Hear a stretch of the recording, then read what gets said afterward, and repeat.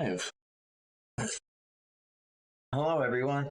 Welcome to SSJ Cody's Twitch. I'm the special grade sorcerer of the anime manga sphere, and today I'm joined with my good friend Vex. How are you doing today, Vex? Hey yo, what's good? Twitch, it's your boy Vexus, the Lurking Legend, better known over on YouTube at my YouTube channel, Vexus the Lurking Legend. I'm doing great. It's been a minute since we have gotten into any JJK stuff. A lot of real life been happening lately. Cannot wait. I've heard it's the perfect time to get back into it, right? Because there's a little bit of a break right now. Bit of a 2-week break, which is fine because we also have a bit of a break going on with the D&D sessions that normally happen on these Saturdays. It sounds like we might be planning an SBS. Who knows what's happening with that? God knows I don't. I have a ton of SBS questions from when I did my own, so let me know if you need to hook up on that. But yeah, while we're off on D&D and some of the rest of the crew are off doing their own things, we figured we'd get back into catching me up on my JJK Betty by stories. And I'm super hyped. Last time we saw just a wonderful family visit from Maki, super wholesome. She got to visit and see all of her relatives. And that was the end of volume 17. So we're picking up right at 153 at the start of volume 18 tonight, right? That is right. We're getting introduced to Kinji Hikari. Yuta Kotsu has come back into the fold. So we're getting introduced to a bunch of different characters, trying to get ourselves beefed up before we go into the next big arc of the series. Could I just say, after rewatching some of like Hidden Inventory and Shibuya with you like the other week and stuff like that, absolute peak. And I remember telling you then, like, I absolutely love Hidden Inventory, and I think that's the best that to me that JJK has ever been. Let's see if we can top it. Also, I forgot how much Tengen looks like a thumb. Because he is like right here on this first page, and I'm just like, man, look at this guy. Definitely. What an aesthetic. Radiating thumb energy. We love it. Big thumb energy in the house tonight with Tengen. But yeah, so this one is called Underground Fight Club, which breaks the first two rules of Fight Club right there, right on the first page. But now hold on, maybe if we don't know, maybe they're breaking the rules of Fight Club, but it's okay. Kinji Hikari is currently money-making as a bookkeeper at Underground Fight Club at an abandoned multi-story parking garage in the Tochigichi, Japanese prefecture. Underground Fight Club has combats between sorcerers, so the spectators are mostly non-sorcerers. Doesn't that violate Article 8? Hold on, so he's not just breaking the first two rules of Fight Club, but now it's also breaking the Jujutsu regulation in secrecy. So that's 3 rules now we're breaking, dog. Yeah, you stuck the landing on Tochigi. Like, Tochigi. You really did. I gotta give it to you. You know what's crazy is I reread this chapter so many times because I was like, when we're gonna come back to this, I want to like not stumble on my words and just hit it and just get this right. And immediately I was like, okay, Tochigi, Togachi. Why are we changing clothes? Hikari clashed with the authorities and got suspended from school, and now he's engaging in illegal jujutsu activities. So if he realizes we're from Jujutsu High, he might bolt. It's like we're cops and he's the robber. What? So we're on Jujutsu High side. That's a gray area, but to Hikari, we might as well be. You think he'll cooperate? Given what he's involved in, I'm not sure. All the senpai say he's a good for nothing, but a Kotsu senpai says Hikari's stronger than him, and we need his strength. And so as they come up on the multi-story garage, these 2 dudes come to stop him. We go to the next page and they say, "Scram, this place ain't no place for kids. Go back now or we'll clobber you." Megumi tries to play it off saying they need money, acting like his dad Toji. The guy stops his punch. I can't believe you said it. I said it. Rule number 1, no one says anything about the club.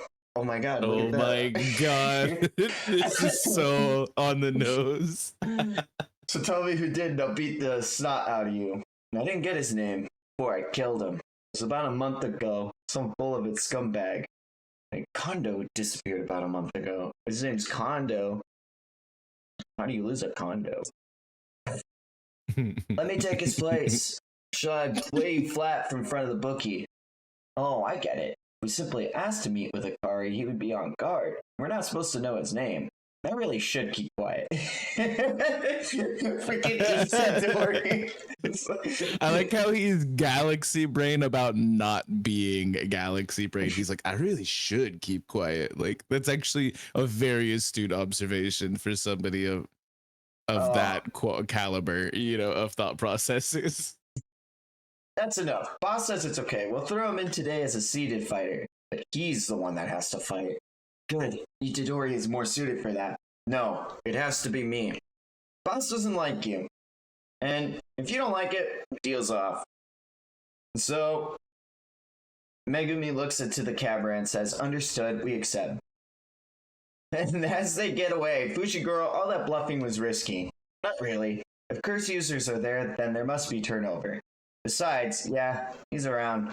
If he's watching us through the security cameras, then it's likely that he's actually here. Although he could be watching from far away. You'll join the fights and get a look from the inside. Meanwhile, I'll sneak in through the parking garage. Maybe? Maybe?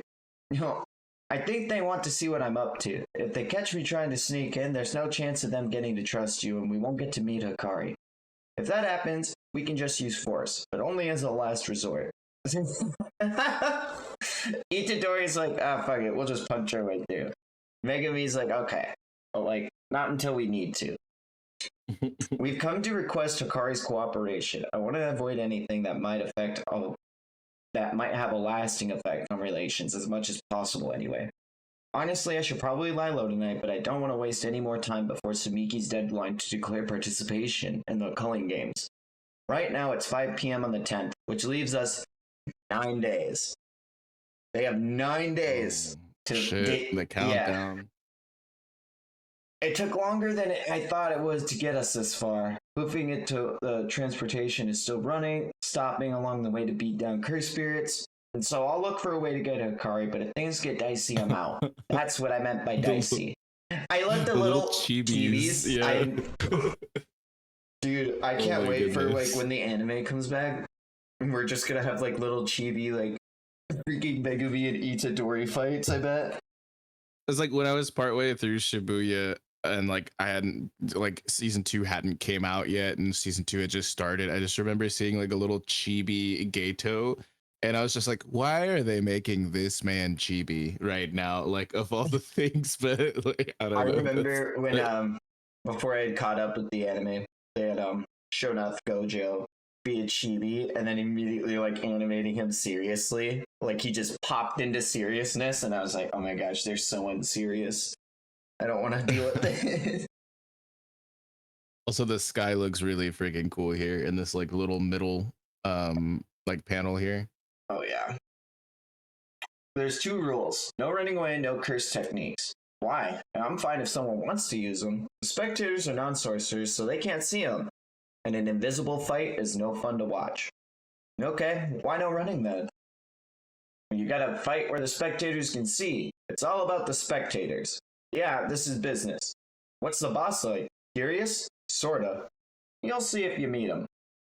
Will I? Listen, there's 2 types of matches. Unscripted matches like today's, and scripted ones. The boss fixes those. Look sharp today, and he may speak to you. In other words, I gotta make sure to put on a show. And as we go to the next page, you see that this is so cool. They took an entire parking garage because it's a multi-story garage. They took an entire floor, demolished that floor so that they could have people on the 2nd floor. You remove the floor. Is sick. Spectators above and fights below. Yep. And there's your opponent. It shocked me the first time I saw him too. And Yuji almost looks excited to see this. And he says, it's all about attracting the crowd, huh? Welcome to the Gachinoku Fight Club Tournament. I'm your announcer, John Bobby. John. Okay. Wow. He got a little star next to his name too. It's amazing. And as we go to the next page, we see, I'll now introduce the fighters. We have a surprise challenger. These assassins just keep coming. The dangerous fireball kid, Yuji Itadori. It stands like a panda, sits like a panda, walks like a panda, and it's Panda. No shit. Wait a second. Hold on. Yeah. I'm okay. So is there any chance this is a different panda from the one that we know? I wonder how many pandas are in Jujutsu Kaisen. I know, right? Like, if I had a nickel for every panda in JJK, no, or is this like just kind of like a situation where no matter what, whoever puts on a bigger show, someone from JJK, or from Jujutsu High, is going to meet Hikari, like vibes. I don't know. Is that what's going on?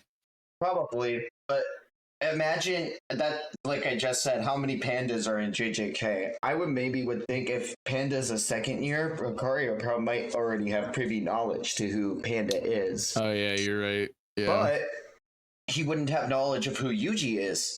So it's true. So wow. I don't know. As we go to the next page, we see a man sitting in front of. Oh my God, it's happening. We see an electrified man giving a little doodle-doot in front of the monitors. Have you placed your bets? Let's get ready to rumble. He says, you can feel things starting to cool down. Why is that, Kin? Luck is nothing if you don't test it, and it's boring knowing who's gonna win. No stray sorcerer is tough enough to beat Panda. And so, like I just said, he already has privy knowledge to how strong Panda is. Yeah. Are you sure about that? And as we go to the next page, Yuji is wailing into Panda. Holy smokes. He's running the ones on him. This is the best bout in my entire tenure as an announcer. I've only been at this a couple weeks, though. Oh, wow. John Bobby gets a star next to his name, and he's like, Panda Senpai. And as they're trading information in between their blows, Panda Senpai, have you met Hikari Senpai? No. He's suspicious because he knows me. He's avoiding me. The other third-year sorcerer is also a problem. Are you hiding the fact that you're a Jujutsu High student? Yeah. Good. Then you know what to do next. And Yuji freaking lays into Panda dead square center.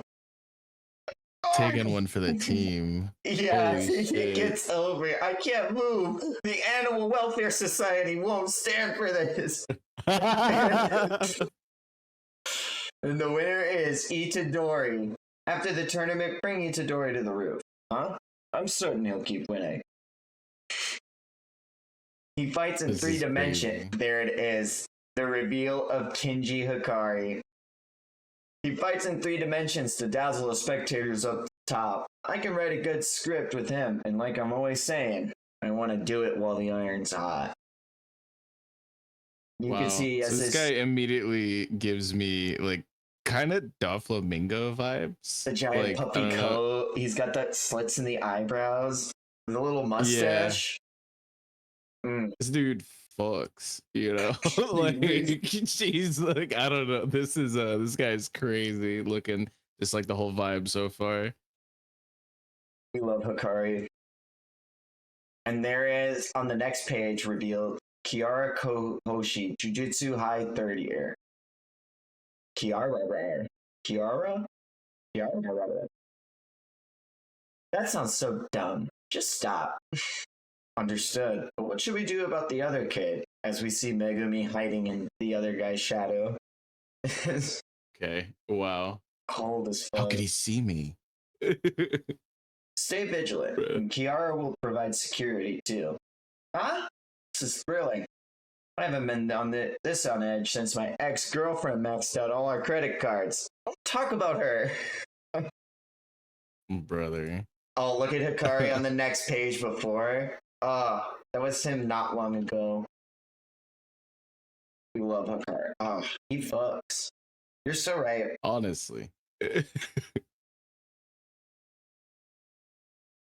All right, starting the next chapter, we see Panda and Megumi meet up in an alleyway behind the house. We see, so you think Itadori can meet Akari? Yeah, but why haven't you met him? Well, I know where he is, but I can't get close. Why not? And we go to the next page. Panda starts explaining that it doesn't matter if he walks or runs to his door. It's like, no matter what he does, he can't get closer. Kind of like Gojo's curse technique. Probably Kiara's curse. I was gonna say it's kind of like in Super Mario 64 when you're running up those stairs to the painting and you're never gonna get there, you know. Basically, you can look up and you can see yourself thinking you're getting closer, but you'll never touch it. Yeah. So it's probably Kiara's curse technique, but I'm not too sure. Kiara, the other third year's a boy, right? Yeah, a boy. Hey yo. I want you to know, yeah. Hikari likes femboys. We fuck with Hikari. That's based.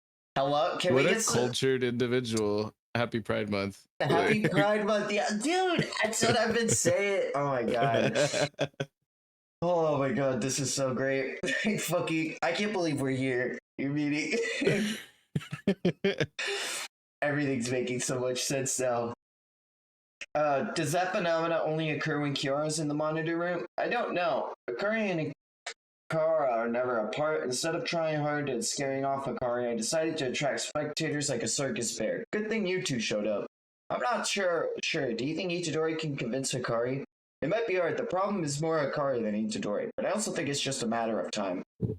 Next page. Itadori's really friendly and charming, which should work on Hikari, but he sucks at lying. It isn't really an option for him. I gave him some pointers. Worst case scenario, Hikari realizes Itadori is from Jujutsu High. Oh, fuck. A sip of water. Hydration check, chat. Stay hydrated. Yeah, make sure y'all are drinking water, dog. Worst case scenario, realizes he's from Jujutsu High, tosses him out without listening, or calls in some bruiser.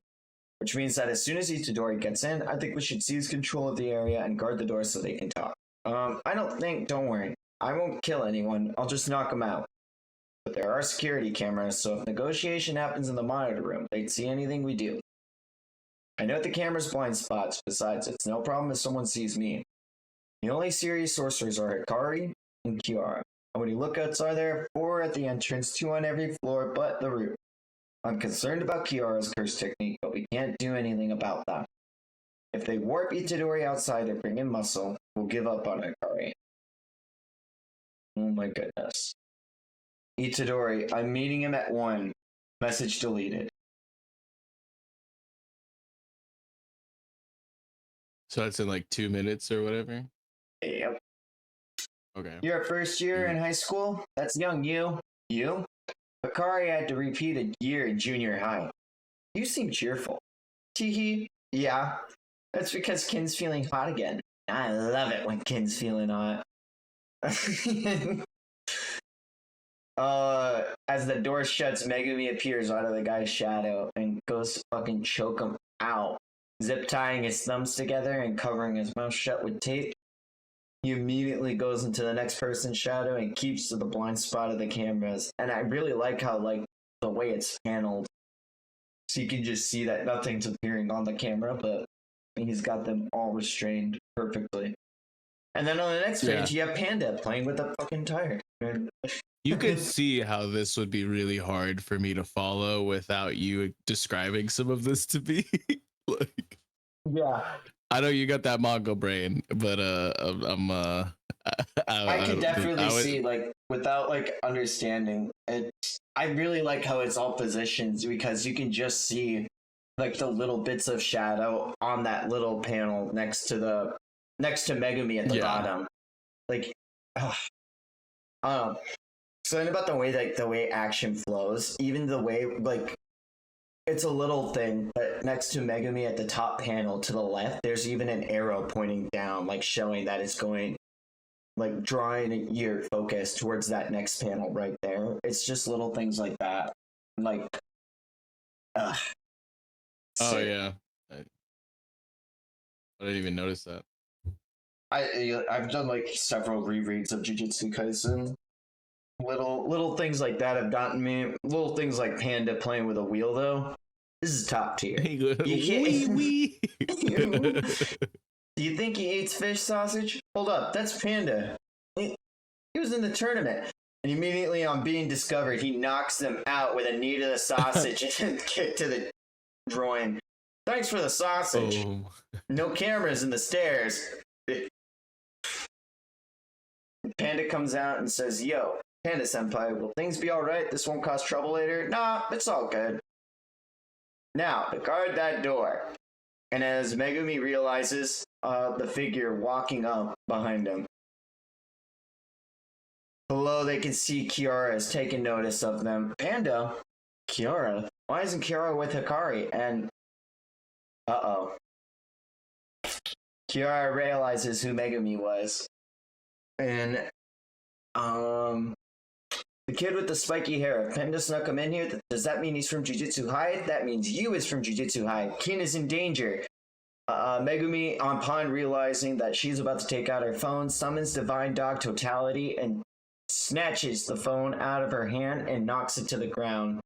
But Divine Dog seems to be yanked away from her with the little yank on onomatopoeia in front of her hands. And it's flown back into Fushiguro, knocking him back. On the next page, we see Fushiguro try to assess what their powers are. Happy Pride Month, y'all. Was Divine Dog repelled? No. If Panda Senpai is true, if what Panda Senpai says is true, Divine Dog couldn't get close. So they can feel little marks on them, and they can sense the you can see the little sound effects going on. Panda is already Panda at the bottom right here going looks so funny to me, dude. Like, I don't understand. This looks like Uganda Knuckles. Like, I don't know. You see what I'm talking about? Like,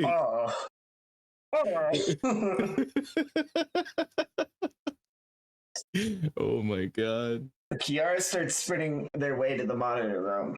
Kiara's going back to Hikari. Wait, Kiara, we're not your enemy. We just have a request for Hikari. I can't believe it. How could you do this, Panda? I can't get close to you either. Divine Dog. So Megumi, trying to be Mega Brain, throws Divine Dog in the way of Kiara and the door. And now, because of that, it's repelled Kiara back, and Megumi thinks to himself, all right, so now Kiara can't approach either. But as Divine Dog gets thrown in the way, it whack and pulls Fushiguro right into Divine Dog. As he keeps assessing the situation, he says, we can't get close, but there's more to it. Divine Dog and I can't be separated. Why? What kind of curse technique is that? And as we get a close-up on Panda's ass, it says Imai, and it has a little star on it. The panel below that, we hear Hikari say Itadori's name. And on the next page, it says, would you believe me if I said you could work 1 hour a day and make 1 million yen a month? Itadori, listening to this, says, huh? That's right it in the fan book, I think it said Hikari had not repeated a year. Since I just like old-looking faces, that was my intent. After some consideration, however, I decided to have him repeat a year in junior high, so please read the fan book as meaning he didn't repeat a year at Jujutsu High. Ooh. Oh, Gege being clever. Getting real technical here. Alright, I'm gonna grab a thing of water real quick. I'll be right back. No, you're good. Yeah, so we're 2 chapters in now. This is huge.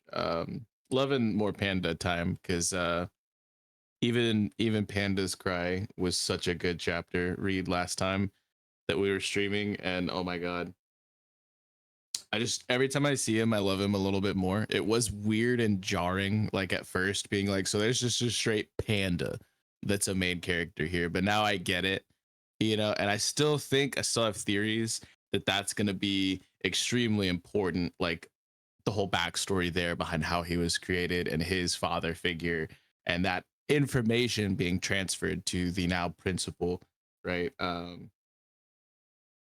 And also we just kind of hate a lot of the individuals at the top, like foremost pinnacle of Jujutsu society, right? Like,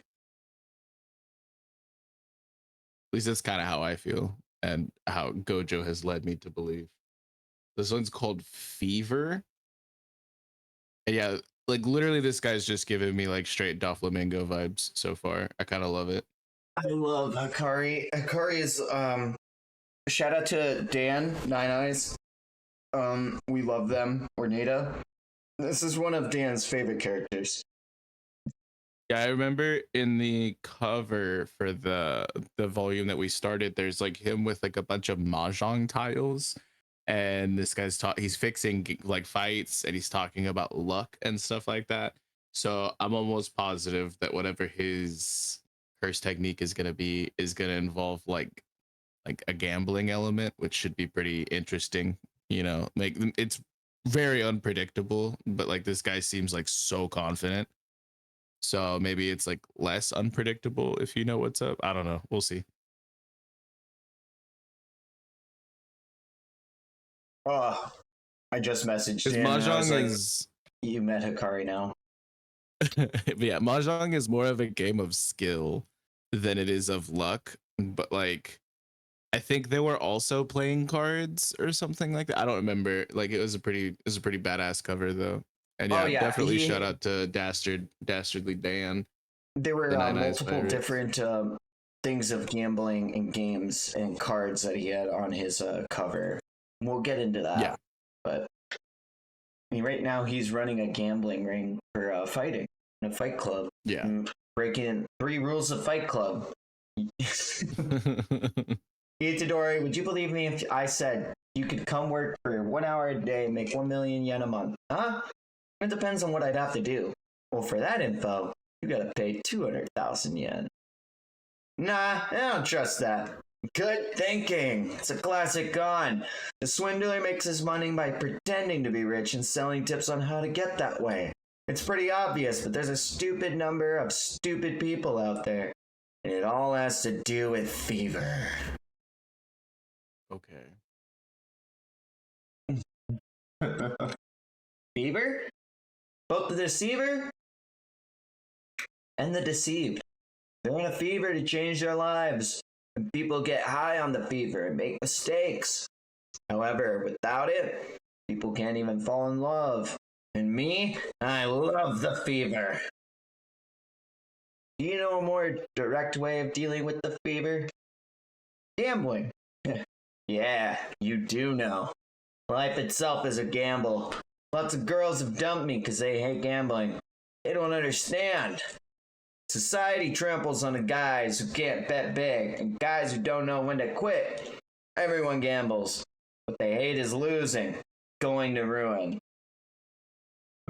Don't people just want peaceful lives? I don't know anyone like that. I love the fever. Fever is gambling. Gambling is life. And love is control. I want to fucking love Hikari. I want to control this country's fever through this fight club.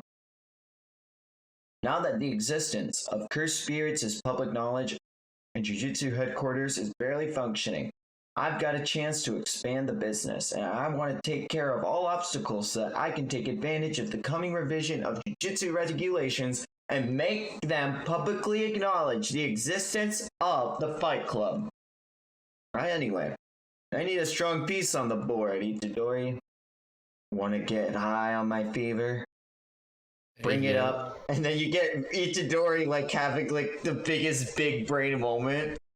I love that it's the memory. It shows him in his hair. Like, yeah, that's so cool. It's his hair, but it also takes up more than half of the page of Itadori's face, showing like how on his mind it is. Like, it's bring it up after he trusts you. And so Itadori says, boss, I need to ask you, boom, chaka chaka chaka, ba boom, chaka chaka, boom, chaka chaka, ba boom. And as they both look at the phone, oh man.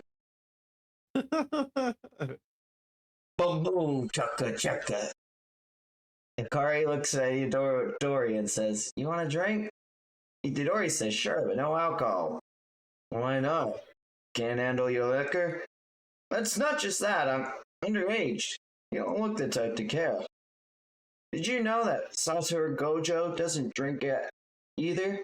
Boop, boop, boop. "Oh, who's Gojo?" Besides, it's more like me, I can't. Come now. All sorcerers know Satoru Gojo. Why pretend like you don't?"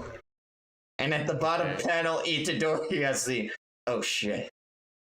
He said, "Fuck." He really said, that's like you go to a party and you're like, "Oh man, did you hear Beyonce?" And someone's like, "Who's Beyonce?" And it's like, everyone knows who Beyonce is. Why are you pretending you don't know? Hikari downs his drink and he immediately says, "Are you a spy from Jujutsu High?" Itadori says, "No, wait, And before even getting to say his piece, the glass is thrown at his face, and before he can even react to the glass hitting him off of his face, Hikari pulls up his two hands and summons two doors to the sides of Itadori. And Itadori jumps above these two doors saying, "Hey, listen."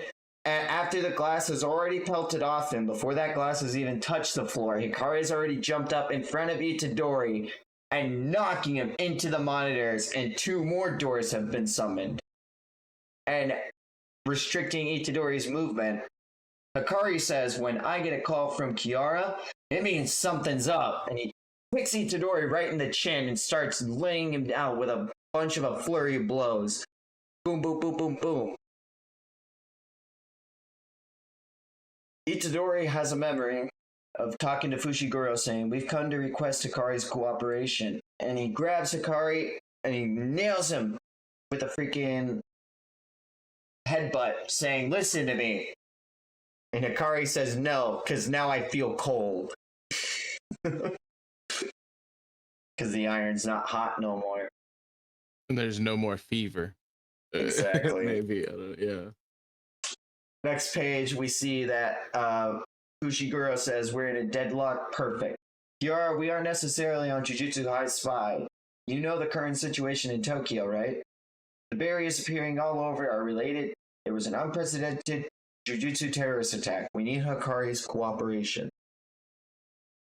Kiara says, "You excluded us forced." You excluded us forced.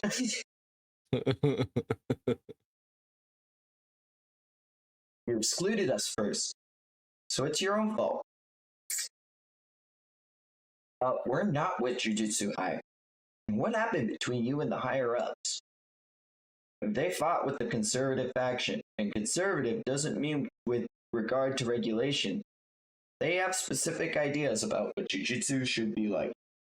They like conventional Jujutsu, and an easy example is Kugisaki's curse technique. Over time, Jujutsu has blended with tech. Those, like video games, were like those curse videos that were popular a while back, and it started affecting curse techniques, and the conservatives started to grumble. King's technique is a perfect example. The big shots have it all backwards, and that's why they lost. But Satoru Gojo always cleans up your messes. We get another fucking beautiful panel of Gojo. And so what Panda's saying basically right here is that most of the higher-ups in the world have an idea of what they like Jujutsu to be like, and they like traditional, easy-to-understand concept techniques, kind of like Kugisaki's, where it just uses a straw doll, and it works in one type of way, so you know how it works, and that's it. But easy to control. If you remember back in Shibuya, those two little girls with the cell phone technique, that's a way that, like, curse techniques and electronics have almost melded together, because whatever the girls took a photo of, it would be affected by the curse technique. So that's an example of like a technique that the higher ups wouldn't like because it's too ingrained with golly, what is it called? Technology.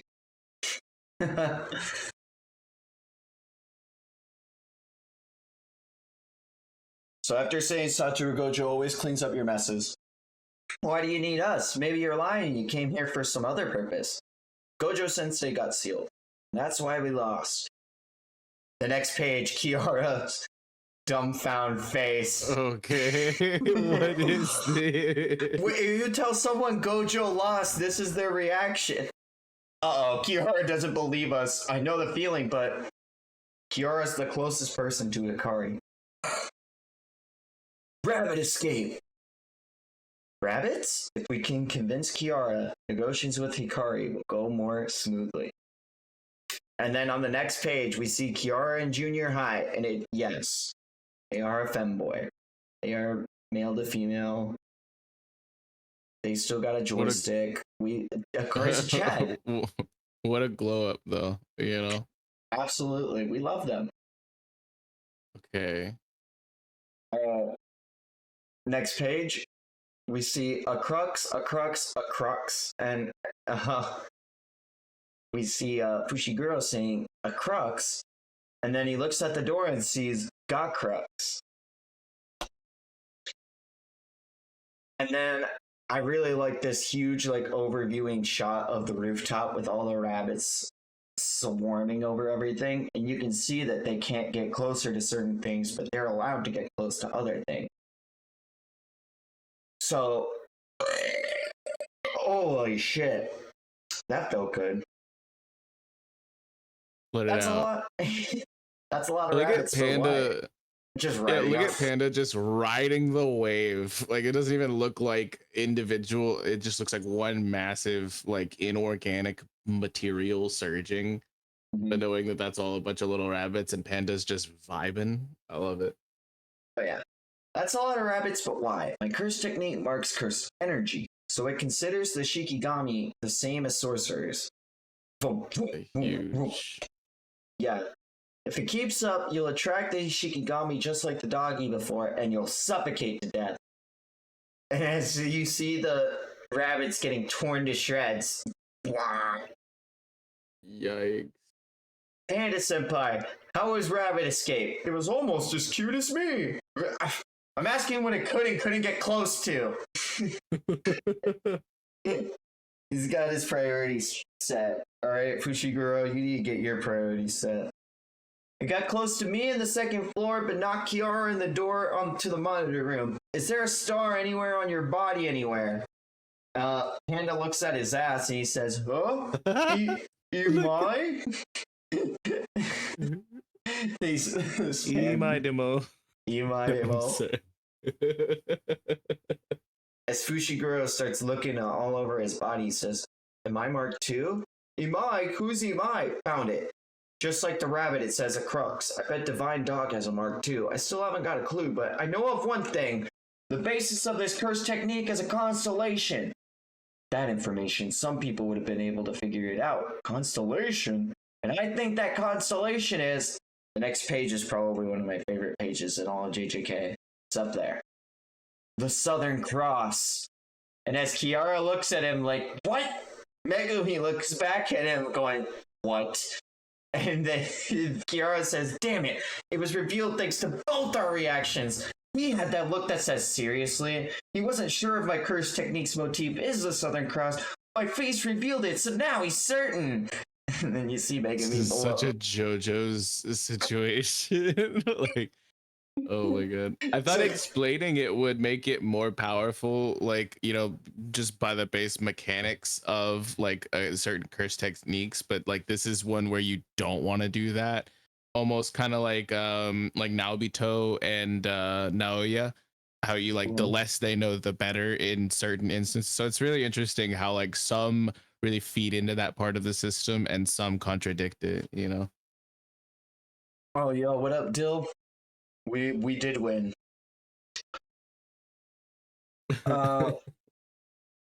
if he keeps figuring it out, he'll be able to enter the monitor room. I gotta hold him here. Really is the Southern Cross. I'm so thankful to Sumiki. Besides, that's all I know. Doesn't the Southern Cross have 4 points? Fushiguro, what's going on? I knew it, Panda. Panda and I can get close to each other. Senpai, aren't there 4 stars in the Southern Cross? Yeah. It is a cross. Figured. I thought Kiara's curse technique had assigned each of us a star in the Southern Cross to maintain a certain distance between each point. But Kiara can go near the door, and Panda Senpai and I can go near each other. I suspect the curse technique is like a stamp rally or a board game with a determined route, meaning there's a sequential order for who can go near what. And maybe the technique doesn't include the casting sorcerer. That can't be, because Kiara couldn't get near Divine Dog. And maybe our stars and Kiara's and the door stars repel each other? And so you can see how the little diagram, dude, yeah, like them being able to visualize being like, well, it doesn't work like this, so it has to work like this. But if it doesn't work like this, then it's got to work like this. And so,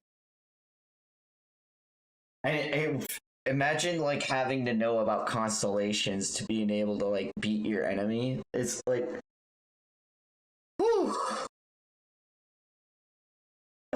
In that case, why isn't Kiara fled inside the room?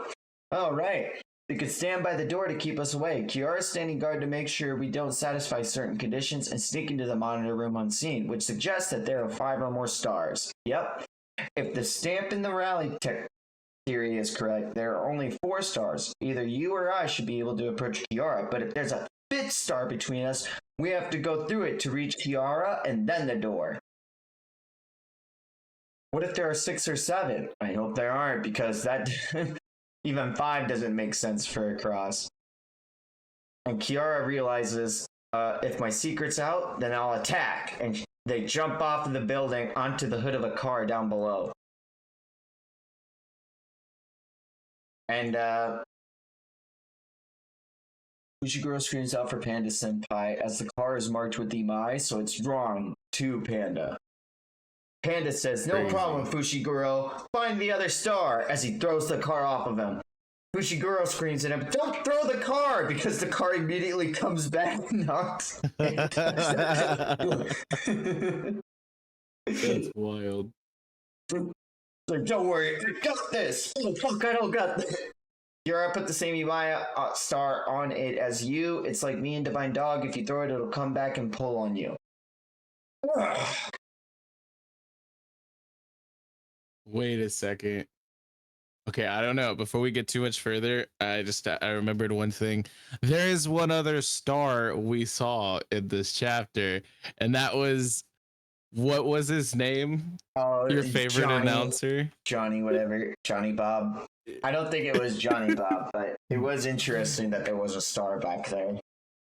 Yeah, foreshadowing maybe. I don't know. This is crazy though. What an interesting technique.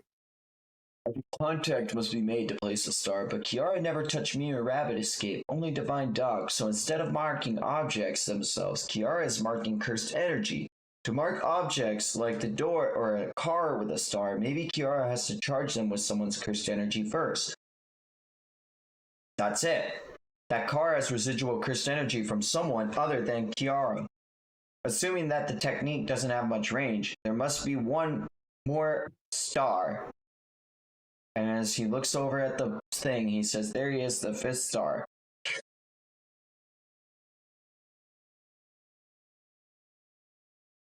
I don't see any more residuals aside from the 3 of us. Kiara's cursed energy is marked with the star. So they can't use cursed energy to mark objects with the crux stars that's also on me, which means Kiara can't throw objects at me like that car earlier. If I'm correct, I should now be able to approach Kiara. And Fushiguro looks up to see a crux, a crux, a crux, a crux, a crux, a crux. Wild. Fushiguro's hypothesis is correct. Kiara's curse technique is called Love Rendezvous, and it proportions 5 stars with the Southern Cross motif to target cursed energy. For 1 star to approach another star, it must follow a determined order or one of the targets with the same star. I'm fucking up.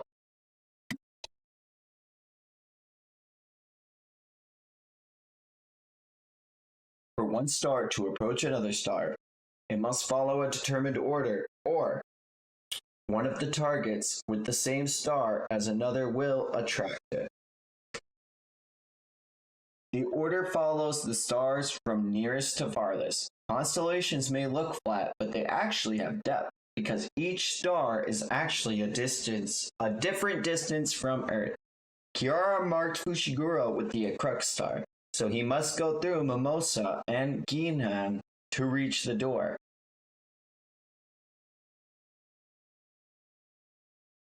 I'm impressed. You figured out my curse technique. You were too quick to conclude that I couldn't throw more objects. I can simply remove the Ginan star from my cursed energy and mark things with the crux star that's also on you. And, well, behind her, it looks like Divine Dog Totality has already made her way to Kiara and launches itself at her. Grabbing a hold, she says, "How does that doggy get here? Oh, I get it. The punk never canceled his dog Shikigami. Did he guess which one of them I had marked with the same star would attract the other? He maneuvered it so that the wall was between them, thereby jamming his Shikigami, which he was attracting against the wall, therefore setting it loose when I was directly in between them. Love Rendezvous can't... Yeah, because so as you look, he forced the dog back there with Rabbit Escape. And then when Kiara was set in between them, now Divine Dog is on a direct course with Kiara in its arms towards Fushiguro. She cancels the technique and immediately is forced to the ground. And he says, "Please, just listen." See, in chess, that's what we call a skewer. And that's like actually, and even referring to the constellation, this is actually galaxy brain, which is so funny. And you see Sumiki teaching Fushiguro about constellations, and she says, "That's Oiron, right?" And Fushiguro says, "Like Men in Black?" Bro said Oiron like Wano country. That's Orion, my friend. Sorry. Oh, Orion. Shit. I am Wano. Can you see the Southern Cross from Japan? I don't know if you can. And wait, that's actually a really good point. What if you can't see the Southern Cross from Japan? You gotta be able to. Did you really plan that? So yeah, I think you can. Hold on. So the Southern Cross is supposed to be like the Southern Hemisphere's North Star, and Japan is in the Southern Hemisphere, right? So maybe not all the time, but some of the time you should be able to see it, right? Yes. I would imagine. I set up an Assassin's Creed murder mystery. No, you didn't. Bruh. Did you really plan that? You couldn't have known whether the doggy or you would get pulled. I took a gamble. Now I understand. The one with more cursed energy output does the pulling. At first, Divine Dog pulled me, but when I reinforced my cursed energy to guard against your attacks, the opposite occurred. And Kiara just grumble.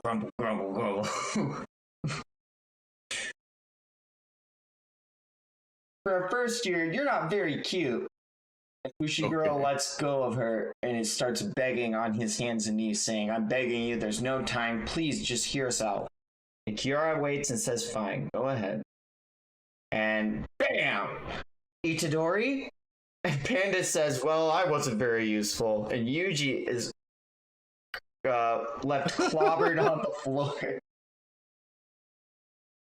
Akari on the next page looks pissed off in a tank top and drawn to the nines with a really heavy focus on his shading. And Itadori gets up with that look on his face that he gave Mahito, saying, "I'm you, bitch." Whose resolve is stronger? We'll find out.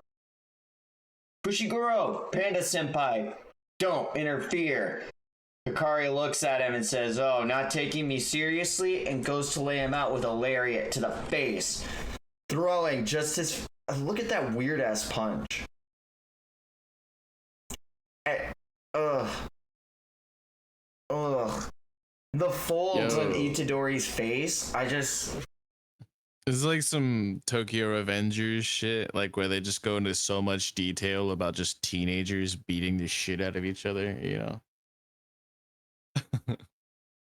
Itadori's getting destroyed, and we see Itadori getting pounded down into the ground repeatedly, like getting flipped over and over. Hikari states that the kid's not even resisting. And Itadori immediately gets back up without missing a beat and spurts all of the blood out of his nose. And Hikari says, you're not gonna dodge? You're nuts! Itadori thinks back, this isn't like the fight in Shibuya. This is all for making him accept me, so I won't dodge and won't fight back. And Hikari says, cool, I'll listen to your spiel, as long as you remain standing. Ken, they say they want your help. Please listen to them. Didn't I just say I would? Oh, so we're good here? Why me, Itadori? This is the first time we've met. Why do you put your faith in me? Because my senpai said you're strong. That's what I thought! And he knocks him back over again in the face. Itadori remarks saying, what's with his punches? No matter how little strength he puts behind him, they just hurt. It's like getting hit with a serrated bat. When a sorcerer asks another for a favor, it's understood they'll be putting both their lives on the line. So you have to show me right here and right now you've got the fever to make me do that. But you came here on someone else's orders. What's old man Yaga doing? He should be weeding out the weaklings like you. I don't have any fever. Huh? I'm just a cog. As he looks back. Oh, yeah. I'm a cog in the machine that sorcerers need to eradicate curses. Hey, are you for real? Cause that's damn boring. Oh no, if he gets hurt anywhere, Itadori, that's enough! And Itadori takes another punch on the face, and like a skate magazine showing off a really cool trick in real time, Itadori is spun over 180 degrees. Look at all that, ugh.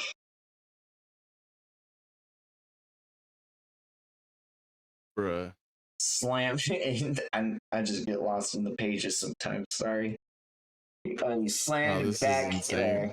And he says, thanks, right? According to Gojo, my cursed energy's got an edge. You dead yet? Yo, Panda, sea urchin head. Take Itadori and get lost. Don't come. And right as he says that, Itadori is already standing right behind him, making Hikari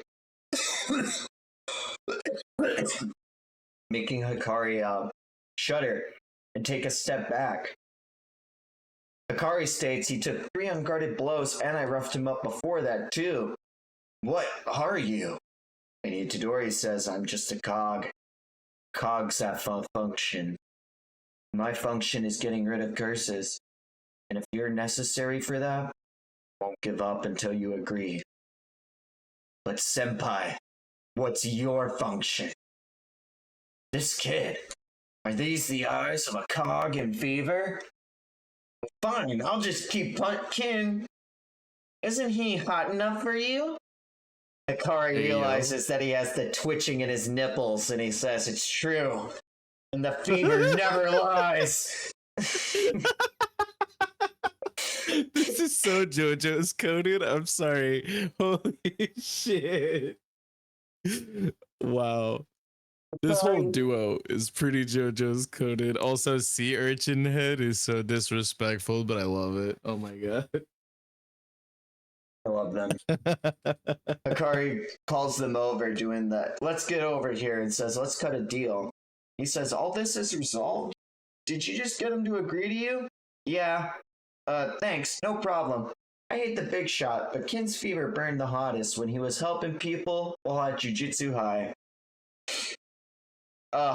And I love that Itadori, like, just has this moment with his senpai. Same with Todo, same when he met Gojo or whatever. But he always, I love that little, like, I just love that people like to help him. It's like that Naruto aspect or that Luffy aspect. This was really Luffy and Mocktown coded when he was just letting Bellamy like wail on him. You know what I mean? Oh yeah. I like this super serious drawing of Panda. That's just Yeah. This is like pointillism almost. It's like super fine, detailed like stippling and things like that. It's really cool. optimistic thinking emote, I think. For real? Gojo got sealed?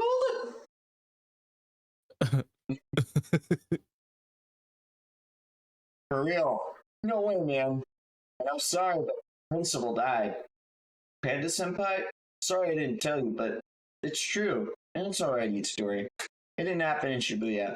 He died afterwards, fighting a higher up. Well, that doesn't make it okay. After all, the principal was your... It is alright. Thanks. Wow. Just remember, even pandas cry. I was just talking about it, yeah. That... Oh, man. You don't even know yet. It... That doesn't make it okay. After all, the principal was your... Yeah, it is. Well, what you say is just true. There's not much we can say. But after all, the people who took care of me... I haven't been this bummed since an arrow struck Yaku in the butt. What a nice life you must lead. Okay, fine. I'll help you handle the culling game. This guy just single-handedly sheds... Yeah, I'll help you handle this shit. Don't get the wrong idea. I'm not doing this as your friend. We're cutting a deal. Understand, after we handle the culling games, you guys gotta help me. You want Jujutsu you want Jujutsu regulations revised? Now that the existence of the cursed spirit is out, change is sort of inevitable. What do you want? Whatever you want. I doubt it's difficult. What would you know, sea urchin head? As he doubles down on making fun of Megumi. Megumi pulls the, well, I'm the head of the Zenin clan. And the next page, Kari's like, whoa, really? Hold on, really? Yeah, I mean, I feel sorry for those two. This is the biggest shock today. With the backing of the big three families, changing the rules should be easy. The problem comes, how can I keep the Zenin clan from taking over Fight Club? Sea Urchinette, the name's Fushiguro. Okay, Fushiguro, let's be buds. Ain't no way. Like, I love Todo. I love Gojo, but like Hikari is up there in my top 5 favorite characters of all time. This guy is so wild. Also, the very next day, the Zenin clan gets annihilated. Anyway, now that I like how it's just that little picture of Maki, but that little piece of text right there to like let you know. Oh, by the way, while this is happening, Maki fucked them up. Now we just gotta decide on who goes to which colony. You just got Miyagi, right? What the? Okay. How would you voice that? You're right. No, you nailed it. Thank you. A player has added a new rule to the culling game. Rule 9. Players shall have access to the following information about other players. Names, points, number of rules added, and the current colony. And on the next page after that, we see one of the goats of the whole series. Ooh. The page after that, we see that they've ripped a hole in someone's stomach, and the Kogane says, Is this that person I saw? They refer is like the angel person, or is this not them? This is not Angel. Okay. You scored It's 5 been a minute, points. so. Oh yeah, you're good. Of course, I killed them. They're all too weak. They were much tougher 400 years ago. Where is Sukuna? You've reached 200 points. Do you want to spend 100 and add a rule to the coin game? Alright, the rules. I want players' names and their point totals to get a sense of their strength, but adding rules decreases points, so also indicate the number of rules they've added and what colony they're in. Kogane. Add a rule that discloses that information for all players. Hajime Kashimo, player in the culling game. 400 years ago is crazy that's just like a casual statement because like all these people, some of these people are just old as hell. I want someone asking to see Sukuna after what we've seen Sukuna do is a wild so statement. This is someone who is like basically was prominent in the Heian era is what that tells me, right?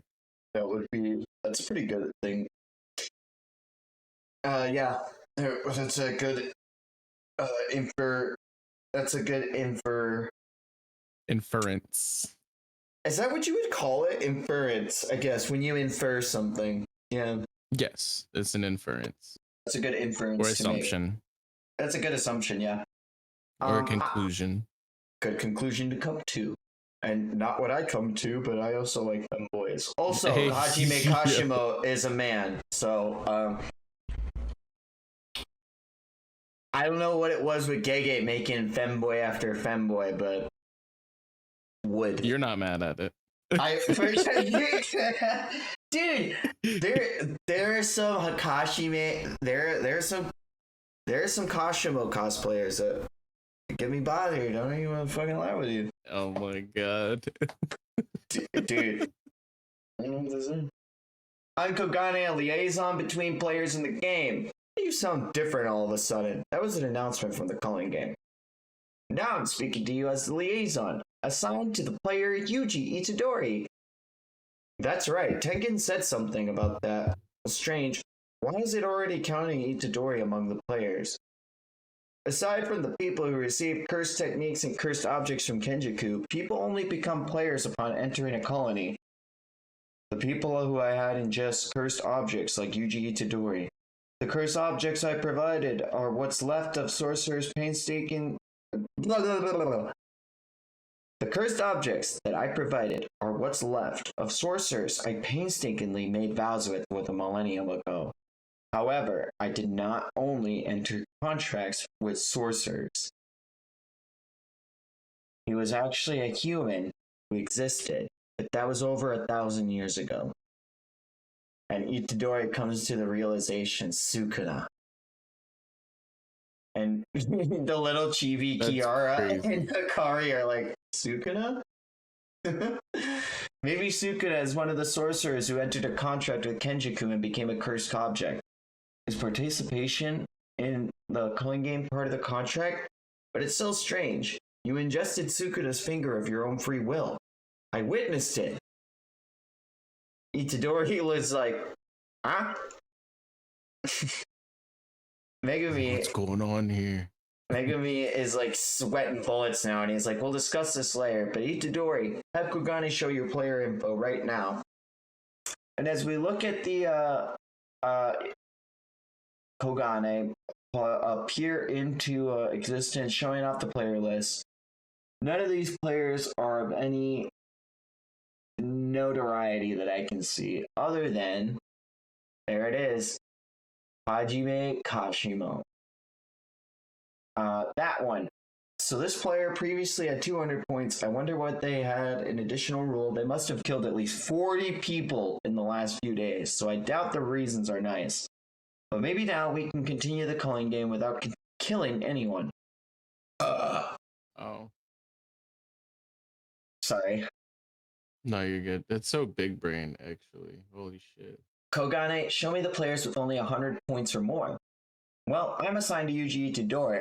It's alright. Do what Fushiguro says. Unless people like Sumiki, who are caught in this, rush up to get out of the barrier, each past sorcerer must be in a new body, must have had incentive for entering a contract with Kenjaku. They may not have the motivation to participate in the culling game. So if there are other players with plenty of points like Kashimo, I get it.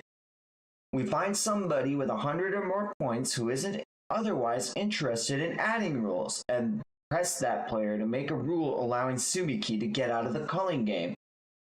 And Kogane brings up the list of 2 players with over 100 points, which are Kajime Kashimo and Higuruma Hiromi.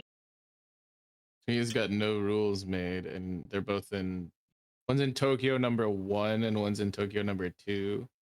Correct. And Higuruma has 102 points. Yeah, but he hasn't made a rule because Kashimo had 200 points. So. But how did you get just singular points if sorcerers are worth 5? Oh, I don't remember. I think it's killing like regular people. But the first thing we'll have to deal with is Rule 8. What's Rule 8 again? Rule 8 is if a player's score remains the same for 19 days, they will be subject to curse technique removal, which is basically death. Yeah. We could add a rule allowing players to transfer points among themselves. Then if friends keep passing points around, they won't lose their curse technique and dies. If possible, we could add another rule allowing players to spend points to get out of the game. Doesn't that conflict with the rule about the long-lasting effect on the game? It might, but maybe it'd work on the condition that the player drags a substitute non-player into the game. That'd be Kogane's call, right? Anyway, we have a plan of action. Yeah, as we look for the angel to break the prison realm's seal, we'll target Hajime Kashimo and Higurumi Hiroma.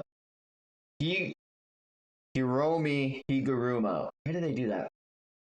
We'll hunt them down. And then we get another freaking beautiful, detailed picture of Kashimo.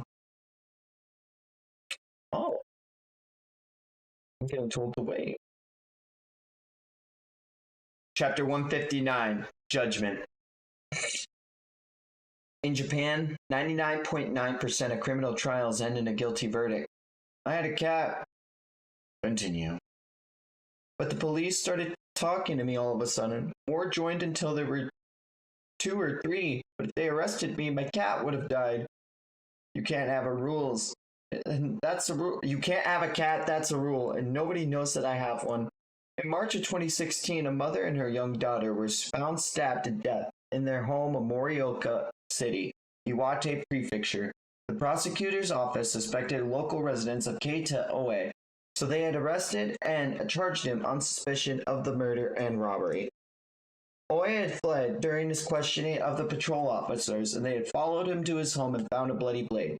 They practically caught him red-handed. Later analysis shows that the DNA of the blood matched the DNA on the blade matched that of the victims. Yet he insisted that he was innocent. Regarding the blade, he said, "I picked it up. It wasn't mine." Oh, give me a break. He fled the interrogation because he was guilty, right?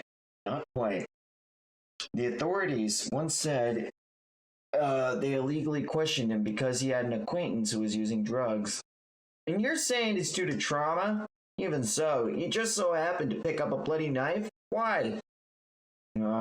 He claims he planned to give it to the police later. Later? I know his reasons defy belief, but there's his circumstances. When I consider how he worked in a live-in job for a non-profit, it isn't implausible. Non-profit! It mostly runs a shelter and supports independent living for the elderly who have no place to go. He had a job caring for the elder people there. However, they didn't pay wages. Instead, he received pocketed money at New Year's box lunches and groceries. Nonetheless, they forced him to pay $50,000 in yen each. I know, $50,000 of yen. That's stupid. 50,000 yen each month in rent. Gross. More than that, our residents have a record, and that's why he didn't immediately turn in the weapon. You can't call for the police or an ambulance, it's a rule, because it'll bother the neighbors. It sounds suspicious. Yes, very suspicious. Ever since the earthquake relief money started pouring into the Tohoku region, there have been more and more shady nonprofits. So it's no surprise that a weapon was lying around, and there's good possibility Oe is innocent. First, we'll look into the nonprofit's activities. Then, we'll run their taxes and run background checks on all around on the residents. I'll run around about Shimizu, you handle the rest. Hey, aren't I doing most of the work? As for a public defender for these state-assigned cases, pay sucks and you're overworked. Public assumes Oe is guilty. With murder, there's no chance of a suspended sentence. He could even get the death penalty, so why bother? Why'd you take this case, Mr. Higuruma? It's alright to take these cases sometimes. Easy work, it dulls one's skills. It isn't sometimes. It isn't sometimes. You're thinking out loud. I like how he made her take care of the cat too.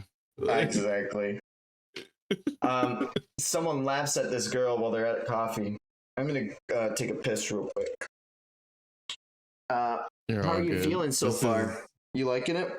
This is interesting. I don't know how to feel, man. Yeah, you go do you. I'll vibe with the chat. I got my headset on so I can hear you. Yeah, this is like a lot of kind of like there's like a little bit of cutaways here and there, and I think it's interesting. I've seen it done in a lot of other like anime manga as well, where they'll introduce loosely like a person, you know, very quickly, and then they'll cut away and kind of do like a bit of their backstory and stuff. And so it's interesting. I just I'm still like wrapping my head around the fact that like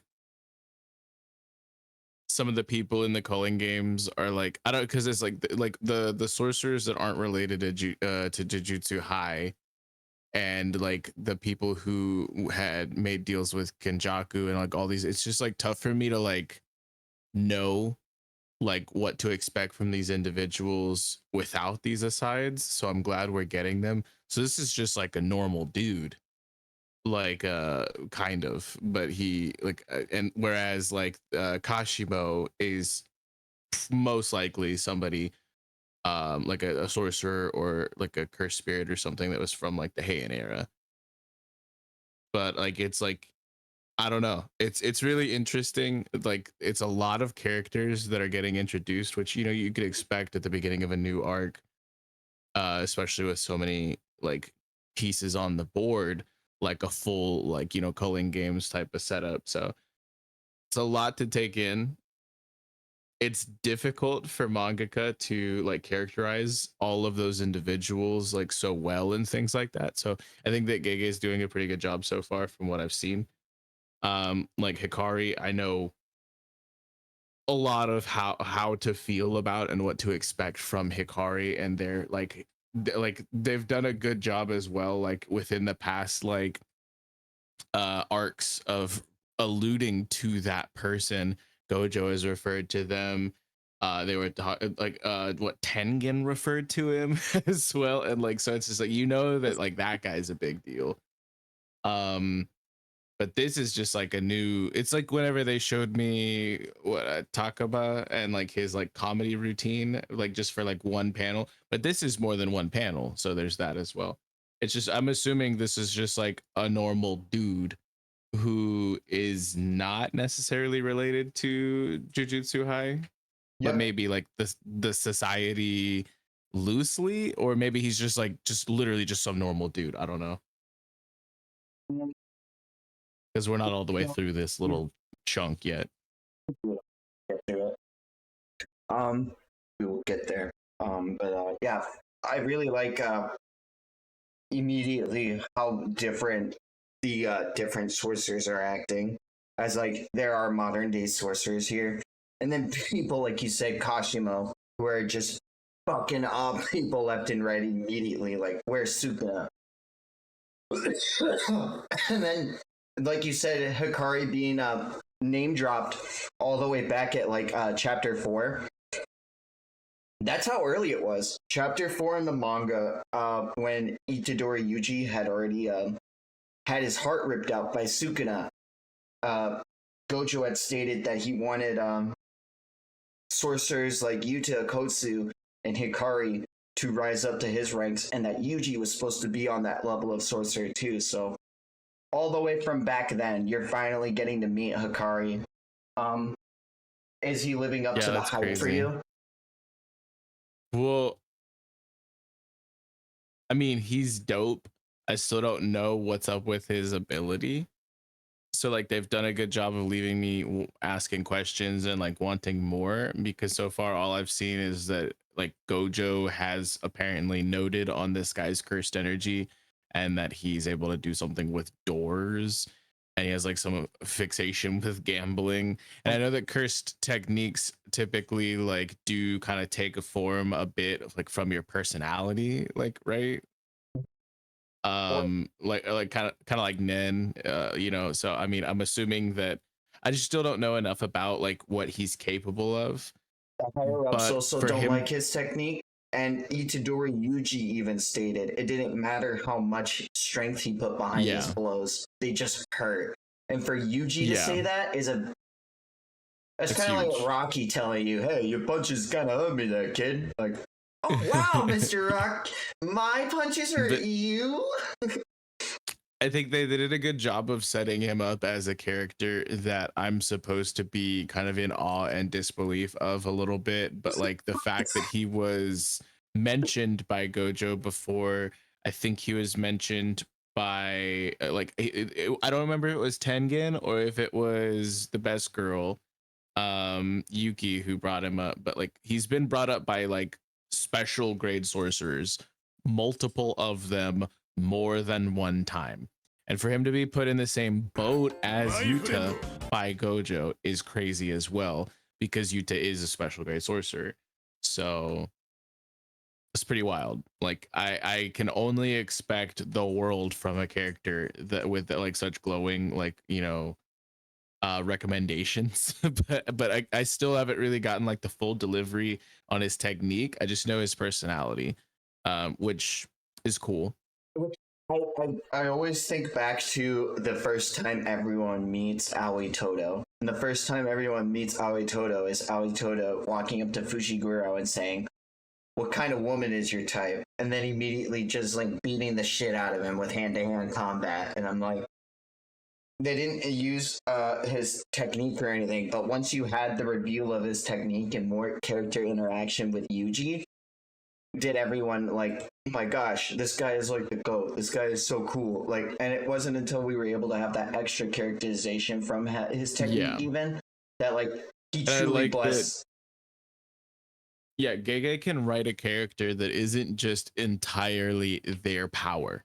Like they have personalities and they have like their own characterization, like outside of just like what the power system is and like how they fight and things. And so like that's interesting, because in a lot of like battle shonen and things like that, you do see that sometimes these characters are just like a straight like walking embodiment of their fighting style. And Yeah. so it's cool for there to be such a diverse, and especially because this is taking place in the real world.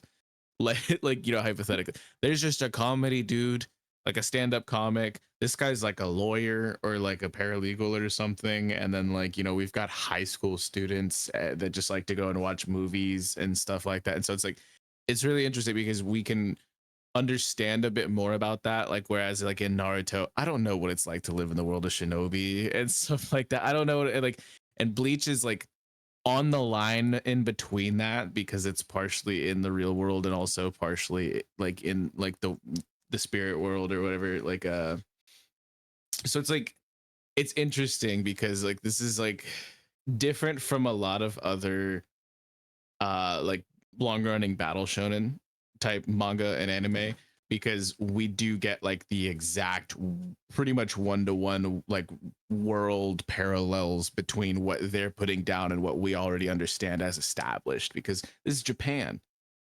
We know Japan, you know. Like Yeah, man, I know anime. I, I think the rumor never changes. It's awful when your boss isn't interested in money. Well, yeah, but not so awful that I have to start in a cafe on the side like you took. You said he never changes. Has he always been like this? Well, he may have gotten worse. What? When he was at my office, he handled a case involving reckless driving, specifically drunk driving. The defendant was 19. His workforce forced him to drink and drive, and everyone agreed to tell the same story. He couldn't pay to settle, nor could he get probation. Liar! You said they'd find me innocent! Look at the way he treated you.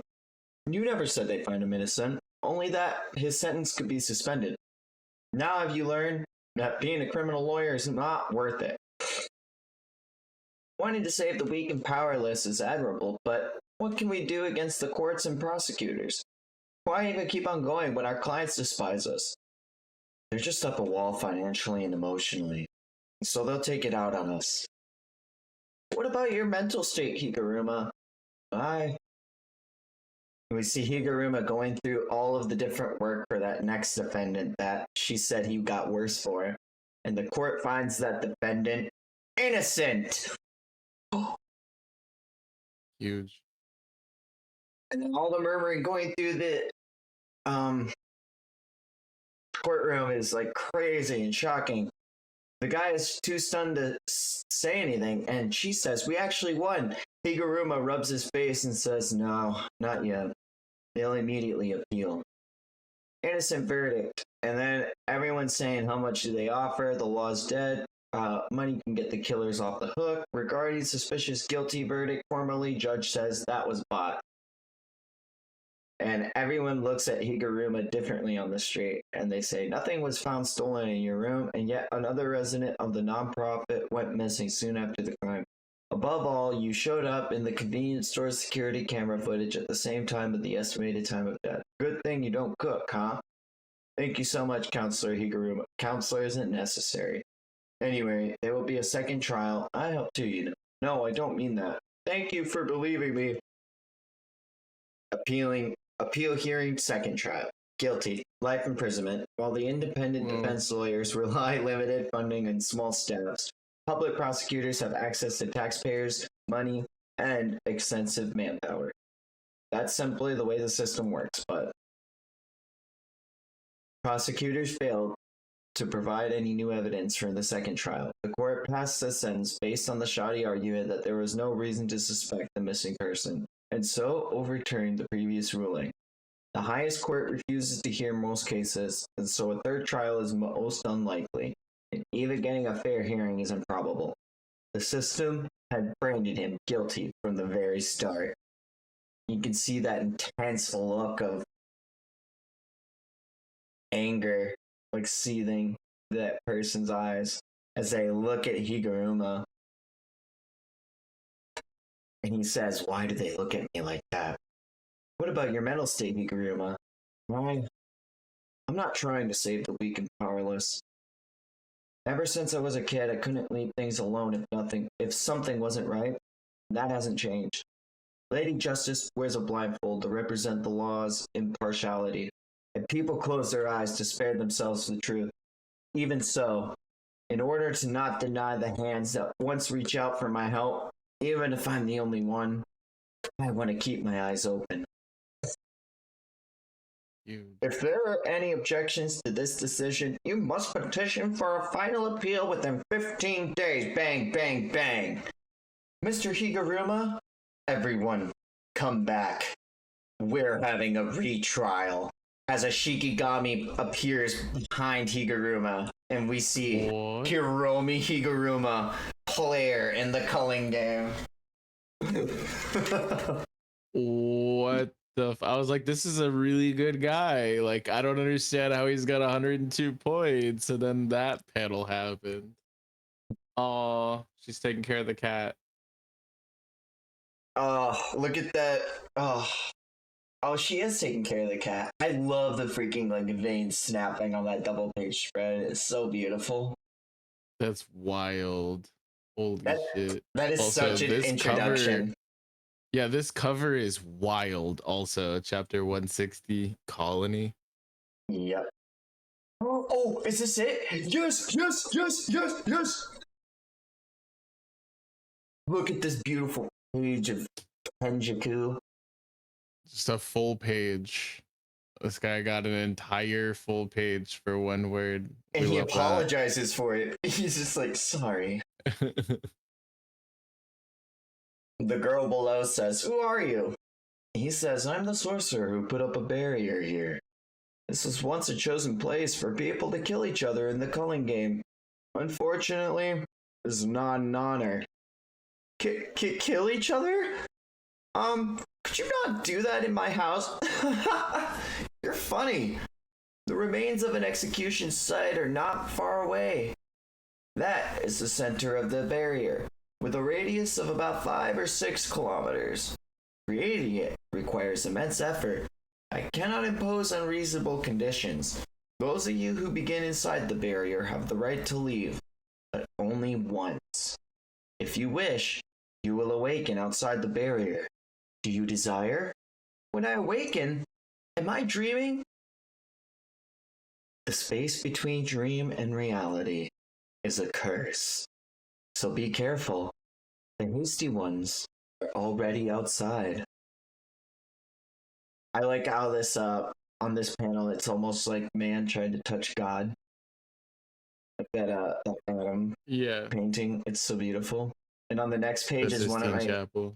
I love this freaking photo so much. It says you see it's all black behind the two of them.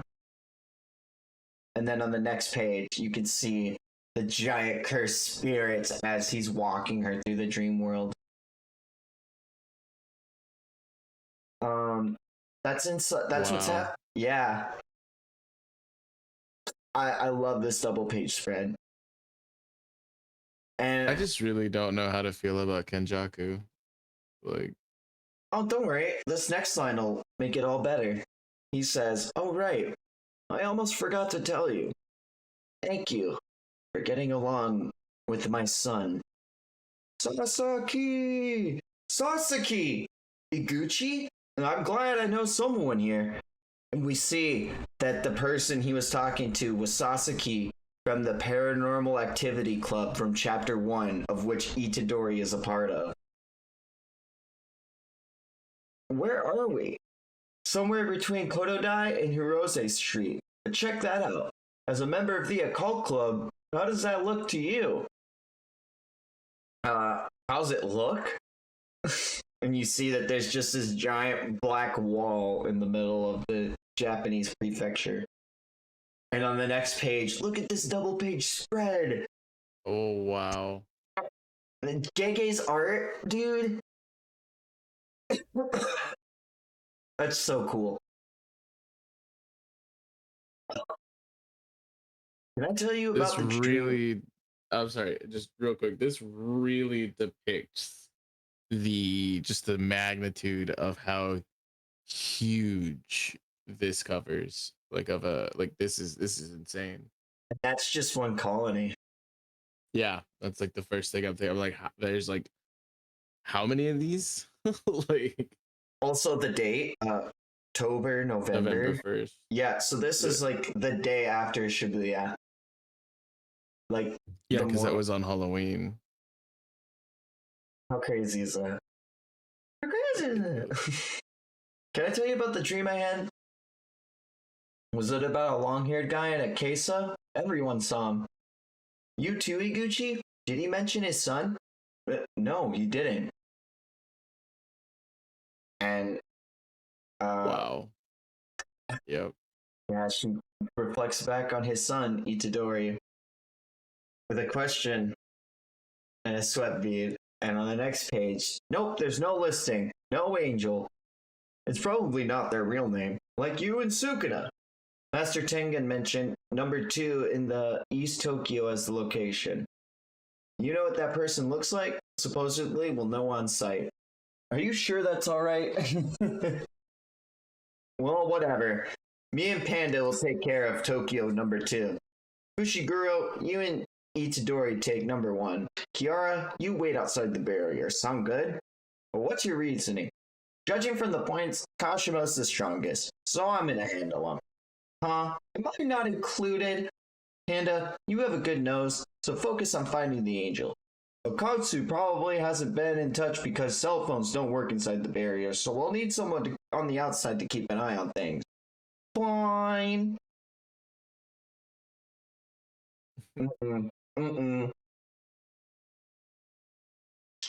Maybe Fushiguro and I shouldn't be together because of Sukuna. Shut up. The 3 senpai can't change their roles, so don't be so self-centered. What? Self-centered? I'm just worried. Are you gonna say that every time? It's annoying and a waste of time. Huh? No fighting. They really Zoro and Sanji for real. So now it's been 12 days since then. November 12th, remaining time until Sumiki must declare participation in the culling games, 7 days, 12 hours. So it's been 2 days since they got Hikari's help. And we see all of these other barriers. I can't get over Gege Akutami's art. Like, the way, the sheer scale of how big these colonies are. It's super cool. Inside this barrier, a lethal contest called the Culling Game has begun. Step inside and you too become a player. Are you willing to enter? Beautiful outfit on Hikari. Hikari's got his jujitsu outfit back. You can see the little button swirl. Sorry, details. We love that, bro. Cool. Panda and Hikari say yeah, and then we see Itadori Yuji and Fushiguro both say no problem. So hold on. Yeah. Leaving the barriers, there was like a rule, right? You could do it, but if you spend too much time outside of it, you get curse separation, like, or curse technique separation, right? Like so, like you can go from one barrier to another if you're quick enough, right? Or are you just stuck in one? You're stuck in one until a rule has been made to move across other barriers, I think. Okay, I don't remember all. There were like a couple. There was a handful of rules, and I thought you could leave the barrier, but like if you spent more than like, I don't know, like I like 19 days or something like that outside of the barrier, you die or something. I don't know. Yeah, I don't remember. If your points don't move in 19 days, if you don't declare if you're a player or not in 19 days, if you fucking, oh man, if you leave I think you're right. If you leave the barrier and don't return to it within 19 days, 19 days is like the big crux of it. And I think there is a reason for it, but I don't know if that has to do with how Kenjaku made the binding vow to set up the game or everything. Well, I'm trying to think. So if they're on the 12th right now and they're a week out, so that means that it's on November 19th or 20th that this whole thing, like, it's already started, but that's when somebody has to. That was because that was like the end of their. That was the end of their night. So November 1st was when it started. So November 19th, because that's the 19-day mark, is when they have to like decide if they're a member or if they're a participant or die, right? Yep. Or if they don't even get any points or anything, they'll still die. Like 19th is like the big day where like. Okay, so it's starting to make more sense. Yeah. I mean, it doesn't make sense. But does anyone even remember us? If you don't remember, revisit chapter 1. Gege with these sly little comments. Like, he's like, oh man, it's okay if you don't read the story. Oh no, I really do like that callback, and I love these are some of my favorite, like the one panel where it goes from Kenjaku and her walking all in black to them going in throughout like the dream world. The line where he says the space between dream and reality is a curse. Like, oh. Yeah, I really like the use of the black background. Like it's like Kubo in Bleach, like utilizing like the negative space and showing like the true like gravitas of like a moment. Because there's a lot of these detailed, like hyper detailed like panelings and like art focuses and things like that, and you get like the juxtaposition of just like one massive huge panel, an entire page dedicated to just Kenjaku with a black background. So it's really cool. Right. I'm waiting for the signal. Chapter 161, Tokyo number 1. Welcome to the Culling Games, Vex. You've made it. Yeah, I know, but what can I do if no one shows up? Are you talking back to me? No, I'm sorry. Please forgive me. Start mouthing off and I'll run you over. I think it wouldn't sound like that. I think it would sound more like a transformer. We need to beware of reincarnated sorcerers from the past. I couldn't agree more. But explain it to me again, Fushiguro. You still don't get it. Okay, Summer 1000. He's like, exactly what you said. But say it again. Like, But even people from 100 or 200 years ago valued life differently. Plus, they're sorcerers. Fighting to the death used to be a normal thing. In fact, they desired it. That may be why they entered contracts with Kenjaku. It's entirely possible that Kashimo and Higuruma are sorcerers from the past, so don't expect any negotiation. So aside from them, the cursed spirits are the most aggressive ones, especially at night. But a modern-day sorcerer like Sumiki, who's embroiled in this, would probably be happy to exchange information. Knock, knock. Hi, I'm Kogane. Inside the lethal barrier, a contest called The Killing Game has begun. Step aside and you become a player. Are you willing to enter? Yeah, no problem. Megumi Fushiguro has joined the Culling Game. Would you like to consult the rules? No, that isn't necessary. Itadori, we first need information on Higuruma. Let's go. Yeah. As they step through the barrier of the colony, immediately they are falling. Wait, they aren't. It's just Itadori. He mentions to himself, where's Fushiguro? And when a player passes through the Culling Game barrier, that game randomly transfers the player to one of 9 locations. okay. Looks like Fortnite. Yep. Yeah. Oh my god. So they're falling in right now. They're dropping down. They're dropping in. So there are rules about the barrier that haven't been decided by the game master. Accordingly, certain individual positions may involve themselves at 9 locations. Here comes one, and so he starts waving up a baton, and he says, "Is that a player? Is he guiding me with lights?" They target players confused by the phenomena that aren't addressed in the rules. And the double-page spread of Itadori Yuji getting pelted by a jet through 2 different skyscrapers. Wow. Well, they're starting off crazy right now. Like, they pick off the newbies. The lady mentions that this one's tough and it would have pulverized most guys as Itadori starts backflipping back onto the other building. She is talking into a radio asking her to have her reinforcements come to her. And as she notices Itadori's on the counterattack, he pelts her with a rock imbued with his cursed energy that he grabbed while he was falling earlier through the buildings. She mentions that it was charged with cursed energy and it really hit her side really bad, and she plummeted through the building. Itadori questions it by saying that she fell easily and he needs to ask about Higuruma, and he's got to quickly find Fushiguro, but a propeller head says, "What the hell did you do to my woman?" And he crushes the radio in his hands like an idiot. okay. Yeah, some of these sorcerers look stupid. I don't like him. Uh-oh.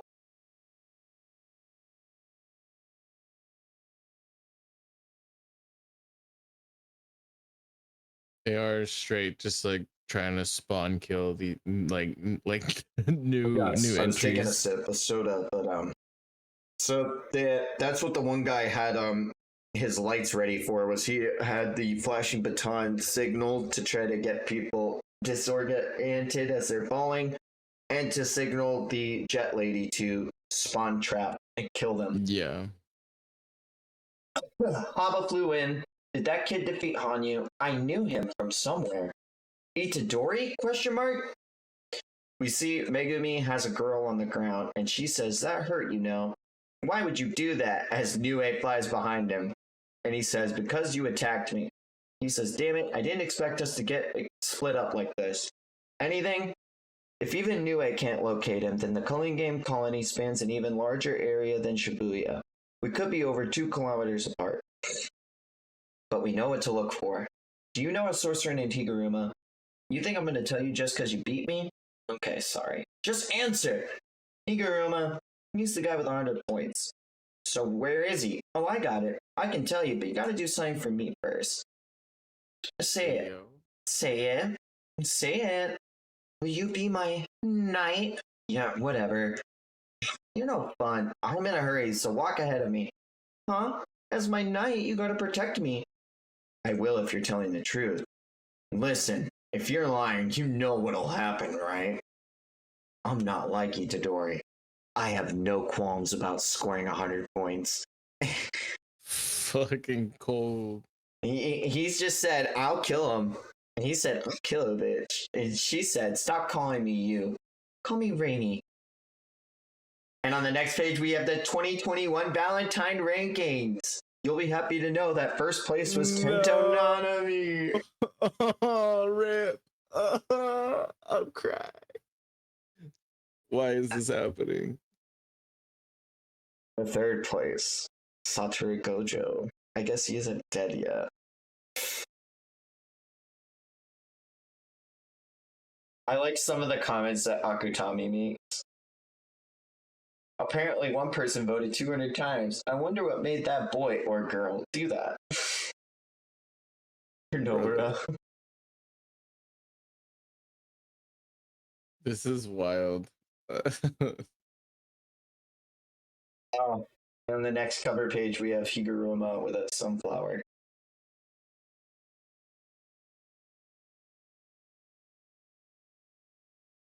Chapter 162.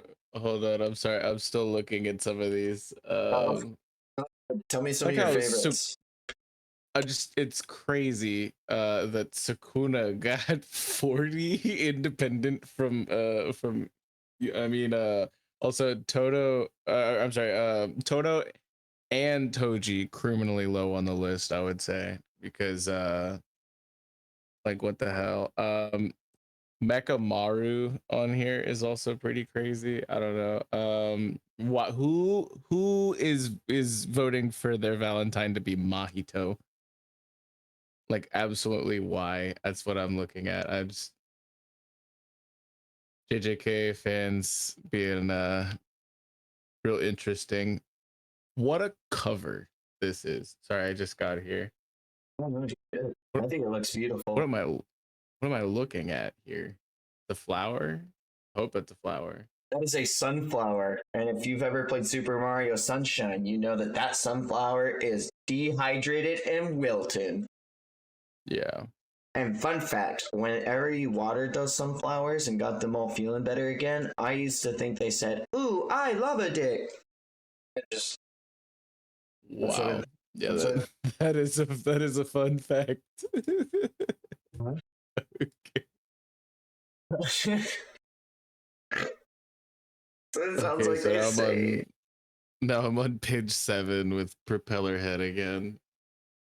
Itadori immediately chucks a rock at his propeller head, but he uses the propeller to shred it into nothing. But Itadori, without missing a beat, jumps from the rooftop and grabs his leg, and he says, "What?"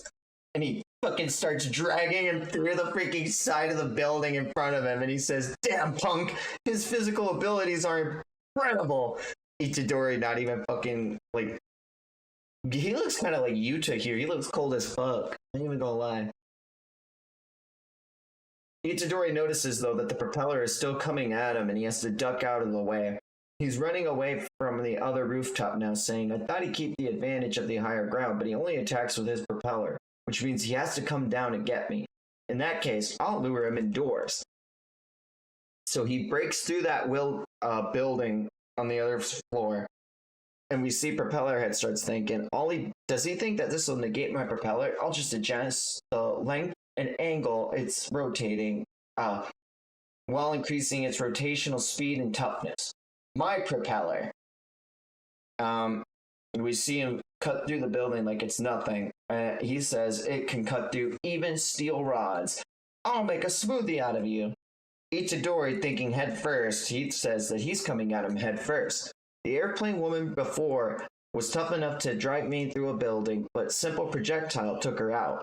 I bet the hair is the key to their cursed energy technique, and the lower parts of their body are more vulnerable. It could be because of a binding vow. But no matter how tough this guy it is, the head remains a vital spot, so if I hit him there, I'll bust him open. And so Itadori puts all of his energy into his fist and slams it into the top of this guy's head. And Ooh. ugh. But the guy doesn't even miss a beat, and he says, break your hand. It looks like you're the loser of this fight. And Itadori, without missing a beat, kicks him in the lower fucking gut. And he says, it's not broken. I need to ask you about a guy named Higuruma. Itadori thinks to himself, sheesh, in these types of situations, when's a good time to ask questions? Hey, Itadori, I know that player, the one named Higuruma. Long time no see, remember me? How does he know my name? Kogane? No, they don't show faces. Who are you? Do we really know each other? I tend to remember faces, but... Oh, he's suspicious. That makes sense. Sorry, guess I only know you because you're famous. You're the Tiger of the West Junior High? Oh, you're from back home. What a dumb nickname. I didn't even pick it myself.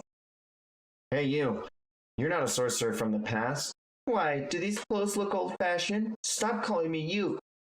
Not that I really care. What's your reason for choosing to fight? Well, non-sorcerers who aren't playing got to leave the colony. But those of us who have been in the colony from the start, today's the 12th day at the culling game. I'm not doing this because I wanna. It's kill or be killed. Spend time pondering the reasons you fight, and you're dead. You learn that after 12 days. I've seen some players go mad with power, so stop thinking of terms in past and present sorcerers. Apparently, past sorcerers have inspired modern sorcerers to go into battle mode. That means they misled Itadori. Wait, you. Tell me where we're going. Nuh-uh. Wants to stop you from bumping me off as soon as I do. But what if you die before we get there? Like I said, you gotta protect me and stop calling me you. Yeah, but just in case. Is this okay? Were you with those two? Nah, I'm just a gopher. I would have been killed soon anyway. Okay, I'm Amai. Rin Amai. Amai? Where is Higuruma? Okay, fine. I'll give you a rough idea. Strong ones are gathering at a city where they once thrived, because there's plenty of surprise. Higuruma is in Shinjuku, Ikebukuro. Got it? And as we both see that Megumi and Itadori are both given two different locations for where the sorcerer Higuruma is. One of these two beings are lying. Or they both are. I think it's her. I think they might both be, but I think it's definitely her. I don't know, man. That ass fat. It is, but she's just too smiling. You know what I mean? I don't trust her. Ninjaku. I hope Itadori's on the way. Ikebukuro? Is Fushiguro there? What's taking so long? When is that kid gonna bring me the next sucker? And we see a guy surrounded by receipts. And he's got receipts on clothespins and everything. Rocking nothing but boxers. Alright, I gotta piss again. God damn, Cody. Yeah, No, you do you. I'm hydrated, dog. I am not. I'm gonna hydrate really quickly. Fuck.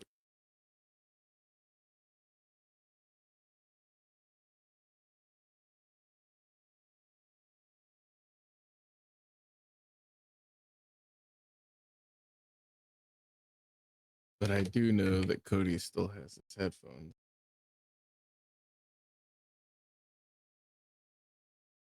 Damn it. I'm just shy.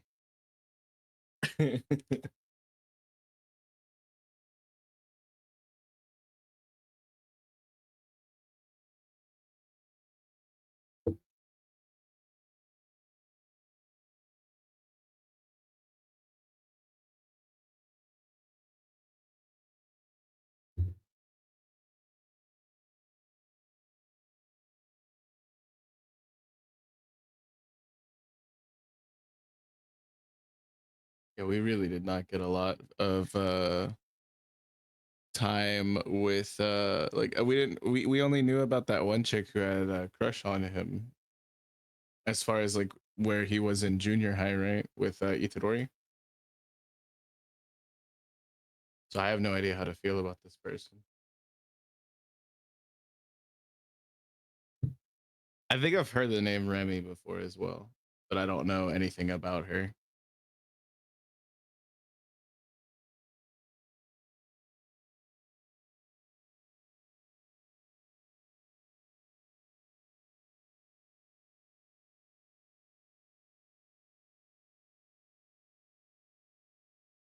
I'm still kind of just like curious as far as like what the hell like the introduction is supposed to fully entail from Higuruma, whatever.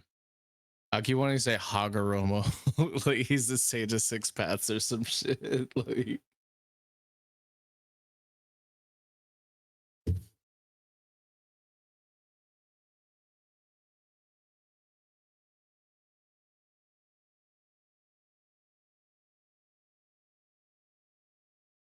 also going to grab some food really quick.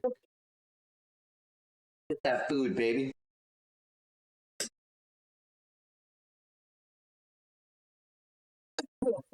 How we doing, chat? I'm just gonna order something real quick.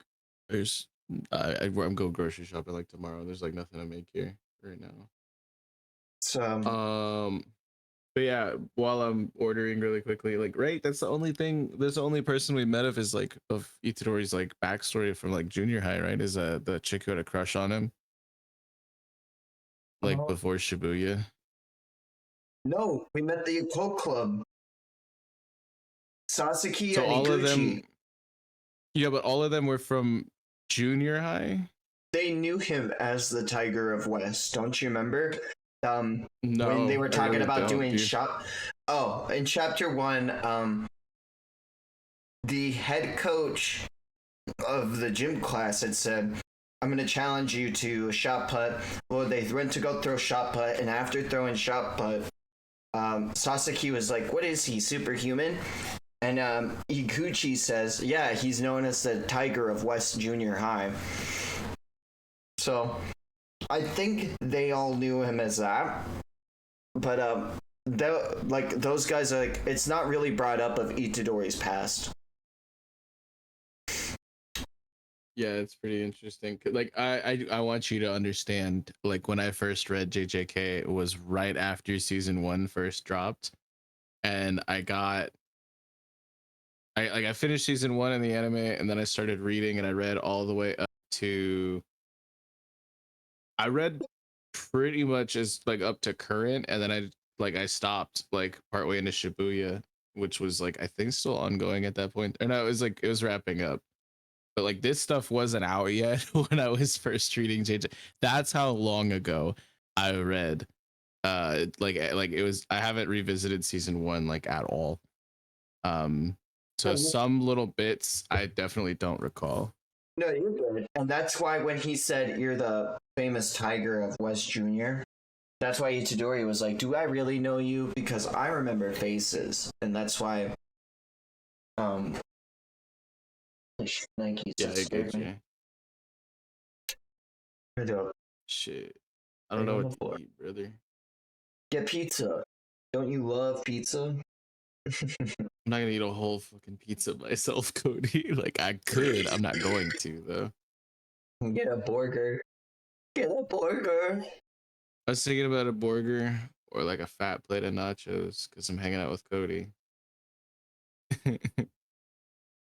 Oh, I love nachos. He said, That bruh. It just made me contemplate life. All right, I'm getting nachos for you. Not like this, not like that. Do it like this. Don't stay silent. You gotta laugh. Actually, I told you, but why don't you get it? Are you dumb? They have these people making fun and bullying this other kid. These guys aren't smart or athletic, but they're so full of themselves. Just smile and go with the flow so you don't piss them off. And then they won't see you as a target. And sometimes, good things will happen. Knock it off. Oh, what?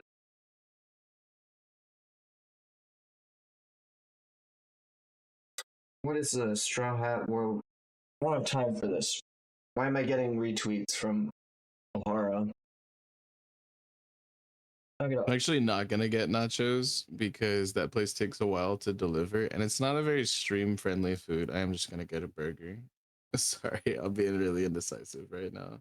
No, you're good. I want to hear crunch, crunch, crunch. So, to make wind. No, no crunch, crunch, crunch for stream. Sorry, y'all. Another idiot shows up. That uniform. West Junior High? Junior High? Watch your mouth, or else we gotta teach you a lesson. And immediately we see a younger faced Itadori beating the fucking snot out of these kids. And the other guy immediately pog facing, saying, hey, no violence! And Itadori immediately slamming their faces to the ground and Manji kicking the other one in the side of the head, laying the four fucking dudes out, looking up at the other guy with a cold stare, saying, what about you? And he says, me? Culling game players, UT Ichidori, and I know what you Renamai. Yuji Itadori. He's a UTE Jidori. UT Ichidori. That's his name now, folks. Get used to it. Hey, what? If you're planning on going through Ikebukuro on the way, what is going on? If you're planning on going through Ikebukuro on the way to Shinjuku, don't.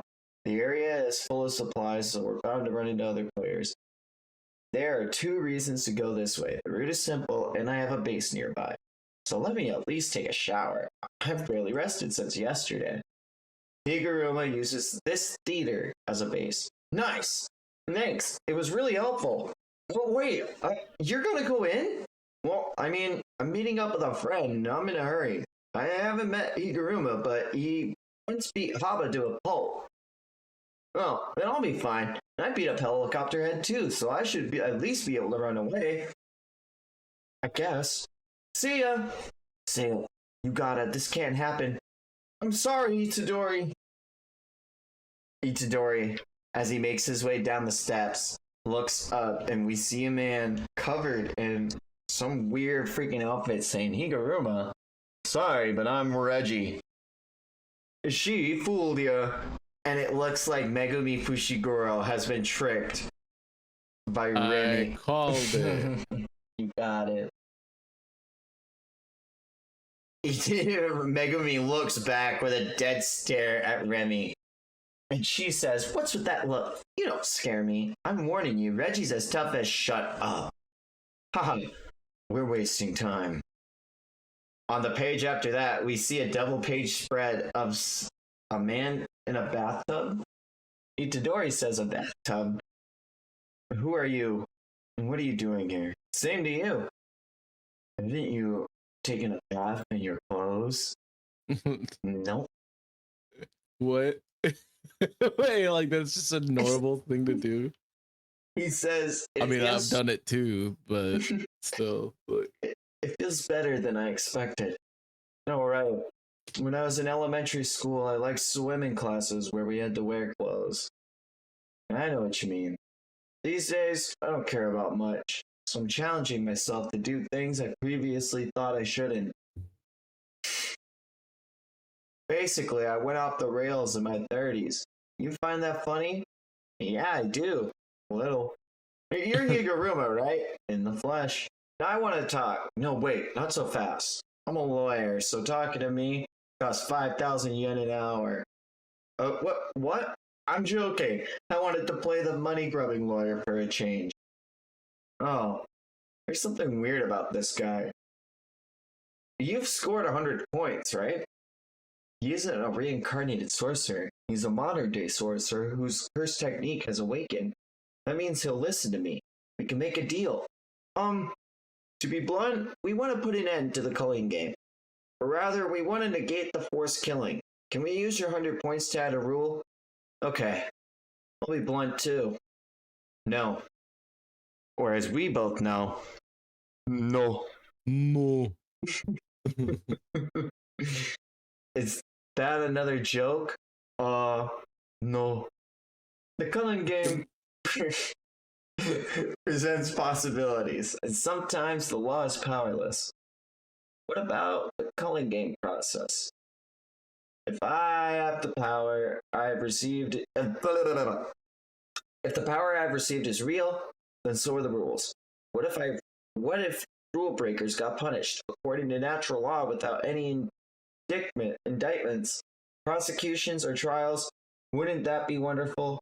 I recognize the rules aren't perfect, but I want to preserve the culling game's basic mechanics, so I don't want them to end so soon. Especially when it comes to Rule 2 and 8.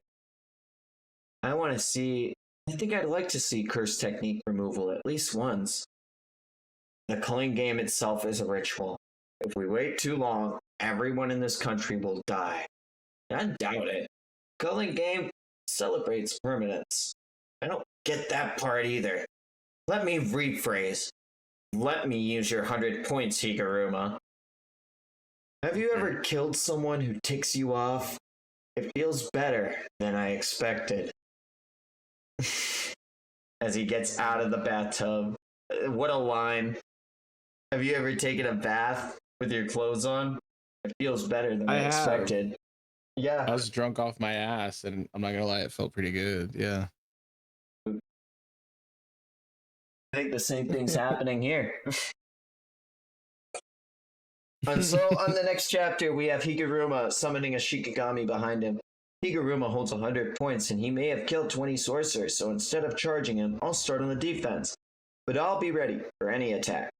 Domain expansion. Deadly sentencing. Domain before he can activate his curse technique? I've got to take him out.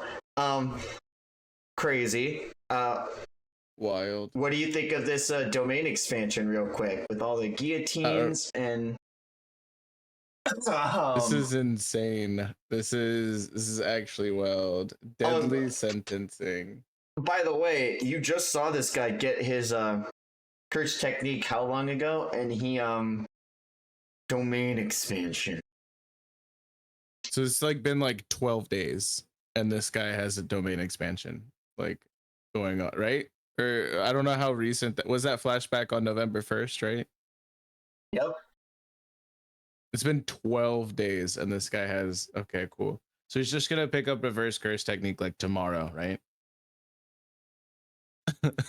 Like, this is insane.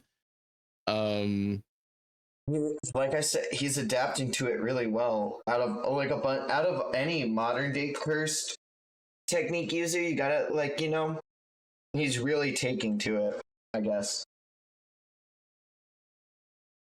But Yeah, that's wild. It is something to note that as we go through it, Yuji goes to kick him and he can't. This domain forbids the use of violence for both of us. Both of us? Now back where I started. Verbal combat is another matter. Judgment, please begin. Yuji Itadori stands accused of entering the Maji Vegas Pachinko Parlor on July 16, 2017 in Sendai City, Miyagi Prefecture, despite being under the age of 18 at the time. No, wait, Judgment knows everything about everyone inside the domain. Don't worry, I do not have that information. The verdict depends solely upon the arguments that you and I present, and this evidence. This is so cool. I'm sorry. This is so cool. Holy shit. So this guy doesn't have an attack that that can't miss. This is it. This is it. This is... Oh my god, this is actually super cool. The domains can't miss is you can't attack when he can't attack, and you have to go through this trial. It's very cool. This is the coolest domain I've seen yet. Like, I'm not even gonna lie. And this evidence, Judgment has submitted for deliberation. The evidence is not necessarily conclusive, and you will not be told what's inside, and you must state your case to dispel all doubt and win a pronouncement of innocence from Judgment. Is this a cursed technique for trials? He's wearing a badge. It's true, he was a defense lawyer, but it's more like he's prosecuting me. Higuruma is in a motive, but this domain reminds me of something Master Tengen said. Domains used to be a more common technique for sorcerers in the past. These days, many domains involve deadly can't-miss attacks, but it wasn't always this way. They merely force targets inside to obey their curse technique's rules. That's how most domains function. Constructing a domain that is meant to be lethal requires immense skill, so the number of users decreased. That means the domain isn't necessarily fatal and can't physically harm me. Plus, it relies on the binding vow that requires an explanation of the rules. This is crazy. And you see Higuruma is going through and explaining everything about it right now. So this is why he was able to do it so quickly, is because it's not a lethal barrier. Exactly. Okay. Wow. You have one chance to make a statement as to why. After your statement, I will offer a rebuttal based on this evidence. Judgment will then deliver a lawful verdict. What happens if he says I'm guilty? Sorry, but I don't have to answer that. But I'll tell you this. You have three options. Silence, confession, denial. A denial may include false statements. So I can lie? Or, if everyone told the truth, there'd be no need for trials.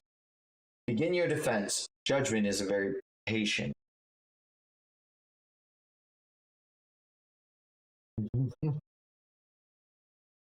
I really did go to that pachinko parlor, and I did play those machines, and I think I even won.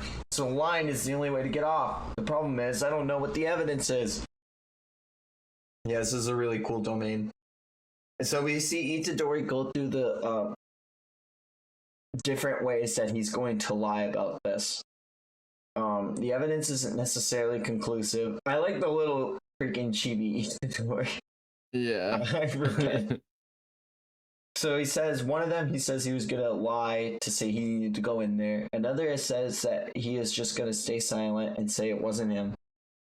But if the evidence proves that he's in there, then he's screwed. Then he could try confessing in hopes of a lighter sentence. But does the court even do that kind of thing? And so Itadori immediately, on the next page, he says, I went into the pachinko parlor in Maji Vegas only to take a dump, so I'm innocent. I refuse to choose 3. I don't know if I can plead to extenuating circumstances, but I think it'll make the best impression. Oh, is that so?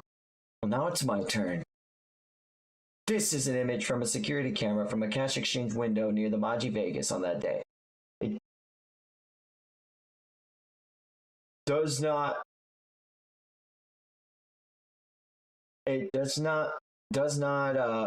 this not individual exhibit the appearance and build of the accused? Pairing the photo with his own admission of entering the premises, passed his story into the restroom in doubt. It is certain that, despite being underage, he entered with the intent of playing the machines. So what am I guilty of? The establishment expressly forbids entry to minors. So, unlawful entry, Article 130, Penal Code, After all, laws are specifically for entertainment establishments don't allow punishing minors. That's not fair. There's nothing I could have said. On the contrary, Japan forbids gambling.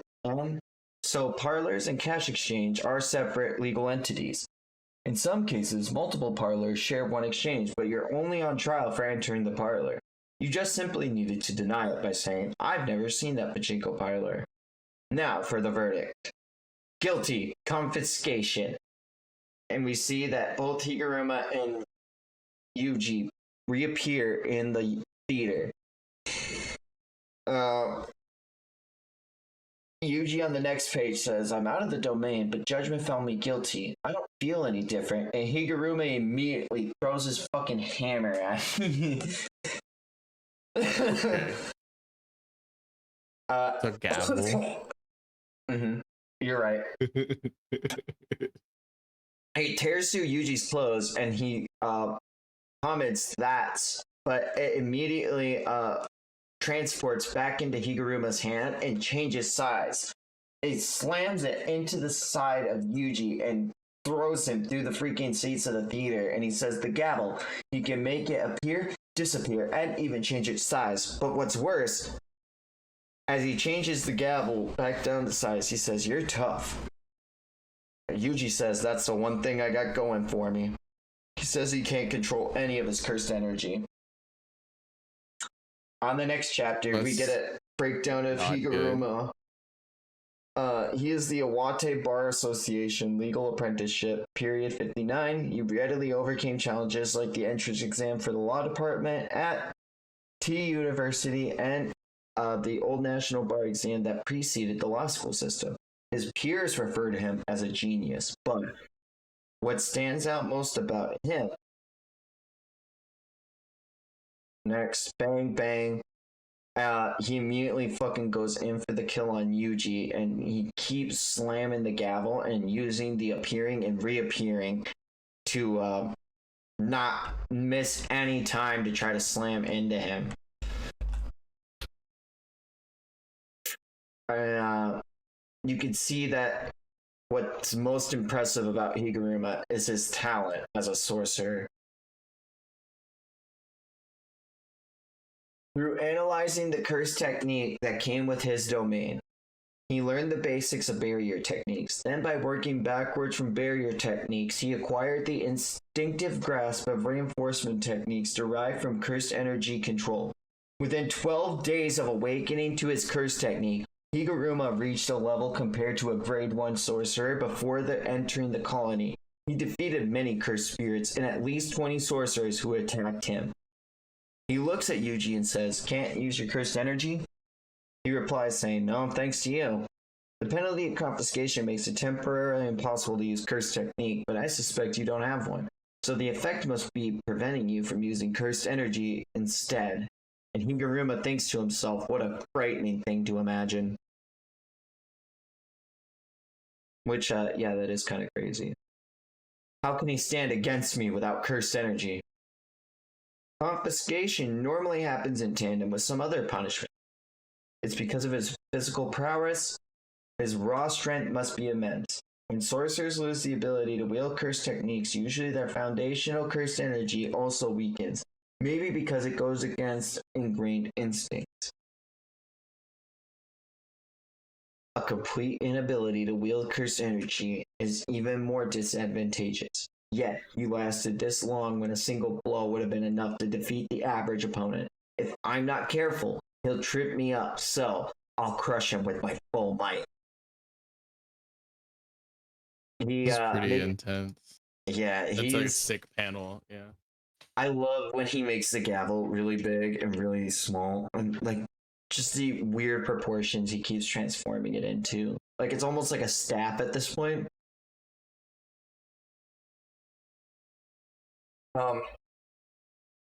As he transforms it, he immediately starts pounding it off the ground by changing its shape into Yuji. But Yuji, without missing a beat, grabs both ends of the gavel and tries to take it from Higuruma's hands. But Higuruma changes its size back down, but Yuji, without missing a beat, kicks the fucking bathtub full of water into him. Higuruma flashes his gavel against the freaking bathtub and splashes the water all over the place, and Yuji tries to get into his blind spot, but he turns the gavel massive on top of Yuji and tries to crush him through the freaking floor. Yuji screams, and he's like, it's like I'm fighting an unbreakable doll. Yuji thinking in his head, oh no, this is bad. How long can I last? I made cursed energy back. He's so powerful. There must be some compensatory weakness, right? He says, think. The curse technique is for trials, court trials. Higuruma, I want a retrial. And immediately they're thrown back into the courtroom. Poof. And Higuruma says, starting to get it, huh? That was close. I get a second trial, right? Judgment was the one who declared me guilty and sentenced me. If I don't admit my guilt, I can request a retrial, and Judgment can't refuse. I demand a do-over. On the next page, Judgment states, Yuji Itadori stands accused of mass murder in Shibuya on October 31st, 2018. Oh my god. Get the fuck out of here. And on the next page, Yuji says, yeah, I did that. I'm not lying and I won't deny it.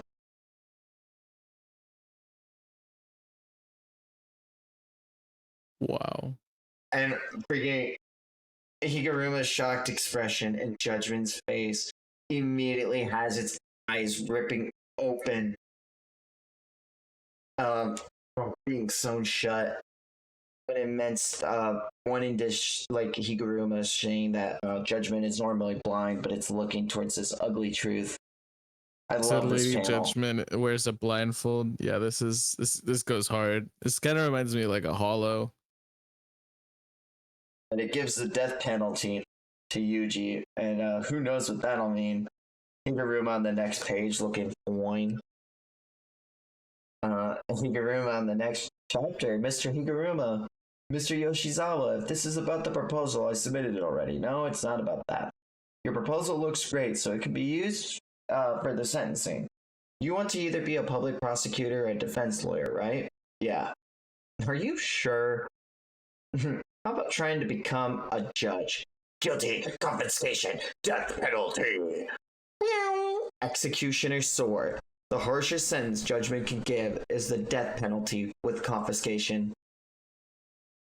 First, confiscation removes an ability to use a cursed technique, cursed energy in Itadori's case. Then Higuruma receives the executioner's sword. Without exception, anyone cut by the sword will die. Whoa. To empathize with human emotions means to understand their weakness. The weakness of the victim, the weakness of the accused, day after day after day after day. I was fed up with it. Ugly. That's what I thought every time I tried to help another person. And that includes you and Itadori. All people are weak and ugly, no matter how minded they no matter how high-minded they aspire to be. And that's it. The darkness before your eyes is just darkness. Even if you shine a light, all you see is the emptiness before you. And as he screams at Itadori, Itadori tries to run to the other side of the theater, throwing chairs at Higuruma, trying to create blind spots. He sees a chair with a jacket and immediately is faked out by it as Yuji gets beneath him and tries to punch him. But he is thrown off and he jumps. Yuji goes to throw the punch. But instead of throwing the punch, he throws his shirt at him and throws Higuruma off again, creating another blind spot where Yuji goes to kick him and throw him off mountains. Higuruma anticipates it and jumps over the kick that Yuji throws, and Yuji goes to try to catch him while he's in the air with a final punch, and Higuruma is going to meet him mid-air with the executioner's sword, and then he says, sorry, I can't become a judge. I can see why that panel tripped some people up. That shit went hard. Oh, may I ask why? People are weak and ugly, and I'm not cut out for it. I'm not ambitious enough. Up to that point, at the very least. Higuruma looks disgusted with look in his eyes back at Itadori. He says, I thought I should value that very depravity, which other animals don't have. Why, Yuji Itadori? Why did you confess to the crime? The information Judgment submits as evidence is shared with the sorcerer himself before opening. The evidence submitted was about the demon inside you, about Sukuna. You weren't the one who killed them, so why? Why? And he closes his eyes with full regret. The sword vanishes. And Yuji doesn't fucking care and fucking throws that motherfucker through the theater. Get him! Get him! Boom, boom, boom. Oh. It's insane. What? Hey, Article 39, Clause 1 of the Penal Code. The absence of reason and or control signifies non-components. Sukuna possessed your body in Shibuya.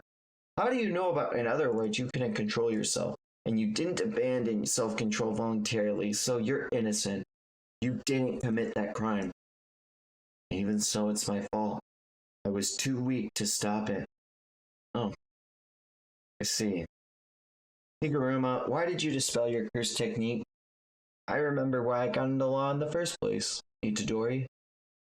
There may still be lots of people who are weak like you. Put your clothes on. Sit down. You can have the 100 point. My hoodie. There it is.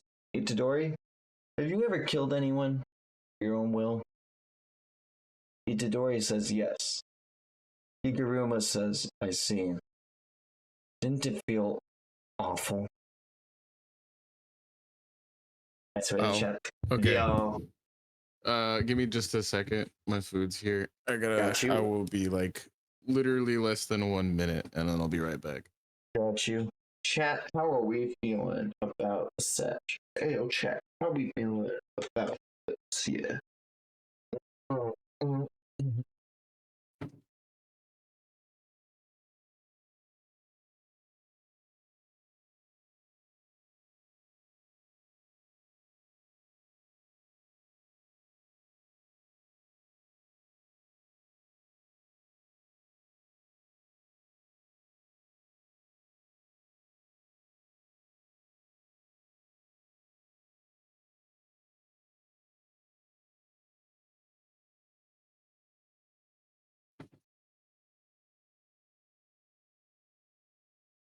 All right, I have returned with sustenance. It has Borger. Borger. Fugane Adderall. Make possible to transfer points between players. This will, of course, affect changing the scores for Rule 8. Approved. Rule 10. Players may transfer a number of points of their choosing to another player. Phew! Kogane, give one of my points to Itadori. As you wish.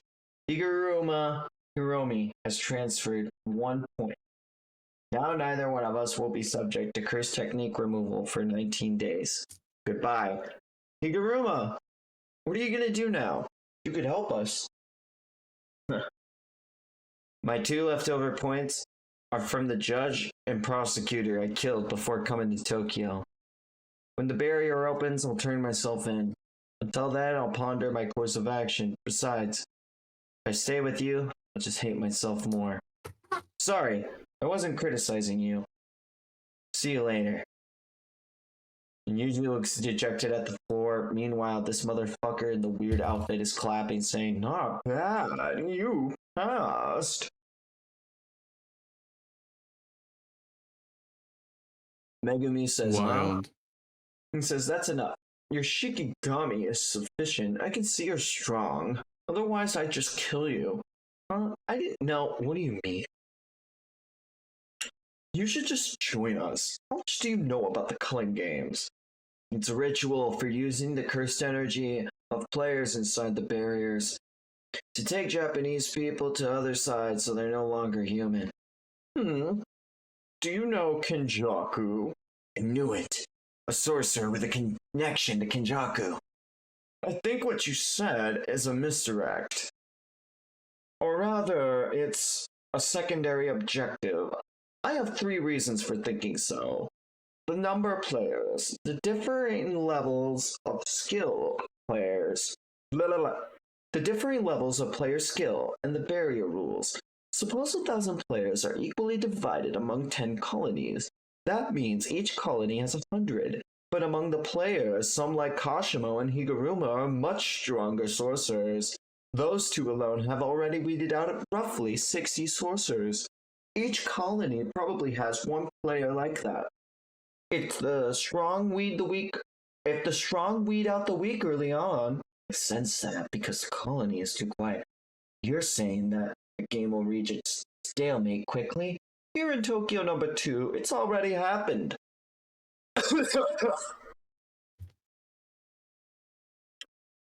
The transfer that occurs when an individual enters a colony is useful for spreading players out, but its primary purpose is to stimulate second awakenings in the modern-day sorcerers. Some die during the transfer. If the point of the culling game were to use the player's cursed energy, a lengthy melee among many sorcerers would be best.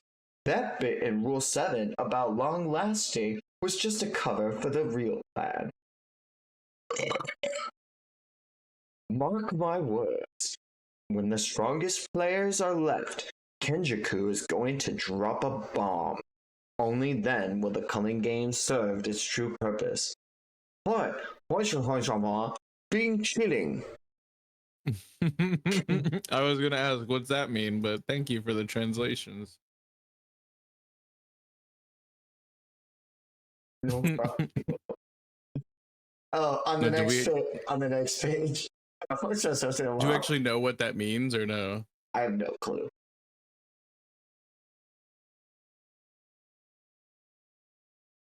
It's Kenjaku talking with high-ranking Chinese officials, though. They are members of the Chinese Senate. You can tell from the room they're in. I don't know what that bomb will be, but it'll only be a matter of time till it drops.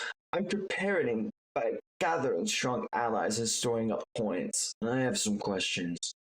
She isn't strong. People let their guard down around women, so she tricks and mocks and then lures them in. And when you're done using her, you're gonna kill her for her points, right? Could you say such a thing? I would never. Reggie is my true knight. If I do a good job, he protects me. How lucky for you. Do you and your allies points total 100? Why, yes, of course. There's about to be a new rule allowing players to give their points to each other. Give me all your points and I'll consider joining you. Negotiation breakdown. As he says that, a man appears behind Megumi Fushiguro and goes to stab him. The man claws at nothing and states he disappears, but Megumi's already in his shadow, pulling him down with divine dog totality. The guy inside of the shadow starts suffocating and saying, huh? Well, divine dog is attacking Reggie. Megumi throws the guy off the side of the building and strikes him down forward with Nue. As the electric charge is shocking to the man's body, he can't react and is plummeted into the ground, rendered unconscious. The girl states, that bird, he had it out this whole time. Hey, don't ever let me see you again. Remy looks like she's gonna shit her pants right there. R.I.P. my girl. Two knives go through Demon Dog's mouth, and the man says, oh, I get it. You are holding back. You want a point so you can't kill us, but if you don't fight to kill, you'll end up dead. As he says that, an eyeball falls from the side of the building and Megumi sees it. Unintended. And it blows up. On the next page, we get the coolest freaking double page spread of the four brothers, Choso, Kechizu, Echizu, and Itadori. What do you think? What's it say on Chozo? Oh, it's Japanese. Is it? It's like, yo, I can walk up and look at it. It looks like just a bow tie. No, on Chozo there's like words, but it's just Japanese, right? No. It looks like a shoelace. Oh. That's just like accessories to his drip, I guess. Yeah. It looks like drawings of shoelaces, not like actual shoelaces. Oh. What's with what is this, like in the background? Like that lamp looks like, is that blood splatter or is that like moths to flames type? Like, what's going on there? It looks like moths, because they have the moth blood guide too. This is a really sick picture though. Love to see our boys. Fucking cold in this. As we come back to the fight, we see the eyeball drawn really well, falling to the side of Megumi Fushiguro, and Reggie gets down and says, whoa! Hey, I'm down here too, you know. We see Iori Hazanoki says, did I kill him? With his eyeball gone. Megumi immediately dodging out. He's running out of the way from the explosion and dodging the stab of Raimi, grabbing her hair and forcing her to the ground, and he says, so you're okay with this? Hazunoki comes from the side and starts throwing receipts, it looks like, as they're burning up in the flame. They burn on the flame. And Fushiguro comments to smell gasoline. And Hazunoki throws his teeth at Megumi, and they blow up as well. I hate this. This is so body horror. Yeah. As the explosions go off, Reggie comes out of the building asking if they're all done, and Hazunoki says not yet. He ducked into the room before the explosion, same as you. He's good, but you've worn him down, right? Do you understand now? They'll never protect you. If you get that, then get lost. You, and she stabs him, need to stop this. And Remy comments, then say it. Reggie said it. Say you'll protect me and that you like me. You gotta say it. And Megumi looks at her and says, so you're like that, huh? Trash who cares more about words than deeds. Sad. Cold. Right. Words.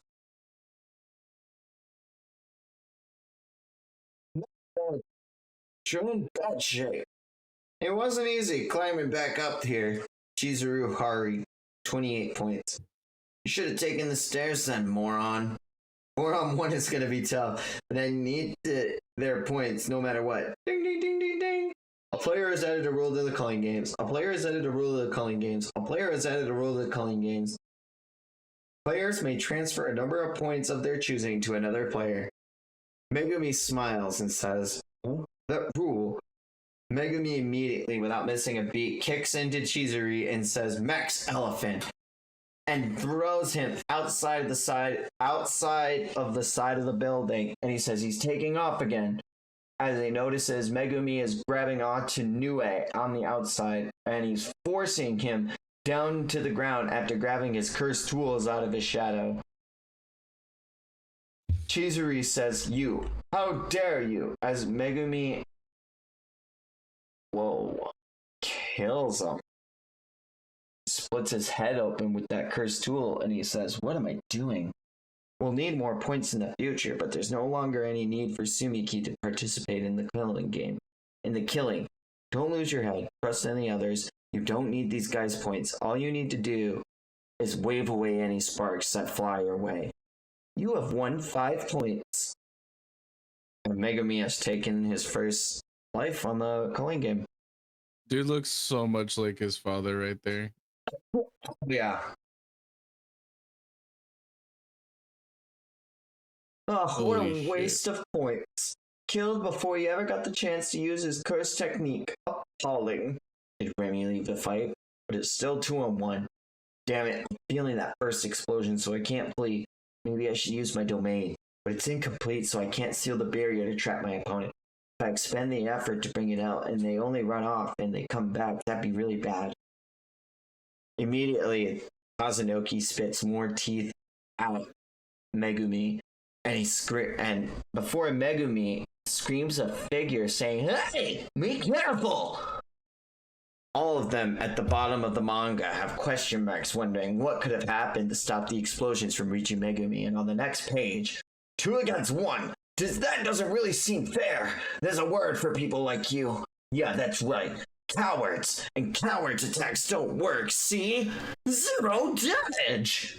Fumihiko Takaba. 0 points. What is going on with this guy's costume? My goat. Oh my god. Oh my gosh. On the next page, we see Chizuru with his nails and Reggie calling him an idiot. Let me help you, kid. At the ripe age of 35, I can tell from someone's face whether they're good or... Huh? Yikes! You've got one bad face. Hold on, it's all revisionist. Don't you mean relative?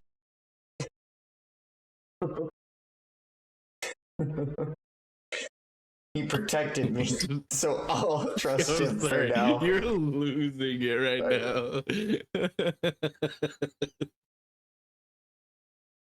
Bye. What do you think, Hazunoki? I don't know him. It's faster just to ask. Hey, you! Which are you? I see. You want to know whether I'm funny or not. No, I want to know what time period you're... Look at my costume! It's based on the first superhero that got me to laugh my guts out. So while I'm wearing this costume, I've got to knock him dead. Here's a joke for the person you're crushing on. As they both realize that he's getting ready for an attack, they both ready their techniques. On the next page, Takaba states, "Don't marry me! I don't want you as my Wi-Fi!"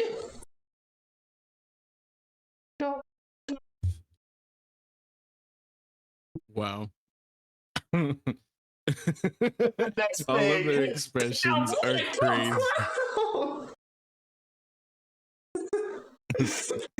Sniff Oh like my you God. left your laughs in the womb, and you always sit in the front row. I don't think they're the problem. Nevertheless, he reminds me of somebody. What I do for Sniff Stew, because I'm an entertainer! And on the double page spread, you see Takaba's feet immediately connect with Hazunoki's face and crash him through several different buildings. Wild. Was he just he said when he said, "Do you remind me of someone?" Is that like a little Toto face? Is that what that was? That sure was. My God. Reggie states he's fast. The curse energy increased dramatically. The shift in output is massive. This guy's be careful. I'm an old school performer who's pro violence. Your move, kid.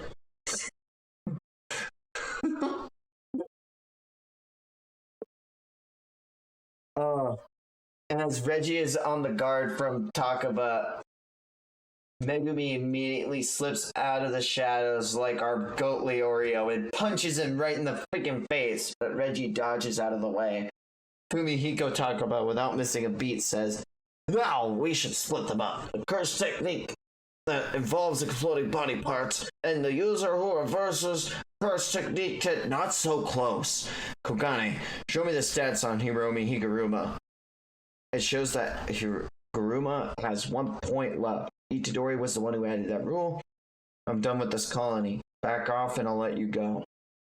Not so fast. You killed Hari. I need to make up for the lost points. Hey, you. Call me Takaba. If you're gonna kill the bomb guy, try to get his points first, if at all possible. Okay, then. I'll accept your request. Are you talking about me? But I'm a performer, so whatever I gotta do has to entertain. As long as you win, I don't care. Fucking!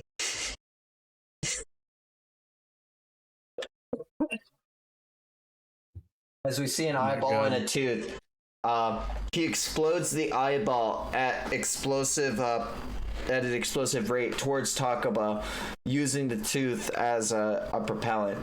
But Takaba immediately somehow has a fan in his hand, and he fucking deflects it, and he says, "How about some fireworks?" And he blows it up in the air. What a dangerous curse technique! But first, and he hits him in the face with a fan. When it comes to variety shows, red is prohibited. When it says red, he means blood. This is not in any kind of specific of jargon of any time. It's just like a way, like a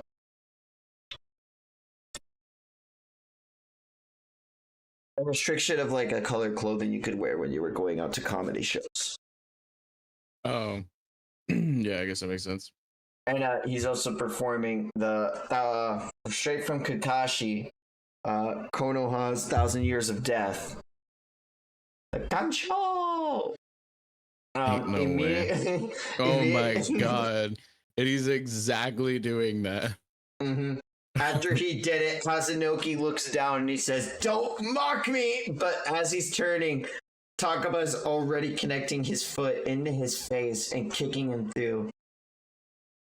Fushiguro looks at him and says, "I'm glad I'm not your enemy." Takaba says, "I've always wanted to hear that. See ya, kid. Stay alive, you hear?" Well, he's dead. My cousin Noki that much, and he'll finally go all out. Worry about yourself. Like I said, I already completed my objective in this colony. So I can fight for real without holding back. On the next page, we see talk about use my Wi-Fi joke when you're out and you accidentally connect to someone's slum. Bro, he gives me like Great Saiyaman and like Lupin the Third vibes. You know what I mean? Like, oh my god. He reminds me of JoJo. Which one? Just JoJo. He simultaneously reminds you of every Joestar. Or He's just the whole an amalgam. franchise. Yeah, it's just a blender of all of them. You've got that thing Wild. too, Renji says. Max Elephant sprays Reggie as Reggie is dodging through the streets, prancing about like it's nothing.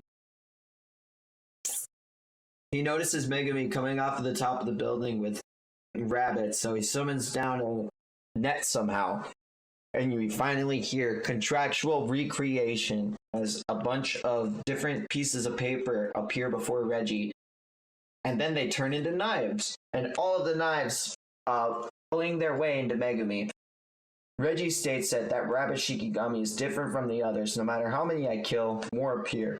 He combined it with a water attack, so you figured out my curse technique. But isn't water a countermeasure too simplistic? You manifest what's written on the receipts, or something like that. It's hard to put into words, yes, but I recreate contracts. For example, I can do this. Contractual recreation. Wah, wah, wah. The receipt I just used was for a 2-night and 3-day plus an oil treatment at a 5-star traditional inn, Starry Sky. Which now means I feel as refreshed as I would after relaxing for 2 days at a hot spring.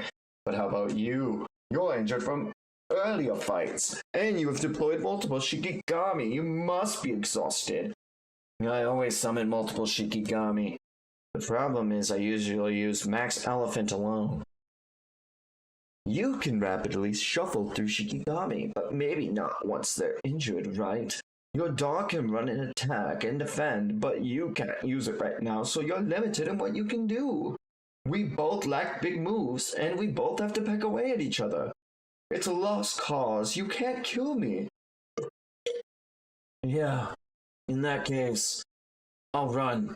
And Nue comes down and Megumi grabs onto him. But you won't get away. And Reggie summons drones to fly after Megumi and Nue. He also uses contractual recreation to summon a moped? And he starts singing, yeah, it's like a Vespa. I was about to say, he turns into Ludwig and summons a Vespa. I was gonna do like the pillows from like Fully Cooley, like ride on shooting star. Oh my god. A gymnasium, as he notices Megumi crash down to the earth. Did he flee in there, or is he luring me in? I could burn him out, but I don't want another chase. What's my move? Megumi gets into the basketball court and he says, good, as spacious as I imagine. Are you planning, you brat? I bet you're plotting something too. Who knows? As a sorcerer, is nothing but a con artist. As 2 truck coons crash through the gymnasium. We lack big moves, so we have to peck away at each other. Megumi dodges underneath of the trucks and lets them go through the other sides, but above him are 2 plants that have been summoned, and they crash into the back of his head. Meanwhile, he starts trying to stab at Megumi with different freaking knives, and he throws a really sharp daikon radish at him. But inside the daikon radish is a knife! And No shot, dude. This is insane. I love this power because it's whatever he has on the contract, you know? Or it's like, you know? It's cool. This is so crazy. Things I recreate act like Shikigami. Knives don't usually fly, but a simple command will suffice. You don't seem like you're feeling cooperative, but anyway, I'll ask. Give me your points and I'll give you an easy death. Megami ponders. Burial techniques are difficult. It's hard to place an artificial environment over a real space of a different size for very long, but no way. We can do that. I can use this space in this gem. It's the perfect fit for my domain. And on the next page, domain expansion. Chimera Shadow Garden. He's also a sorcerer at this level? I never said I don't have any big moves. Holy shit. Wow. Look at the, I don't think it's the first time we've seen it, but this is, I love the freaking, like you said earlier, the use of black space. I love Megami's domain. This shit looks so tight. Like with Maharaga, it was also like already like hinted at that like by Sukuna that like his shit can be on the power level of like Heian era sorcery and things like that. So like this also having the black background like Kenjaku, and I'm assuming Sukuna also has it at times. It's like this is heavy, you know, is huge. Especially because he is just like this little tiny figure that you can like, because he's wearing black and you can just see like his shoes and his hands crossed and his face and things like that. Like, and then there's just like this massive entity in the background. This hits. This is sick. Oh, and then we see another picture of Remy with a little baddie in a hoodie with her thighs. Domain expansion. Chimera Shadow Garden. Immediately, Fushiguro notices something off with Reggie, and Reggie says, "Esoteric technique, Hollow Wicker Basket." Hollow Wicker Basket is the original form of the new Shadow style Simpo domain.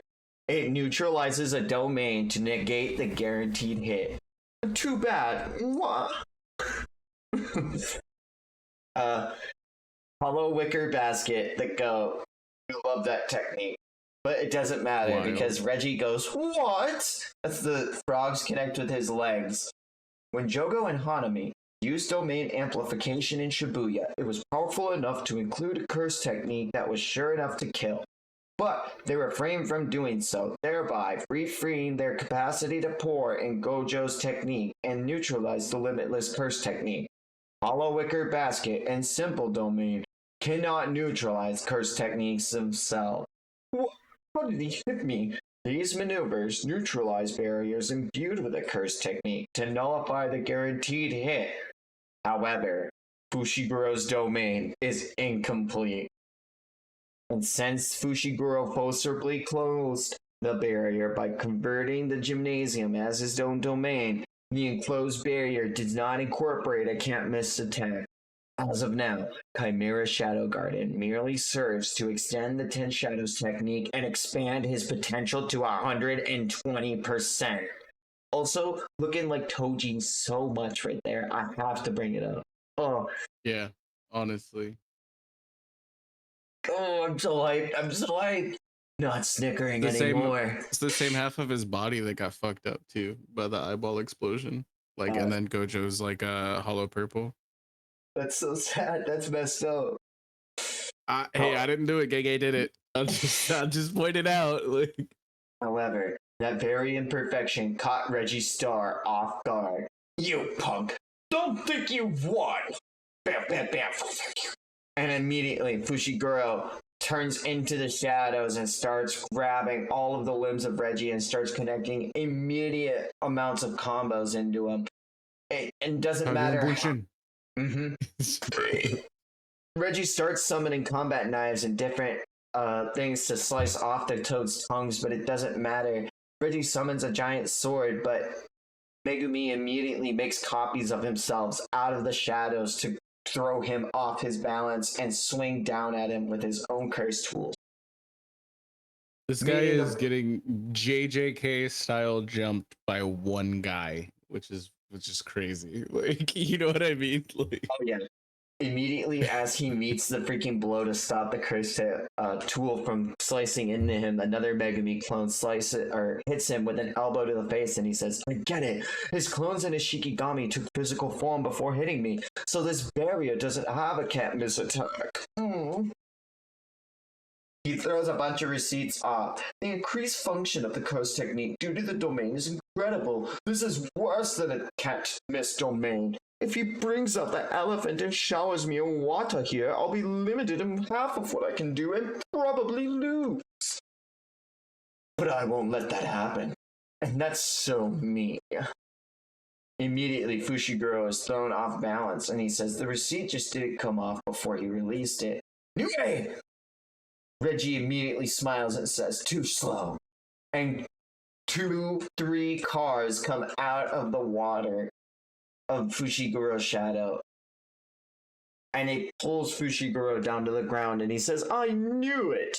I had to reinforce my footing with cursed energy so I wouldn't get sucked in.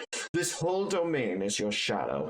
Being able to store and take things out must be handy, but I noticed something. You don't have many weapons in stock.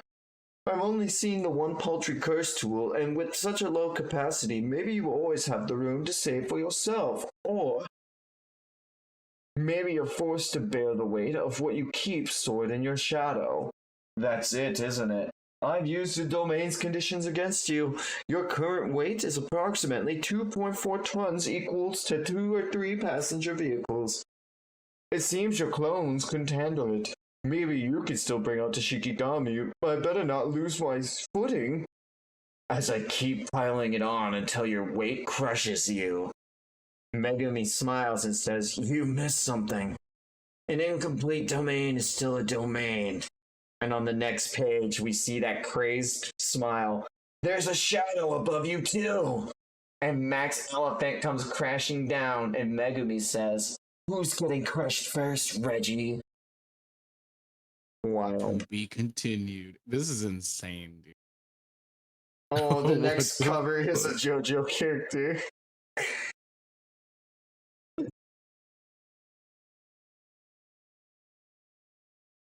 Oh my goodness. The average Holy human shit. being loses consciousness at 5 to 6 units of G-force. There's 2.ton forms if Fushiguro weighs 60 kilograms. He's currently being subjugated to 40 units of G-force. In order to prevent the blood from gathering in his lower limbs and inducing a state of decreased blood flow, Fushiguro lowered his posture and used cursed energy reinforcement his whole body, paying special attention to his lower half. A mature African elephant weighs 3 to 6 tons. The domain increased curse technique's precision, so it replicates Max Elephant's weight accurately for the first time, and under that weight, Reggie Star's right fibula and heel bone fracture. The pressure of these two combatants could crush them to death at any second. And as they are freaking under this immense weight, Reggie thinks to himself, I messed up. If I had saved the trucks, I would have won. What can I do? He soaked me with water, but I still got my ace on my sleeve. I could enter the shadow and recreate my ace card from inside, and that'll finish him. No, he isn't dispelling the domain. That means that the shadow might swallow up anything that might be trapped inside until after it's gone. What if, after he dies, I have to spend my life trapped in the shadow? What's it like in there? It's like liquid. Would I even be able to breathe? Would I float? No, it's too risky. I just need to withstand this and bust out my ace. Contractual increase.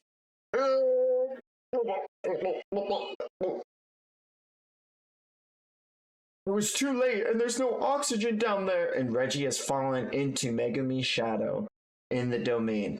And no buoyancy, no resistance at all. I'm just falling and losing consciousness. Megumi starts huffing and puffing and saying, not yet. Wait until you're sure he's dead. To dispel in the domain and empty the shadow. But as he says that, Reggie comes flying out with a car. And he says, "Oh, the things I recreate disappear soon after completing my command. I didn't want the cars to disappear, so I didn't give them a command. Because of that, I could still command one to rise and bring me up with it. The vehicle's weight no longer resisting, but it saved me. I admit you're strong. Contractual recreation." And on the next page, we see Gege Akutami's art drawing a fucking house. A 132 square meter, 2-floor wooden structure. It weighs at least 30 tons. I'm gonna smash you to... Huh? What happened? Did I fall back in the shot? No, this is real water. He's so... How? I feel so heavy. Is that punk strangling me? He's so strong. Wait. From the weight... It's from the weight of those 2 vehicles I piled on. Damn it. This pile is really sinking. I'll let them do contractual recreation. And as Reggie gasps for air coming to the top of the water, he says, "Oh, right. This is a gymnasium. And there's a pool on the basement level." He fled into the shadow and entered the domain. And he had me break the floor so I'd fall into the pool. How was he moving in spite of the weight by ejecting himself from the shadow? As Megumi comes up to him, he says, "Now your receipts are too wet to use." Even wet, the print on the receipts won't immediately fade, so that alone won't stop me from using contractual recreation to produce things, but I can't fulfill the condition using the cursed energy to burn the contracts. Are you sure about that? You waited instead of attacking immediately again. The domain exhausted him, so he replenished his curse technique. After all, I bet you're out of Shikigami. Yeah, so you can guess. From this point on. That's right. From this point on. It's a hand-to-hand fight. I'll deceive him into thinking I believe that. But he'll use a Shikigami in an attempt to create an opening. And I'll stop it with a counter move. Reggie Star moves in for the attack of a lifetime, going hand-to-hand with our boy Megumi Fushiguro. The Shikigami will be something other than a dog, he thinks to himself, and none of those Shikigami can finish me off. Megumi immediately meeting each one of the blows, as Reggie seems to be a master of hand-to-hand. Megumi thinks to himself, he's tough. After all, he's withstood Max Elephant's weight, plus the reinforcement technique, and his martial arts aren't bad. As Reggie kicks into him with his broken freaking heel and tibula. I'm pretty sure that's his right one, right? Yeah, he's kicking into him with a broken foot. Either way, he'd have to like steady his stance with the other one, so it's still a ridiculous amount of force either way. So Reggie says, "Come on, use it." And when you use it in that moment, and it's gone. Reggie's shoulder and ear, you can even see his ears torn from his body at that moment. It's Yep. As he looks behind him, we see Divine Dog Totality. With the 2 marks from the knives left in it. And Megumi states, "That wasn't nearly enough to take out Divine Dog." And Reggie states, "A sorcerer is nothing but a con artist." He was waiting until I completely dismissed the dog. Oh, that's crazy. Reggie, how can I make bubbles without buoyancy or resistance? Tommy, good question. The domain and the pool concealed that you still had the dog. You didn't flee into this gym, you lured me in, outsmarted by a modern-day sorcerer, and a kid, no doubt, and a kid to boot. I couldn't flee. Knew I can't carry people for very long. I've had trouble with that before. Oh my gosh, I remember, dude, that's Shibuya. That's Ino and Itadori when they went to go take out the barrier. Yeah. That's crazy. I've never noticed that before. Callbacks. Yeah, the callbacks are insane. What's your relationship to Master Tengen? Tengen? Alright, that shut-in would still be alive. Okay, that's enough. Reggie said Master Tengen was bluffing about the objective of the calling game, and I have to consider the possibility that Master Tengen lied about that because he's secretly in league with Kenjaku, but Reggie's reaction makes it unlikely. But Megumi is the realest motherfucker in Jujutsu Kaisen I think I've ever met. He just took on a reincarnated sorcerer from who knows how long ago. Hogane, give this guy all my points. Okay. Registar has transferred 41 points. Why did you do that? You don't sound pleased. Consider it a good deed before my death. I'm just a spectator. Kenjaku and I aren't even close. I have a feeling it'll be more interesting this way. Just a hunch, really. So please, after all, you're my executioner.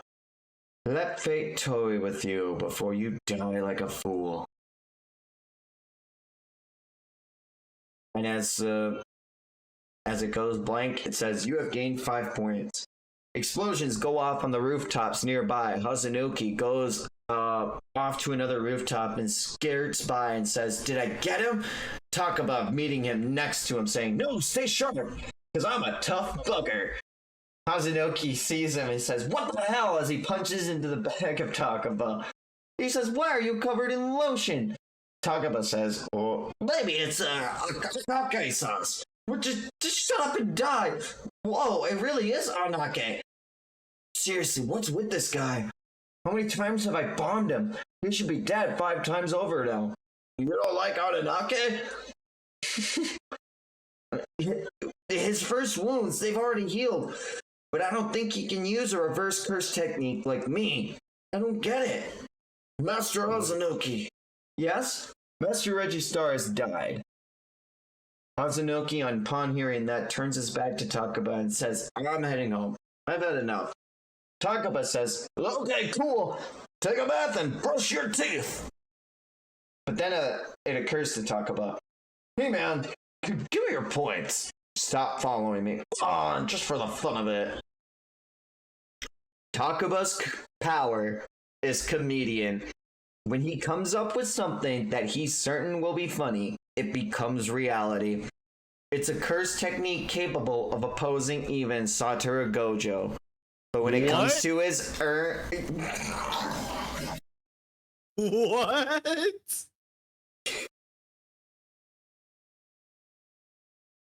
I want you to remember, dog. I'm speechless. But when it comes to his own curse technique, he's utterly clueless. This is actually my favorite page in all of JJK so far, except for maybe like back in Maki's, like before the like with the 2 sisters. Like oh my god, dude, this is insane. This is peak. This is peak. God, you get it. It's so good to hear someone else get it. You just get it. Oh my god, dude. I remember reading that and I kept like when I was when that panel came out, I remember telling people, I was like, do we think that's serious? And they're like, it's gay, could it be? And I was like, I don't know. Are you guys taking me seriously? And they're like, are you really taking this guy seriously? I was like, this is so crazy though, because it's like the juxtaposition of a character who has immense capabilities, talking about Higuruma, with his like to unlock a domain expansion within 12 days and to have like a ridiculous understanding of barrier techniques and like the full inner workings of cursed energy in general, and knowing all of the intricacies and the inner workings and finer details and the cog work of the system so quickly, but not having like the lethality necessarily, except for, you know, upon a death sentence. And him just being such a ridiculously competent fighter after being just a normal dude for so long. And then we get Takaba, who has just a ridiculously cracked ability that can apparently even affect Gojo, but he knows nothing about curse techniques or like his own, and like all this, like it's the exact opposite of Higuruma, kind of. Like in their introductions. I think it's really cool that we also saw someone with I really like how you mentioned the juxtaposition of like 2 different like powers in Higuruma and Takaba. But then Hazunoki, like using his own body parts and then showing off reverse curse technique, being able to heal different body parts like his eyeball and teeth and shit. And then it's like, well, having a simple domain user in league with a reverse curse technique user, like these were actually ridiculously competent and powerful Reggie foes. Star using the original fucking hollow wicker basket. Like there's a technique which were simple shadow style, which is crazy. Yeah, this is insane. That wow. And like the win conditions between the fights is very Itadori and very like Fushiguro coded as well. Like they were two completely separate fights, but like it was really, really cool to see like these things back to back.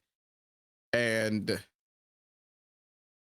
I don't even know what to think about Takaba right now.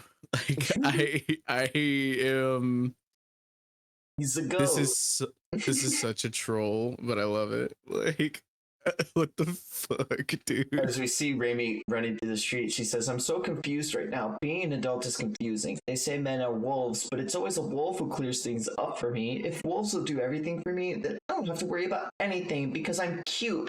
The wolves will always." And as Divine Dog Totality stands in front of her, ready to eat her alive. "Always? No, Megumi," Sumiki says. And the Divine Dog disappears before Rami, and it says, "You're letting me go?" Megumi, dripping blood before him, says, "Shut up. Damn it, Sumiki." He falls to the ground, and on the next page, the angel appears before Megumi Fushiguro. Oh my god. What the And the fighting in Sendai Colony escalated quickly, far surpassing that in Tokyo Colony in pure viciousness. Sendai City, Miyagi Prefecture. And I also really like how you can see all the different big cursed spirits and everything in the background too. Like all the fighting that's happening.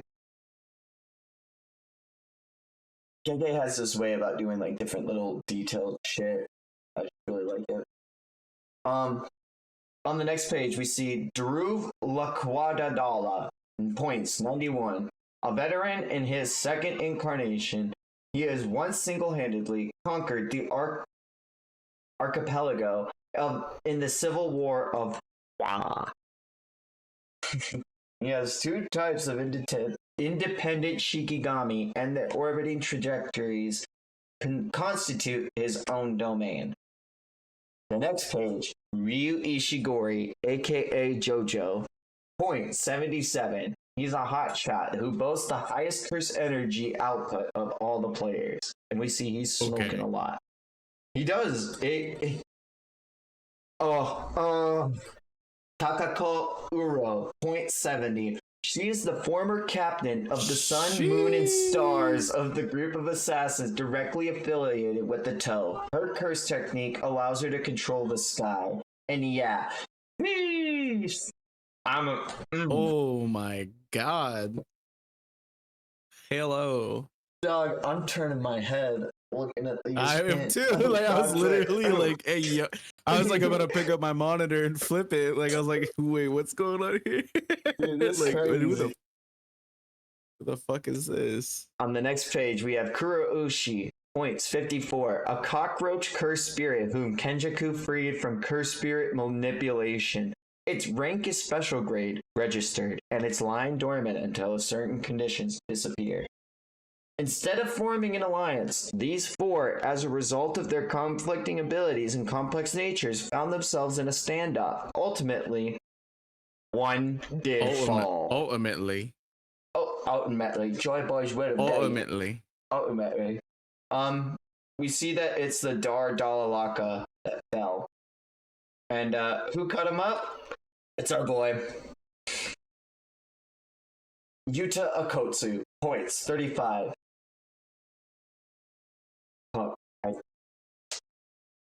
3 months after the night parade of 100 demons, Yuta came back to become a special grade sorcerer, second only to Satoru Gojo in unusual abilities. On the next page, we get a really sexy picture of Reggie Star. R.I.P. to the GOAT. Also, Reggie did some really heavy foreshadowing that you wouldn't expect because he doesn't have those like actual ties with Kenjaku or Tengen. But shout out to him. I really liked his fight when it came out. I thought it was really cool to see him push Megumi. I liked it. Yeah, I love Megumi fights, and Reggie was like I mean, dude. correct me if I'm wrong, like probably the strongest guy that Megumi's gone up against, right? Like, because I wouldn't Absolutely. say Maharaga versus Sukuna counts as Toji. Megumi, right? Oh yeah, Toji probably would have wrecked Reggie's shit, right? Yeah, I think Toji would have immediately caught Reggie off guard. But this next page, we can see Uro's ass. Full on out. Just thought I'd bring that up. We love that. Peeked out. Cheek fiction. I mean, peak fiction. I mean, cheek friction and peak fiction. We got there. Kogane. She just exists in a perpetual upside down state? Yeah.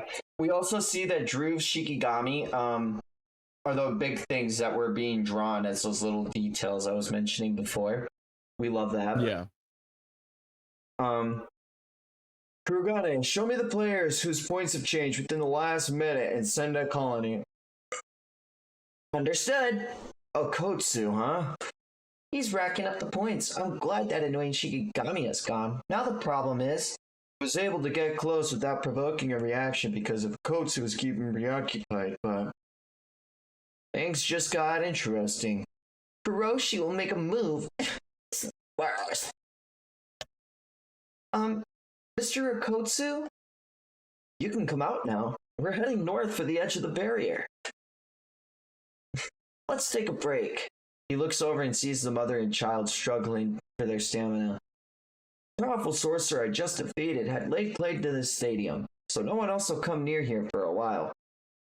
But as Yuta hears a weird squelching noise from afar, everyone else seems to hear it as well. Yuta calls for everyone to run to the stadium as fast as possible.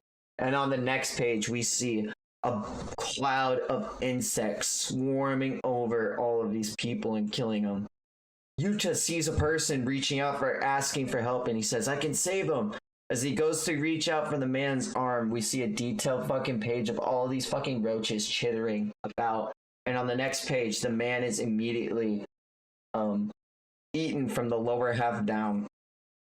Yuta says, Wow. Damn it, and the guy starts exploding out of all orifices. You can see his face turn into a husk. He's like a reverse Shino Aburame. Like if Shino forgot to feed his bugs one day, this is what would happen. And then on the next page, immediately his skin and everything turns into sustenance for the cockroaches and leave him with nothing but bone. Are these cockroaches real? Each one has cursed energy and they're reinforced. A single one is no problem, but a swarm poses a serious threat. And as they all skitter to the edge of the river, Yuta calls out, Hurry! Rika! Knock it down! And we see Rika's back. Cool, we love that. Smash, snap, crack, pop. Immediately, Yuta swings his katana and eliminates the rest of the freaking cockroaches. And it's pretty impressive. But Jojo says his output isn't all that. What's surprising is his overall curse energy. Uro states that it's bottomless. Is that a Shikigami? It's so strong too. No wonder he killed Drew. And Kuroshi is so gross. I love Uro. I'm gonna keep saying I simp for Uro until you just understand. I have this big brain theory with Uro recently. But Kogane, is that thing a player? And we see on the riverbed amongst the fucking water. Yes, its name is Kuroshi.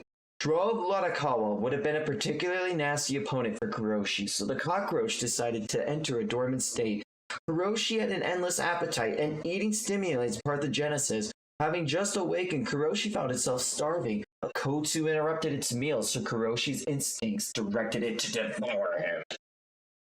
Resources are finite, so the addition of rules is allowing passage in and out of the colony will be necessary at some point, but player, who's a cursed spirit. Players like Druve and Kuroshi use broad attacks to attack people indiscriminately. They must not be allowed to leave the barrier. There are probably more players like them in other colonies as well. We can't allow any to leave until they're eliminated. So communication between colonies is also necessary. And on the next page, we see fucking Yuta like literally going like maximum overdrive in brain output.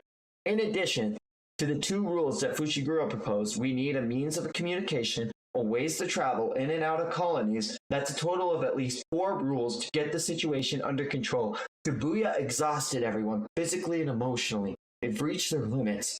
And Sensei, I won't let you kill your best friend a second time. Hard. What a line. I will kill Kenjaku. And by myself, I will obtain 400 points. Yo.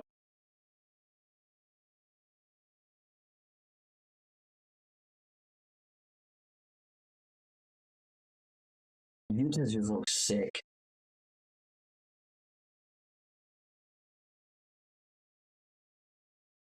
On the next page, we see Kuroshi gathering what seems to be a bunch of cursed energy in its arm, and it says Festering Life Sword. The Festering Life Sword is an enchanted blade that mixes life and death. And we see a new picture of Hazanoki. Uh-oh.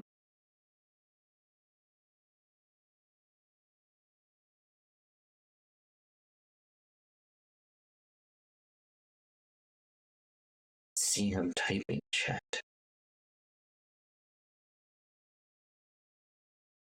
I got you. Okay. Alright, so on the next page, we see that after summoning the Festering Life Sword, Kuroshi is about to bring it down on top of Yuta. Next page.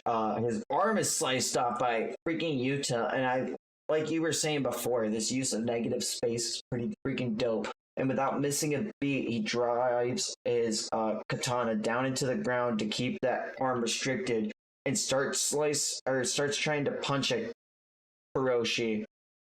But Kuroshi immediately flings Yuta off into the side, and Yuta, without missing a beat, goes up into the fucking top of the bridge to get his katana back, throwing a freaking grate of the freaking bridge into Kuroshi, meeting behind him to slam him down as hard as he can with his katana, and then having his katana stopped by the freaking sizzling of all of the other cockroaches meeting that blade. Yuta freaking dispersing all of the water with cursed energy before him. He realizes he's being watched by 2 other players with high scores. Kuroshi is a cursed spirit, and so like he did to Itadori before, he could exercise it by driving positive energy from reverse curse technique into his body, but he doesn't want the other 2 players to know he can use reverse curse technique. And Rika is protecting everyone at the stadium, so he'll exercise Kuroshi without using reverse curse technique or Rika. Kuroshi asks Yuta, "Why? Why are you interfering? Why do you kill us? Why are you killing people?" I like the taste of iron. Blinding, blinding, blinding. Earth in insect trance, it calls out as it sends a swarm of freaking cockroaches around Yuta. Yuta drives his katana into the ground to try to defend off the attack with water and cursed energy swarming around him. He realizes that it's not enough to defeat the bugs that are still swarming him, and he swings at each of these individual bugs with his katana. Noticing Kuroshi swarm behind him, he meets the Festering Life Sword onward with his katana, but the Festering Life Sword drives other bugs into him. We see that after the sword has shot something inside of Yuta, he says that he suspected something like that, and out of his freaking shoulder grows these little freaking bugs. Oh! I hate that. Oh, we hate that. Yuta goes to slice the bugs off of his body with his katana and immediately gets met into the freaking ribcage with the Festering Life Sword. Jojo starts singing a little tune, and Uro says it's all over. All that's left, and while Yuta is having his mouth grasped open, Uro states that Hiroshi is going to devour Yuta. But just with the last bit of his energy, Yuta looks at Kuroshi, jams his freaking thumbs into its eyes, and starts lamming him full of reverse cursed energy, thus dispelling the spirit and healing him in the same process. But Ryo Ishigori and Uro realize that he has reverse curse technique now. Kogane states, "You have gained 5 points." Ryo Ishigori, aka Jojo, states, "Reverse curse technique, but converted into output. The mouth is the shortest distance from his palms and his brain, so he delivered a mouth-to-mouth blast to Kuroshi's head. I'd never do that. Yuck." In the next panel, we see, "Seems like you can use reverse curse technique." Yuta, upon hearing that, has the sky crack around him, and we see that the battle will be continued. On the next page, we have a really cool detailed drawing of Kuroshi, and page of Uro. It's my girl. That's my girl. God damn. Yeah, I'm back. Sorry. Yo, what'd you think of that fight, though? Pretty sick. That was actually less preferable than the body horror guy who straight through eyeballs and teeth. It reminds me of that one attack from Hanami. If you remember when they were at the riverbed for the first exchange event between the Kyoto and Tokyo schools, he threw those buds into Fushiguro that grew whenever you used cursed energy. And Fushiguro had those plants growing out of his stomach. This reminds me of Kurama. This was this was a weird fight, not gonna lie. And it's like interesting because all of this happened and like I still don't know what Yuta is fully capable of because he was holding back the whole time. I need to piss one more time again. It's cool. I'm gonna hang out on this page looking at this baddie, like holy shit.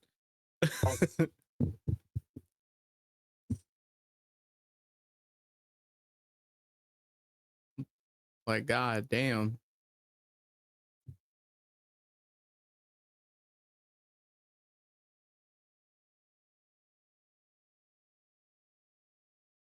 It's just really impressive because like seeing Yuji as able to, you know, like focus and harness his cursed energy to the point that he is at this point, and not having like an actualized curse technique. Yuta has, I'm assuming, an actualized curse technique and is just able to do all of these crazy things without even using it, literally with just raw curse technique application, or not a cursed energy application, but not actual curse technique usage. It's really, really, really interesting.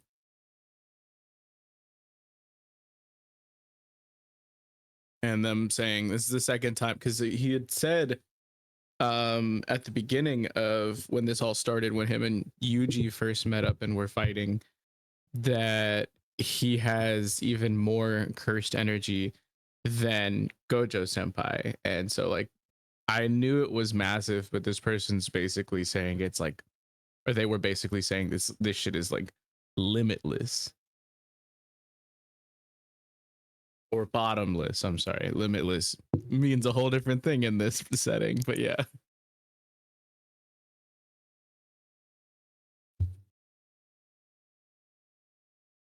Yuta just becoming more and more of a mystery to me, honestly. But yeah, that panel went really hard. He said, "I will kill Kenjaku," and he doesn't want to make Gojo kill his best friend.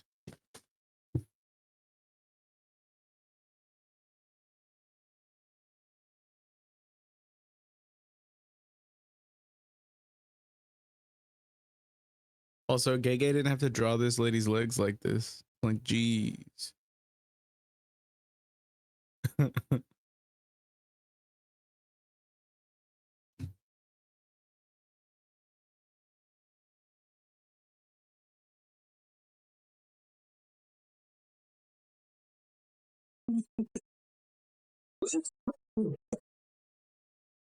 No, Gege did not have to draw her like that.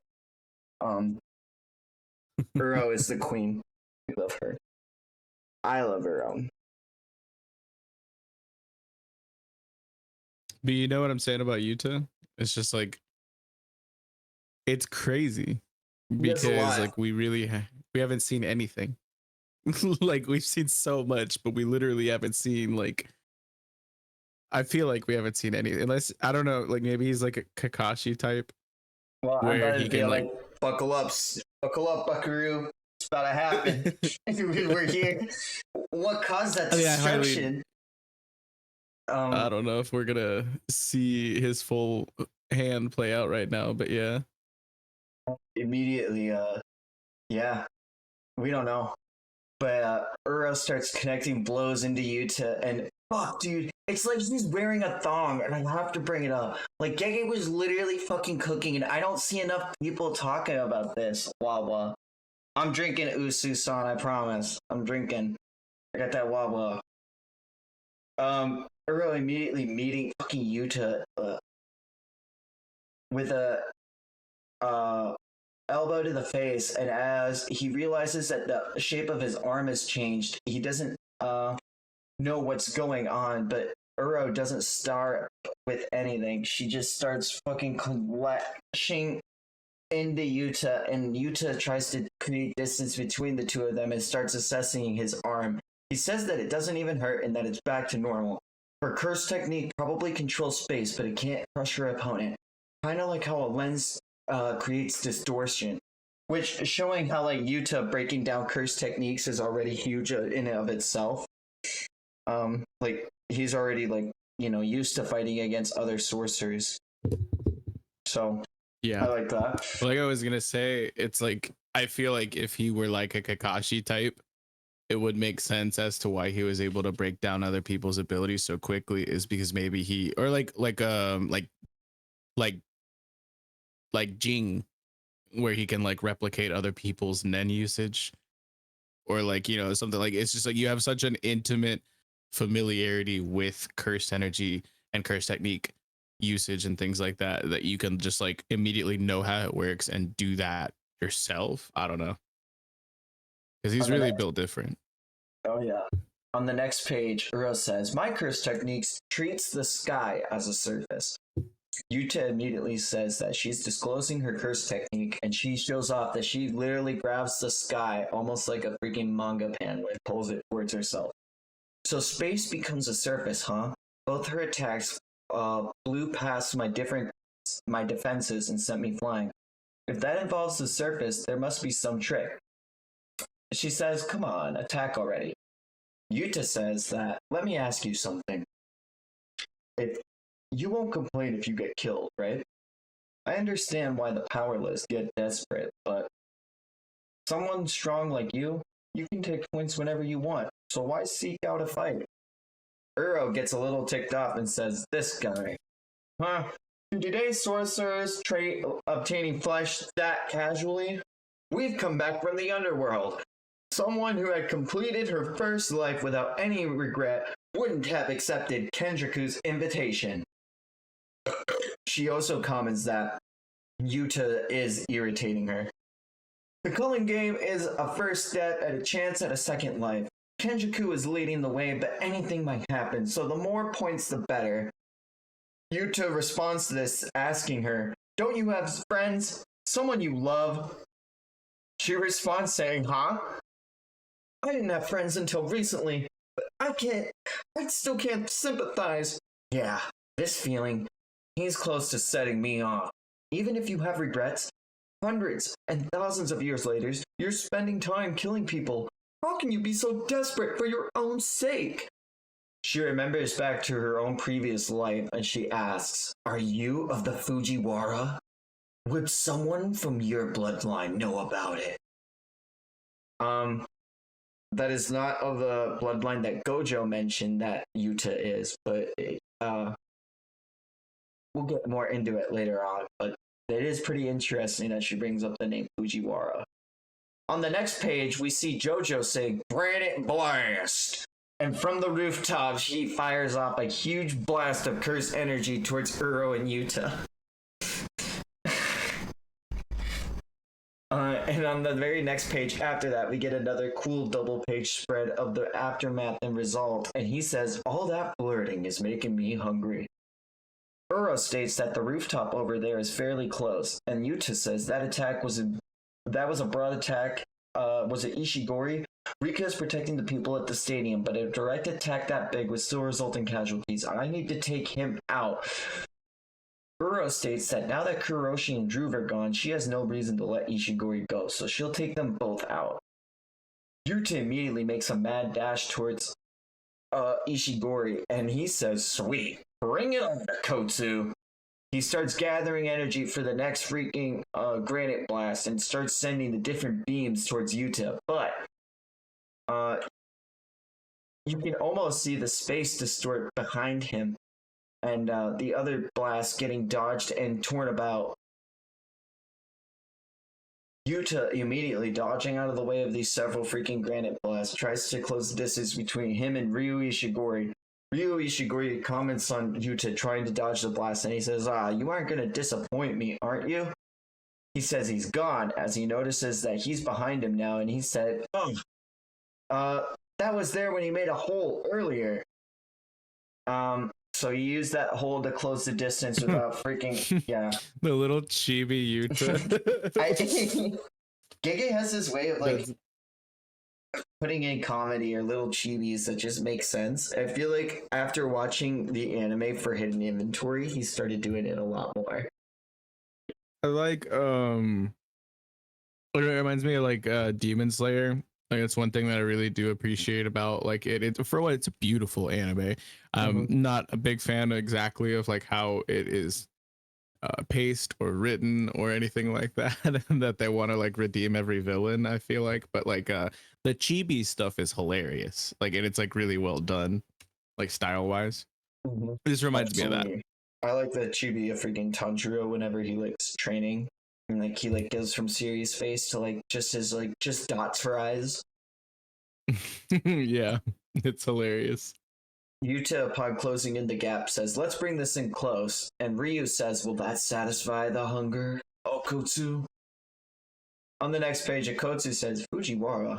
Gojo Sensei said, Sugawara. It doesn't matter either way. Was it a mistake? Okotsu has too little trust in himself and too little trust in Gojo.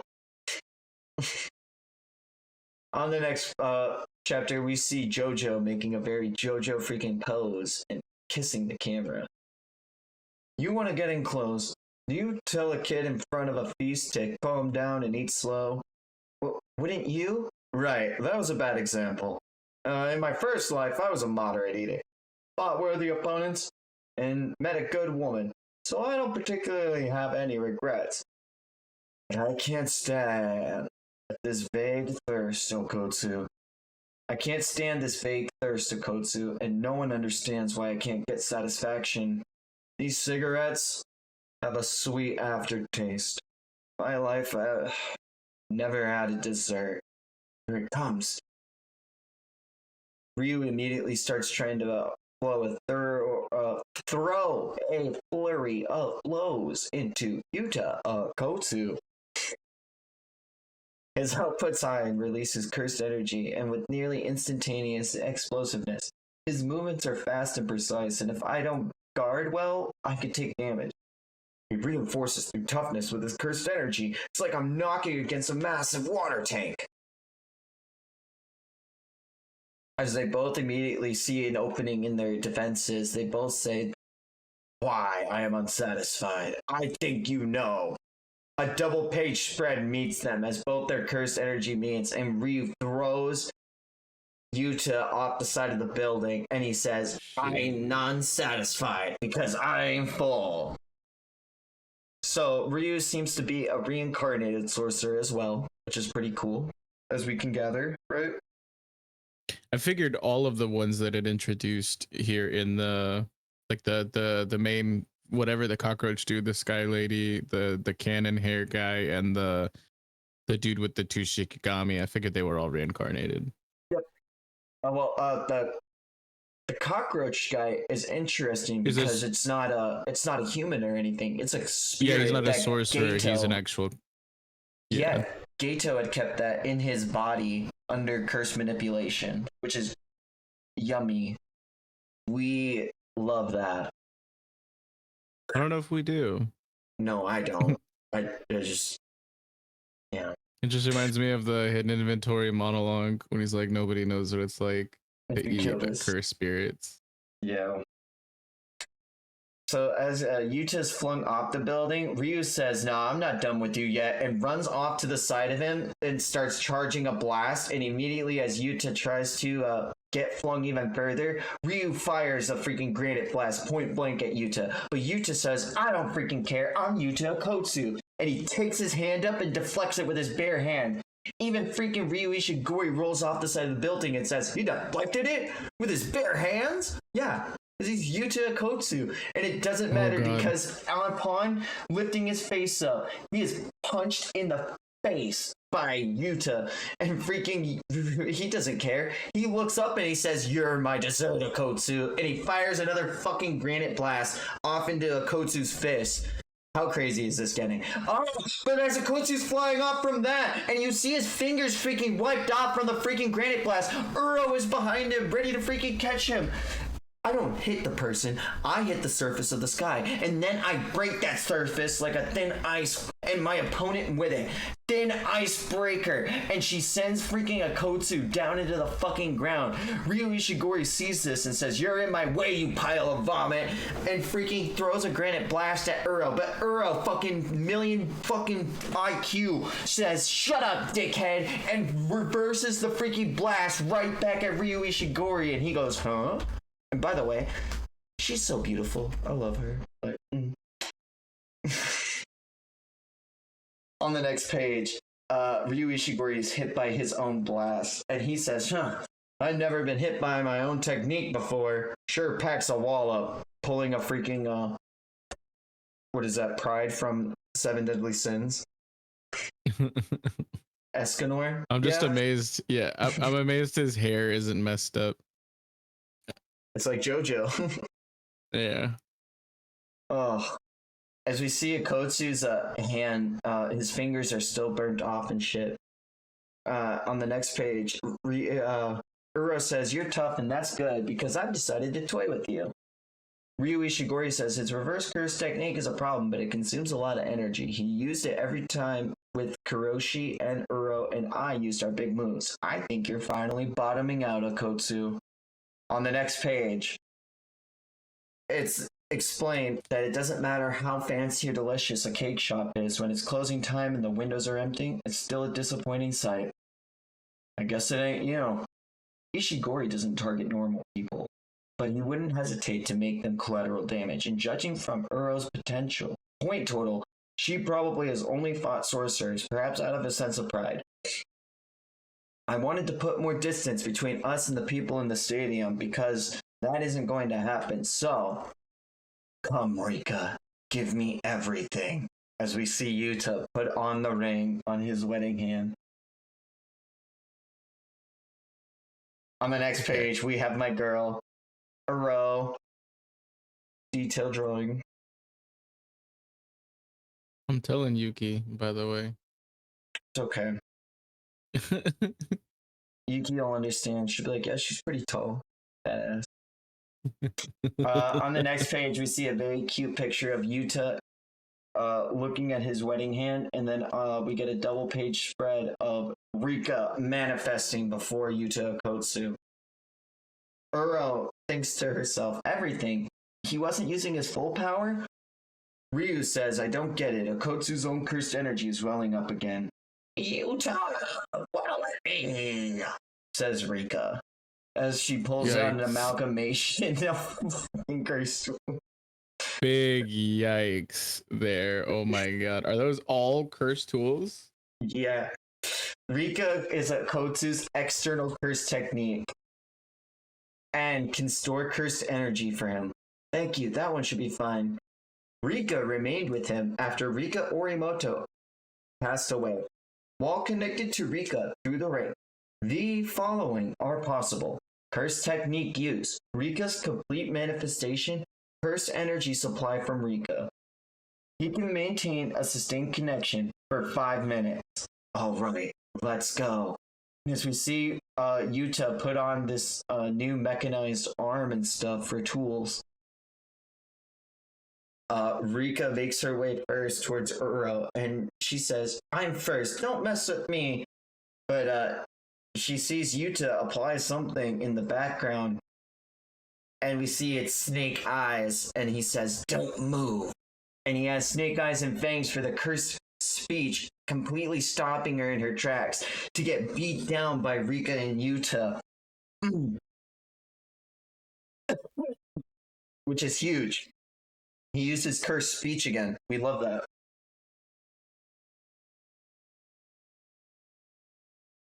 Ryu Ishigori says, hey now. Rika, ready? As she pulls a Goku and Frieza from the freaking Tournament of Power arc and throws Yuta towards freaking Uro. I love this. You see what I'm saying? It's almost like a volleyball setup, but Yeah. throws Yuta towards Uro, and then Rika sees the granite blast approaching her, and she immediately deflects it with her fist like it's nothing.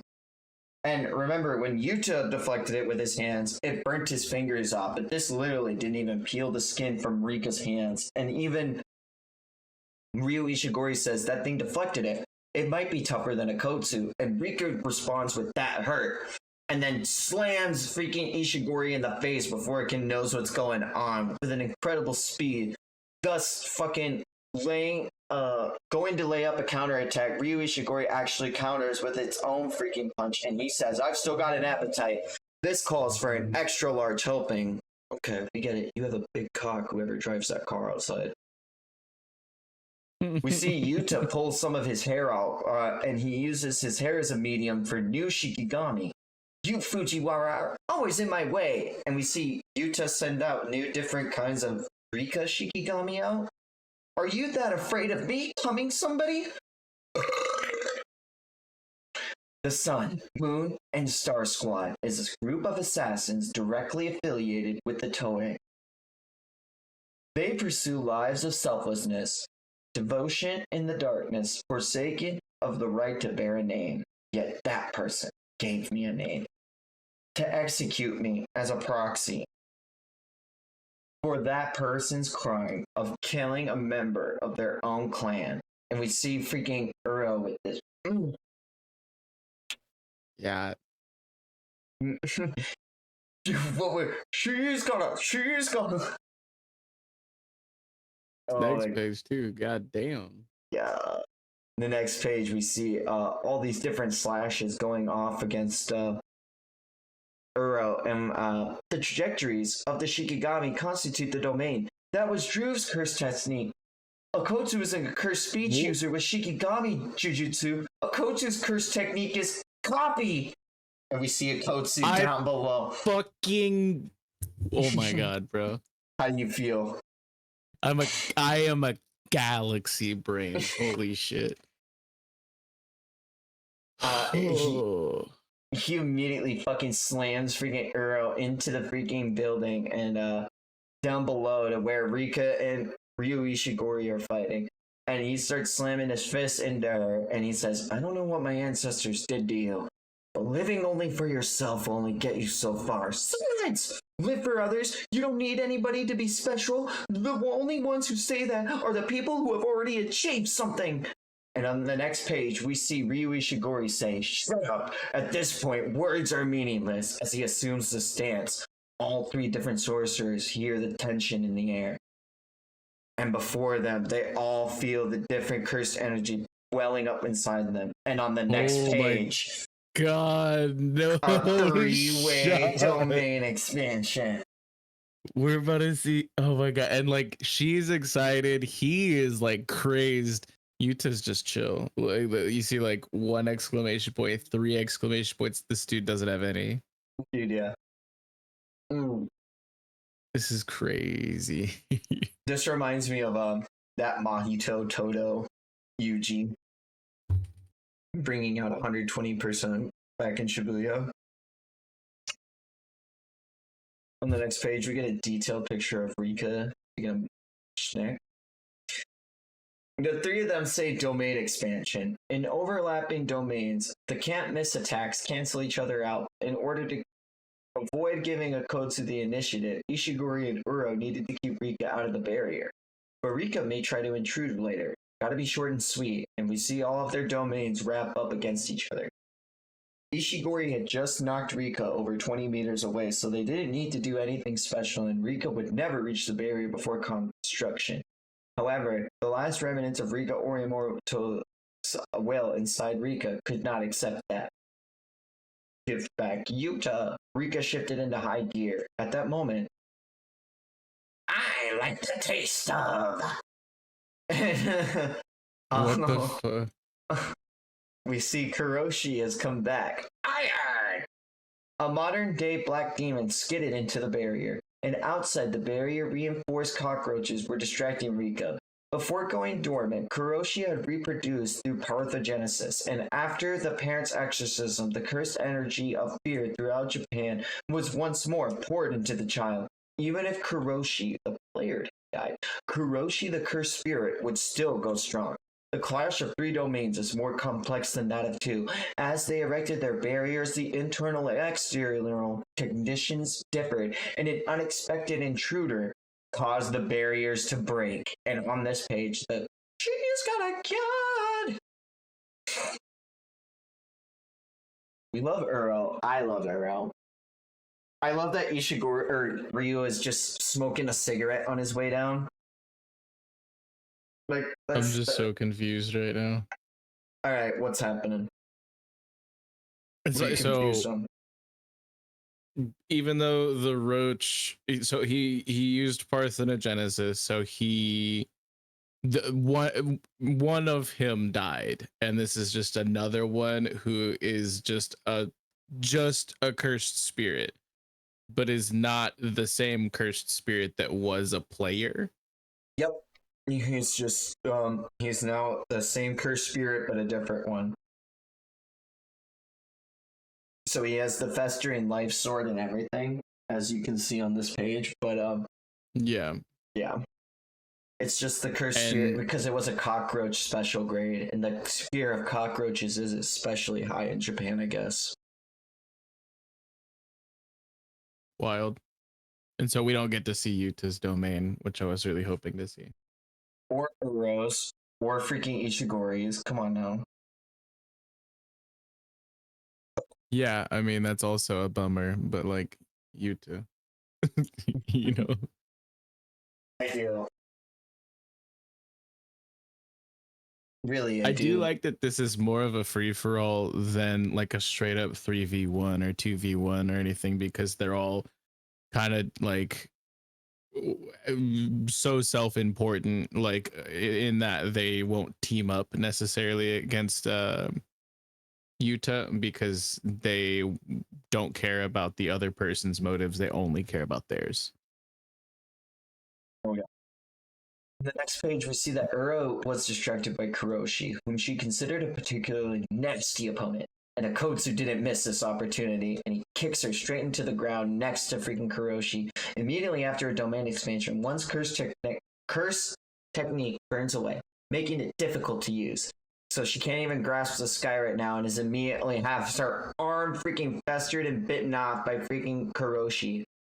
And she severs her own, her arm is severed off. But as her arm is severed off, we see Rika Orimoto pick the arm up in her mouth and eat it. Akotsu's through. Even if Uro uses reverse curse technique, regenerating a missing arm would be a hell of a feat. You destroyed my arm, Fujiwara. That's enough, Uro. Ishigori's reverse curse technique. Ishigori's curse technique is cursed energy discharge. On the next page, we get a double page spread saying Granite Blast. Ishigori is the only sorcerer capable of releasing the same amount of power regardless of whether or not he's activated his curse technique. And we see Uro laying there after taking a point blank fucking Granite Blast. Hiroshi's there, and we see freaking Yuta immediately put his hand on it and just dispel it. And the two meet each other, and Ishigori says, "Welcome to my table, Okotsu." In the double page spread, we see a bakery full of delicious sweet treats. Okotsu's curse technique still hasn't replenished, and Okotsu meets him saying, "Let's go, Rika." And on the next page, we see, "I'm glad I didn't use this outfit idea," which would have made Oh my god. Come on, he could have been a JoJo character. Giga's such a troll. Oh, On the look next at the page, little baby. I love the little Yuta and Rika, held by Rika. I don't like the little puddle of blood underneath her. That's very unsettling. I like the little flower crown, but everything else is. But he's a little baby. This next page is freaking crazy. This double page. Holy shit. Yeah. Yuta can only release a directed high output blast of cursed energy while Rika is completely manifested. Even at full power, however, his blasts are slightly weaker than Ishigori's, so he needed to rapidly build up cursed energy and fire out before his opponent reached maximum power. That was his intention, but let's use every last. The intense look in Ishigori's eyes expressed over 400 years of hunger and thirst. And on the next page, we see Yuta look at him and say, "All right, just this once." Though he'd probably never find any meaning in fighting, Ishigori's gaze melted Yuta Okotsu's heart, and both of them reach full power. And I can't. That's so cool. It's a really cool panel. I don't know what else to say. Both of them at full power meet each other on the rooftop. The next page, another double page spread, and freaky Ishigori says, "That was seriously sweet, Okotsu. Here's an idea. Let's go again." As Rika starts charging power inside her mouth, she already shoots off another beam, and Okotsu jumped forward at the same time the moment the blast struck. The big thing can fire on its own, but Ishigori takes the fucking blast on the hand and says, "I can do whatever you can," and he says that wasn't very powerful. In addition to domain expansion and this meal with me, I don't think you can replenish very fast. I'm gonna end this. Yuta's granite blast. Immediately, the attack is deflected upwards in some way, shape, or form, and curse technique has already been replenished. Was that Uro's curse technique? I don't think he was a mere curse speech user. I thought he had a big thing, a curse technique of all its own, but I was wrong. Okotsu's curse technique is copy. That must mean there's a major condition for it. When did he satisfy it? When I wasn't looking? And then he has a flashback of Rika Orimoto eating the arm, and he says, "Back then." And upon freaking Ryu Ishigori's guts, he says, "Thin icebreaker." And on top of him, Rika brings down her giant fist. In 5 minutes, the connection between Rika and Okotsu would end. And so, Ryu Ishigori goes to meet Okotsu with another freaking flurry of blows and throws Rika off of the freaking building. A single blow that was too much for Rika, even when completely manifested, would cause her to reach her limits. Now, all alone, he starts laying in a combo into Ryu Ishigori, and he said, "I had no idea there'd be more. Even after the last drop, this is my dessert." But Yuta grabs him and forces him to the ground and says, "We're done." Above him, there's a glint in the air, and his own cursed technique fucking comes back down and finishes off Ryu Ishigori. And he states, "Was that mine?" On the next page, we see that he used Uro's curse technique to redirect it back at me. Thank you. My stomach is now full. To be continued. Wow. And then there's a slow juju day. So he just this is like the hit rematch when Goku did that shit with the Kamehameha, like kind of like this is I think this is insane. before that, yeah, but it's a really cool shot. I think it was.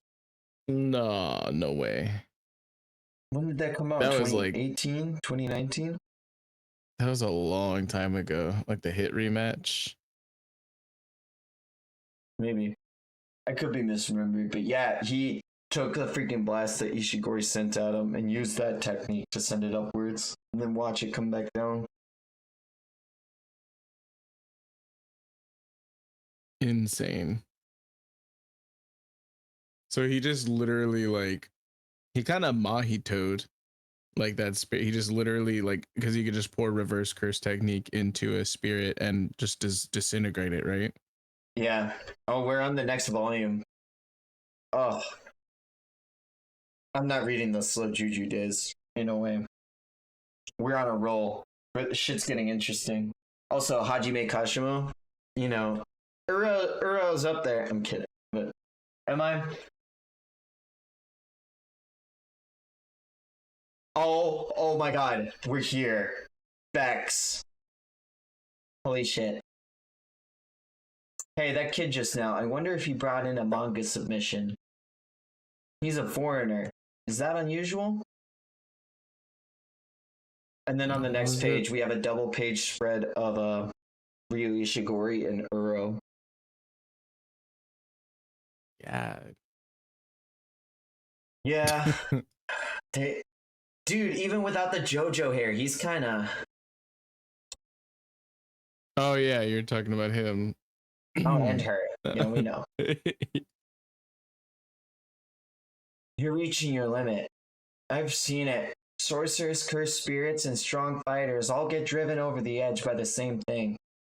Overwhelming aggression that blinds them to everything else. Like a calamity. Do you know who that is, Vex? Who the fuck is this?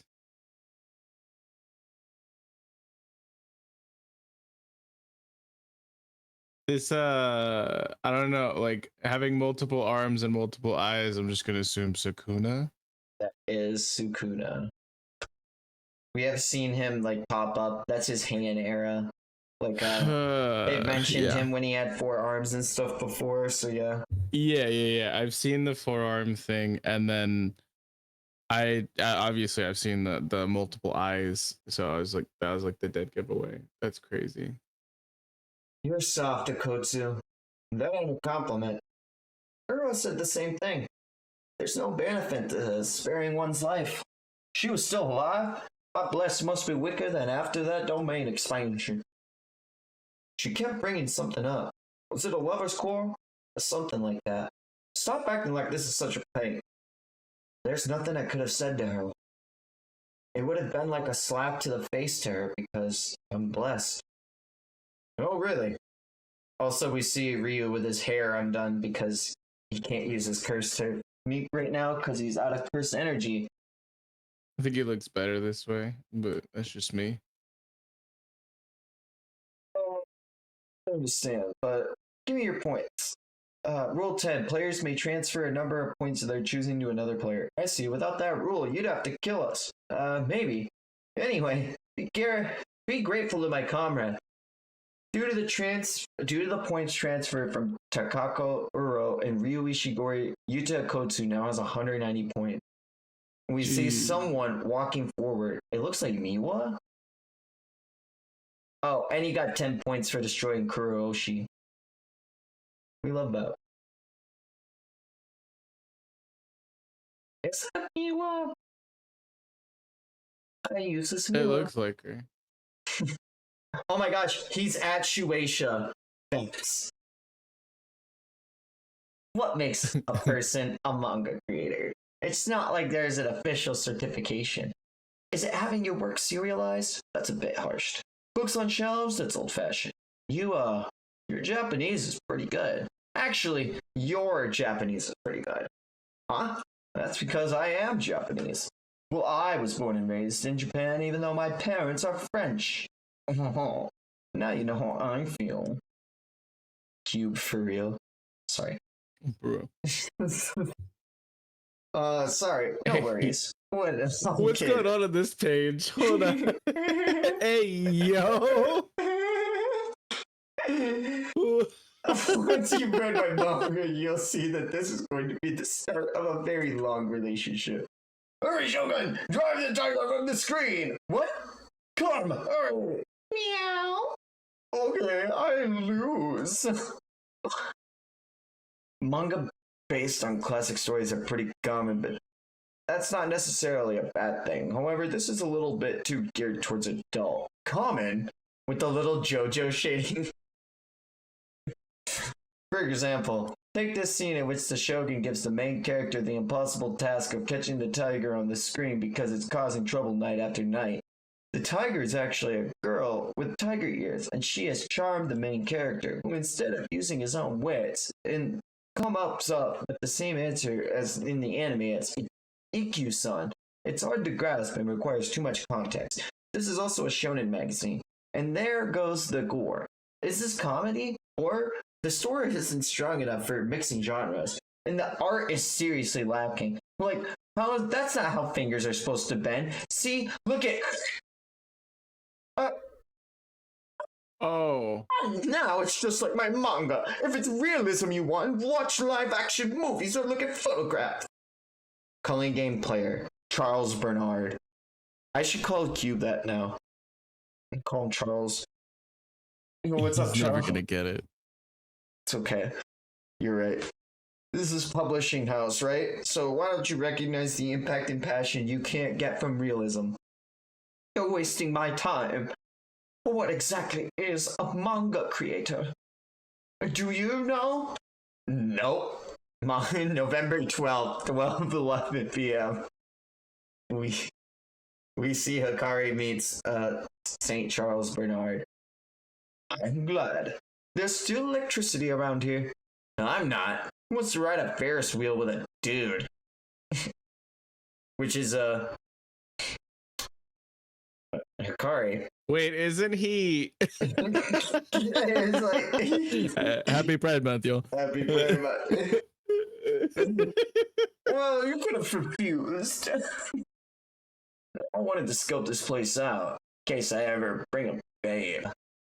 I'm amazed. You actually think Tokyo will recover from this?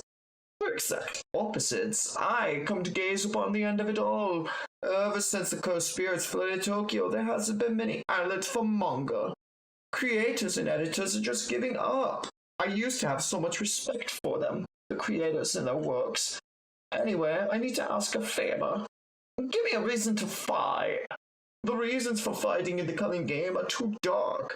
But battle manga needs to give its readers something positive, so please, make me hate you so bad that I could kill you. You're a manga creator? Oui. I wouldn't read your manga if you begged me to. Your gloomy disposition might infect me. Also, the cars drip the fuck out. I love this fucking panel. Yeah, for sure. Oh. Quit your whining and fight me, you creepy otaku. And then he starts crying and says, why would you say such a mean thing?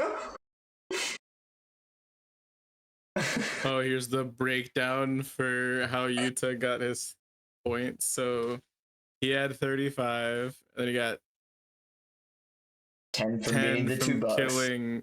Yeah, and then 76 given to him, and then nice. Yo, you got it.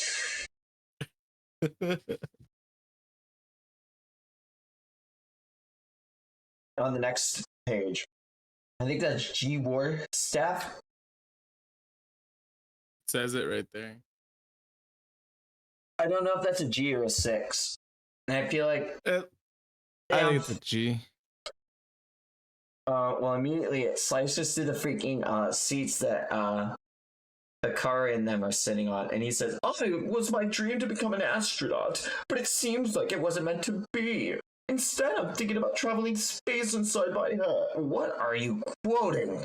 Hikari says, immediately kicking the freaking staff and pushing him away from him. Poem from Katsura Hofuno wrote in her creator comments once. I really admire her. Creator comments aren't poems. Manga creators travel to fictitious spaces in their mind because they aren't satisfied with reality. But my reality has been taken over by jujutsu. I've lost my motivation as a reader as well as a creator. Do you know what that feeling is called? Boredom, despair. As immediately, he brings his freaking staff down on top of Akari, and Akari says, "This pen tip is alright. For a manga creator to use a pen for violence?"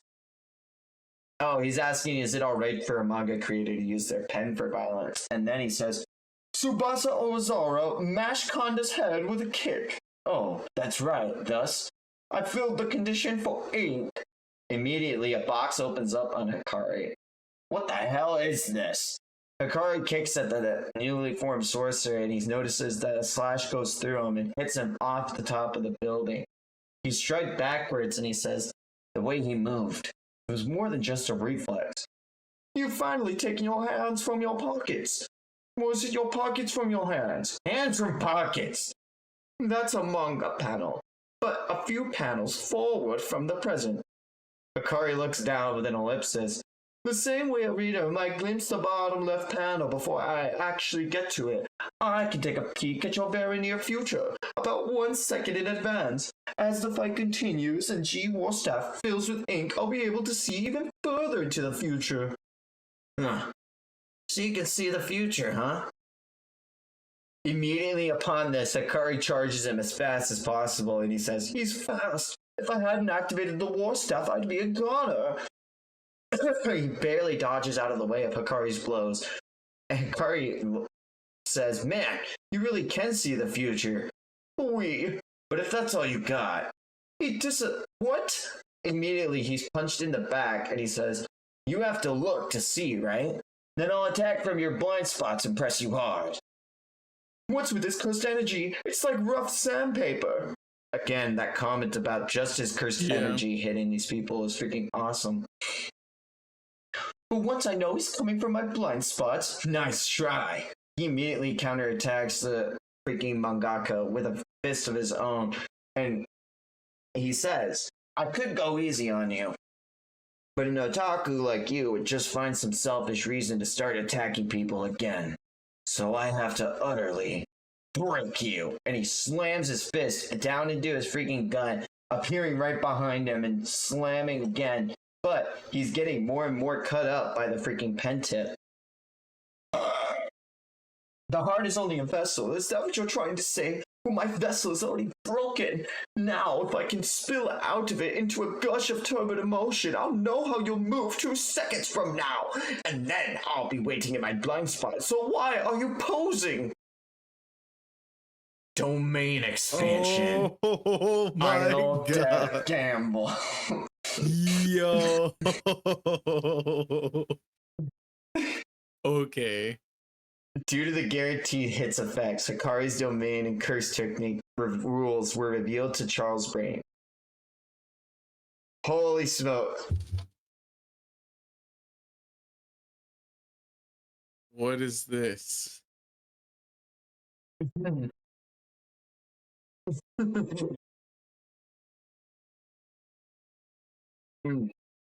So, when I read through a certain scene in Captain Tsubasa in elementary school, I thought Tsubasa had totally wrecked Konda's neck with a kick, but I knew that would have killed him, so I decided it must have been the head.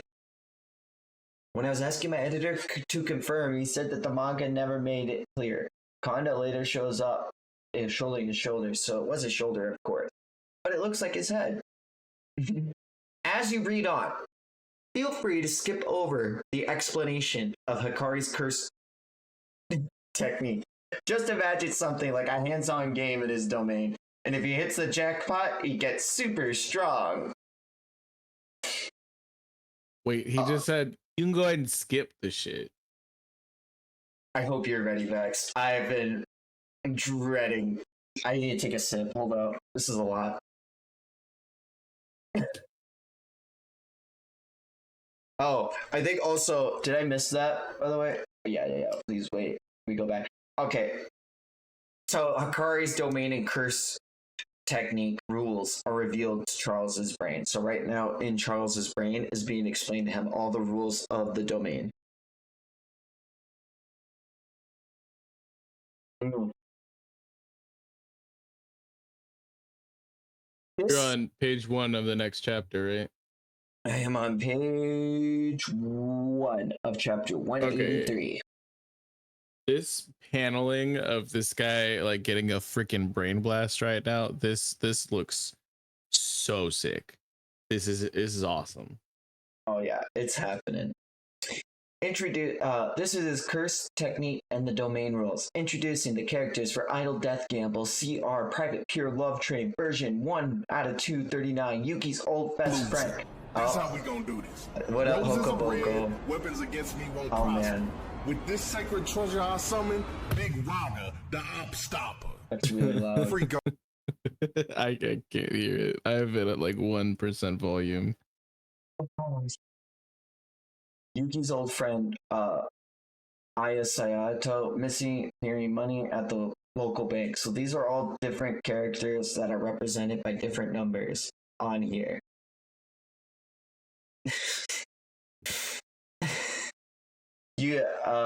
Yuki's old friend. I She's need to currently. zoom in.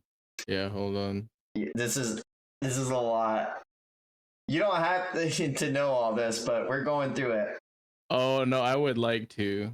First of all, because some of them are bad. All right, let me see if I can zoom in. Oh, I can. Look at this. Oh my goodness. Let's see how this looks on stream. Let's go to manga and then we can put it right there. Awesome. Okay. Introducing Idle Death Gamble, CR Pure Love Train 1 out of 239. Aya Sayato, Yuki's old friend. She's currently misappropriating money at the local bank. Represented by the number 1. Number 2, Sayuri Amanamagawa, Yuki's boss. She's a project manager by day, but by night, ... Wood. I can't believe you. Number 3, Yumi Asagiri, the main heroine. She has no distinguishing characteristics. Wood. Number 4, Hiro Kato, Yuki's college classmate and a job-hopping musician. You can't tell the difference between a guitar and a bass. Would You got not. protagonist vibes. Denji for real. Yeah. Number 5, Suzaka Shimizu, Yuki's coworker. She is conceited about her academic background and is currently developing heroes. ... Absolutely would. Number 6, Yuki's younger sister in class. She's pretending to use electronic dictionary, but is actually playing DS. Number Probably 7, wouldn't. Yuki Yamaguchi, the main hero. He has no distinguishing characteristic. You kind of give me Persona 5 vibes. I'm not gonna lie. I need to Oh, zoom no. back out. Hold on. Oh, well. Here we go. Can everyone see this on stream? This is crazy. What What is happening? I am so sorry. Hold the phone. This is so much to where to start. Rules, I guess. Yep, okay, alright. Oh my god. Woo! Okay. Idle Death Gamble is a domain based on a real pachinko machine. The rules are easy. Hit the jackpot by getting 3 of the same symbols, and hitting the jackpot means I, Hikari, get a bonus. Just wait till you find out what it is. We're gonna move down to game flow. I can't believe. If I generate a visual effect ability once or more, I advance to a Rishi scenario. Okay? And so as we look over here, it starts off in a normal mode and it can go into a jackpot. If it goes into a jackpot, you get faster spins and you get to spin more and more over and over again. A Rishi scenario is it's a term in Mahjong where a player declares Rishi when they are taking 1 tile away from winning. And so if he can advance a Rishi scenario by just making different visual effects in the air, the probability of hitting a jackpot is 1 in 239, but he has a 75% chance to increase that probability. The visual effect indicators, he has 3 different kinds of balls that he can throw at range with different curse technique, and then he can choose the effect, but the success is up to luck. he also has the different doors, which would remember him summoning against Yuji Itadori, which he can use to restrain different techniques and also advance different Riichi scenarios. You following? This is a lot.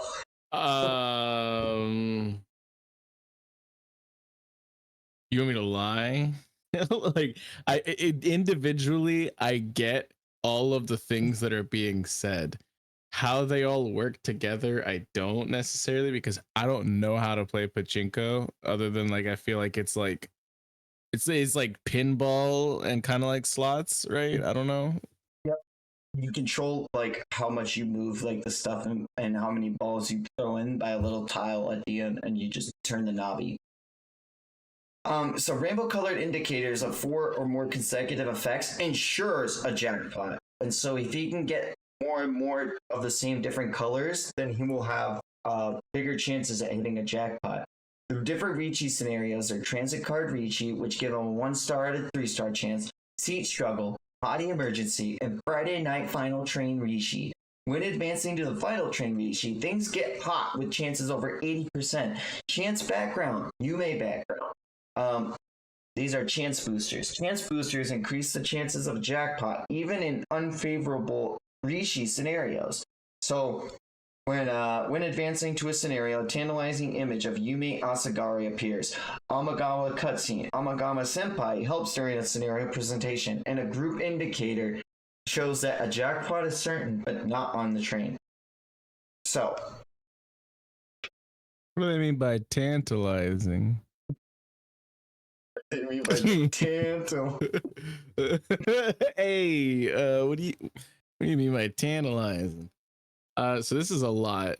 So he gambles, and on a jackpot, it gets big.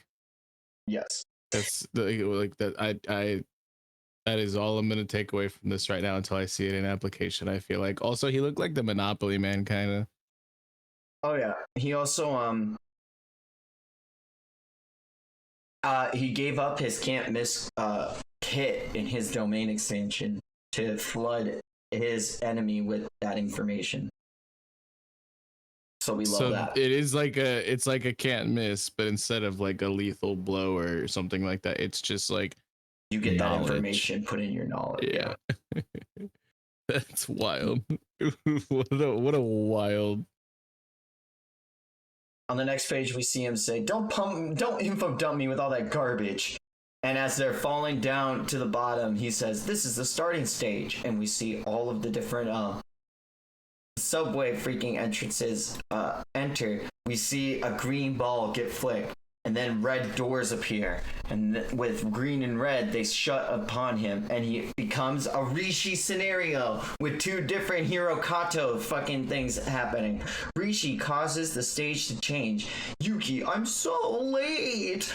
This is a low chance transit card Riichi. If Yuki passes through the gate and arrives at work on time, Hikari hits a jackpot.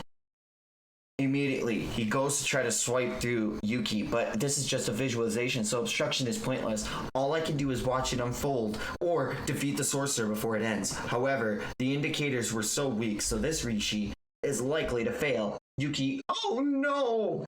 And I can't use my curse technique to predict the indicators or outcome. Failure would mean returning to the start. This will repeat until he draws a winner, or until I defeat him. If he hits the jackpot, too bad, I lose. No, this isn't good at all. This is an insult to the manga.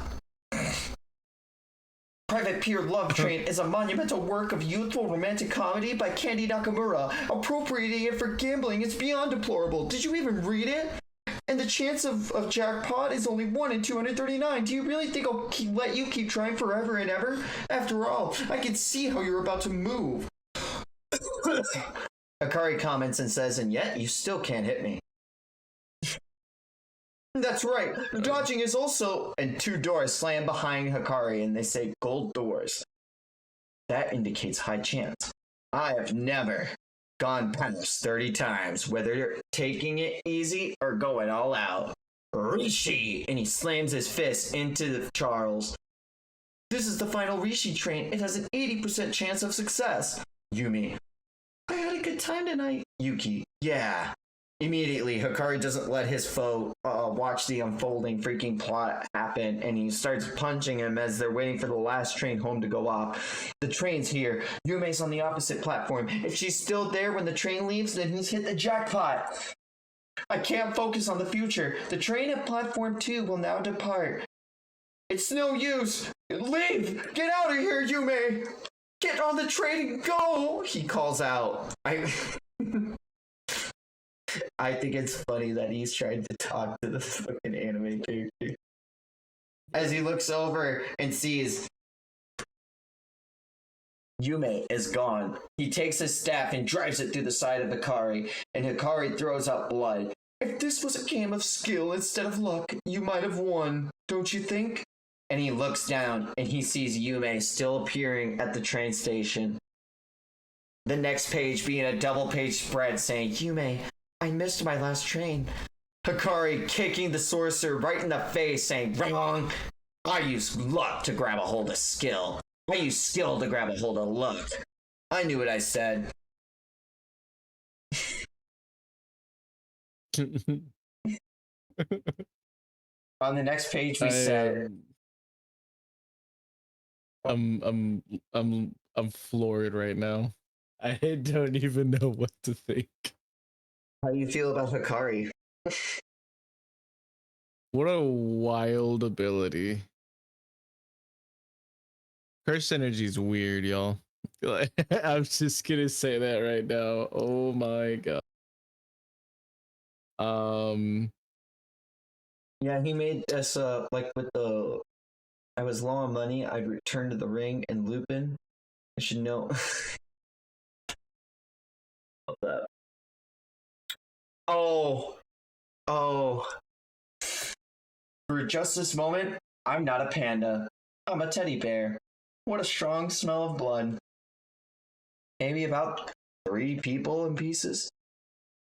The intrinsic cursed energy of whoever did it was weak, but anyone who can turn it on and off like that is probably skilled. My role is to find and negotiate with the angel. I intended to leave the fighting to Hikari, but we got separated anyway, dropping us in random places from the moment we entered the barrier. The barrier is just rude. I should get moving, but someone might spot me, so I'll stay a teddy bear. Whoa! Am I not a panda? As he rolls backwards, he falls off. Bomb. Clanks. Whew.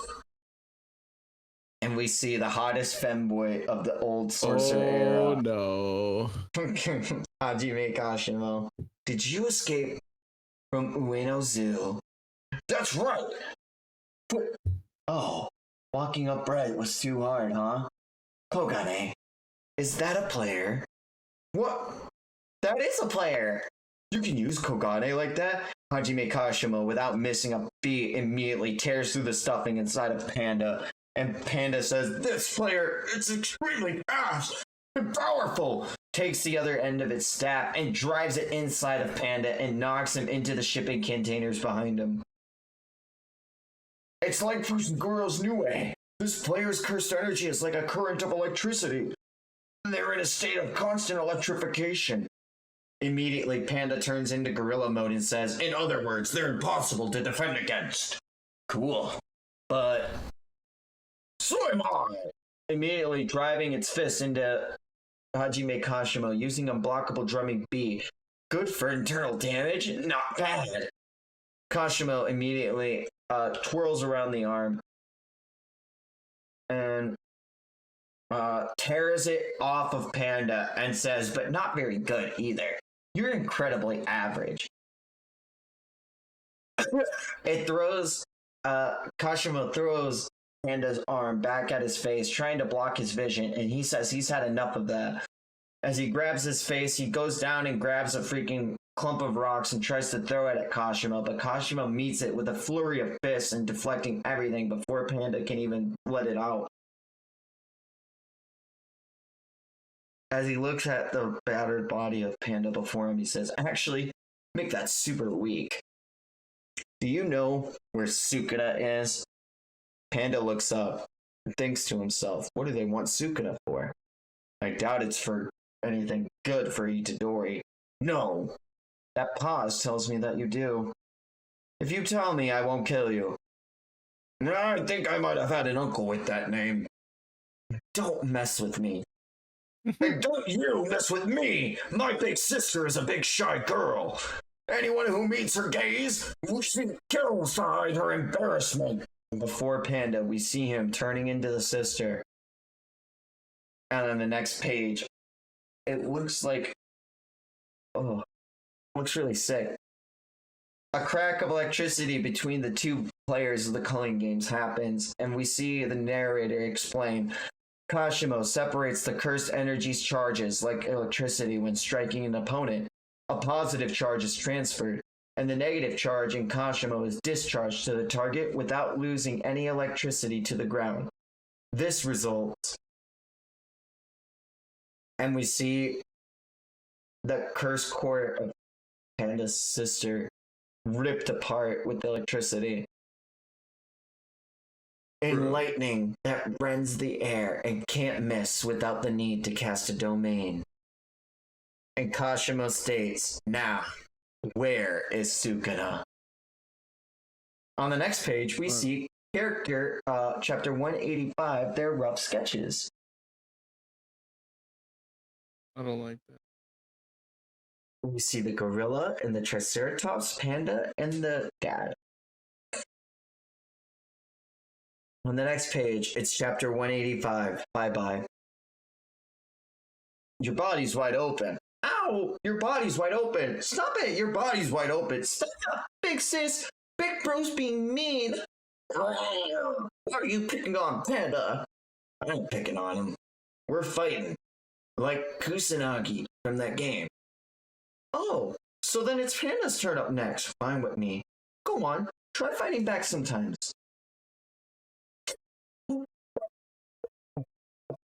He's so cute. He gets immediately punched in the face by the gorilla. I love him. Chapter 185. You've seen you've seen the little cartoon versions of Tenacious D. Like, I don't know, that's what this kind of reminds me of. I can see that. Chapter 185. Bye-bye. Stop following me. Can I please join? But you can't even ride a bike. You'll get in the way. I can too ride a bike. With your training wheels, you're slow. Okay, if you throw your ball in the river, you can join us, says the raccoon. But Santa gave me the... Yeah, for real. Santa gave me this ball. There ain't no Santa. Yeah, he's just a feeble geezer. Go on, throw it. Throw it. Throwing stuff in the river is illegal. It hurts the environment. Let's get out of here and tell the police. Huh? No. Why'd you do that? Huh? That ball was precious to you. You got it from Santa, right? You shouldn't have done that. Are you stupid? But I wanted to play with my brother! As we go to the next page, we see Gorilla getting a huge earful from Triceratops, and we see, Gory, what happened today was a bit over the top. It's one thing when you pick on him, but when other kids do, you gotta stand up for him. You're his big brother. Big sis, you play with girls, so you don't get it. I can't be for you, Rampanda. He always wants to be on my team, so we end up losing. He never cries, so you show up anyway. Huh? He's spoiled. It's so irritating. I think it's the other way around. Huh? No matter how mean you are to him, he cheers up by the time it's time to eat. And that child doesn't dislike you. He doesn't have any hate in him. He still believes that that's what brothers are. Panda forgives you for everything. Maybe it's you who's spoiled. Big bro! Look, there was a giant stag beetle on the screen door. Where's the bug box? This is a Doctor's Titana stag beetle. And he tosses it out of the house. Ah! In the middle of the night, we see a piggy bank emptied of all of its change. And we see Panda lamenting, saying, is a cheap one good enough? What color was that ball? That idiot would be fine with any color. Gorilla! Gorilla, wake up! Gorilla! Dad?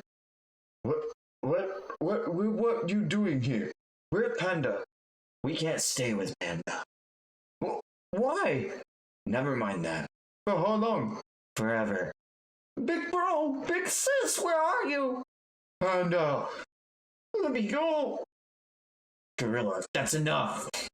He can't survive on his own. Gorilla, do as I tell you. But he's slow, and he sucks at video games and soccer, and sometimes he wets the bed, and he needs me. He's helpless, and we can't leave him. You don't understand, Gorilla. We're the ones being left behind. Huh? So be a good big brother and say goodbye.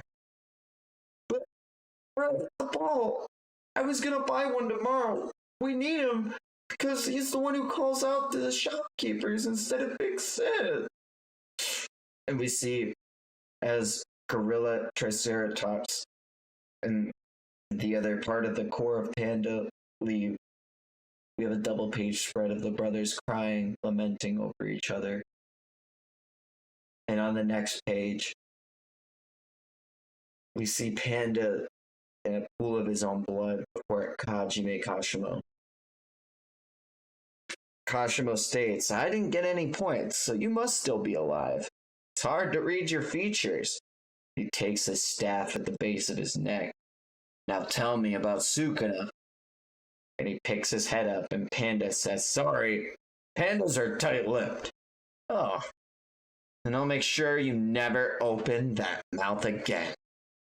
And on the next page, we have a double page spread of Hikari screaming, Panda, have you lost some weight? Hikari! And Kashimo saying, Kano, don't get me too excited. And on the next page, we have a lot of people ask the editor what was happening in chapter 185. It's polite to answer people's questions, but the only thing they could do was mischievously say it's something going on inside of Panda. The three different souls keep an eye on each other to help keep Panda stable. Now that he's lost two of them, what will become of him? So, how'd you feel about that chapter? Gege just has like a really, really, really fucked up way of making me care a whole lot about this panda. The fucking gorilla. Bruh. And then there's like just such cold lines sometimes. Like it, like before, whenever he was talking to the person who like, I forget like the names, but he was talking to an individual who was responsible for like the death of the person who created him or whatever. And he was just like, I don't blame you. Principal Gakuganji was standing over Principal Yaga Michi. Yeah, he said, I don't blame you. To me, you're like a falling knife. Mm-hmm. And then this time around, him saying like, we're the ones being left behind. I don't know, that shit hit. That was crazy. Oh, it's okay. Because on the next page, immediately Hikari gets the get back of a fucking century and rocks Hajime Kashimo through several different shipping containers. Oh my god. This is. I also thought it was weird. Like, sorry to break the pace again, but like the fact that like all of these have been named like this, you know, prefecture or this colony, like you know, part this and stuff like that, and that one was named Bye Bye. They really wanted. Gege wanted to get you. Wanted to fake you out. Yeah. Immediately, you can hear the music from Hikari's domain still playing as he's meeting Hajime Kashimo as they're getting their footing, but not missing a fucking beat. He fucking takes his feet and tries to dive kick, and you see the freaking huge indent on the shipping container crate left behind. Hikari, with a giant smile on his face, said, "Did you feel a tingle?" Hajime Kashimo says, "What's your name?" He thinks to himself, "My cursed energy trait barely affects this guy. Combining my trait and curse technique effect makes it difficult to defend with simple physical reinforcement through cursed energy. His cursed energy output is high enough that he can ignore that and that mysterious music. It's also Kenji Ikari. You can call me Ken. Fascinating. I'm Kashimo. This is Hajime Kashimo, the one with 100 points. Hey, if I win, let me use 100 of your points. Do as you like. You're with that panda, right? Tell me what you know of Sukuna. If you live through this... Oh, yeah. Here it comes. Cursed energy bonus. It's time to fly. And we see, What? Hey, yo, homie.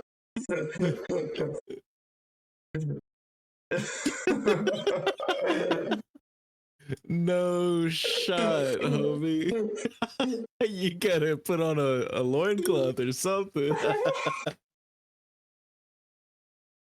He starts getting high off the feeling of fighting another fucking energy. At least And, Uro wore the sky as a thong. Like, you know, like this guy is just schlong out. He gets kicked in the face by Hajime and immediately met up with a punch and another kick to the face, and he's just eating it. He says, hey, you're totally caving. Don't disappoint. And immediately as he goes to say, don't disappoint me, Hikari punches him in the face and starts dancing. Ooh, ooh, ooh, ooh, ooh, ooh. I'll have to show you the music video for this afterwards, but the dance is really good. That's not bad at all. As Hikari and Kashimo get revved up and they're exchanging blows within each other. They start hitting each other with more and more grappling blows, slamming each other to the ground with their own cursed energy. They both create distance between each other, and Kashimo says, I've charged up enough, and unleashes that can't miss technique against Hikari, blowing his arm off. Whoa. What? Whoa. But he's dead meat. Now time to pile on. And on the next page, Hikari doesn't even give a fuck, and he starts kicking him in the face. Kashimo states that he counterattacked after that. He starts thinking about it, and he says, what the? Hikari hit the jackpot with Idle Death Gamble, resulting in a bonus of ultimate cursed energy throughout the round. The round begins immediately after a jackpot and lasts for as long as the Private Pure Love Train theme song Admiring You plays, which is 4 minutes and 11 seconds. Reverse curse technique? Hikari never learned reverse curse technique. However, the unlimited cursed energy causes his body to reflexively perform reverse curse technique to prevent his body from breaking. In other words, Hikari is unkillable for 4 minutes and 11 seconds immediately after a jackpot. Furthermore, He literally has a fucking star from Mario. It's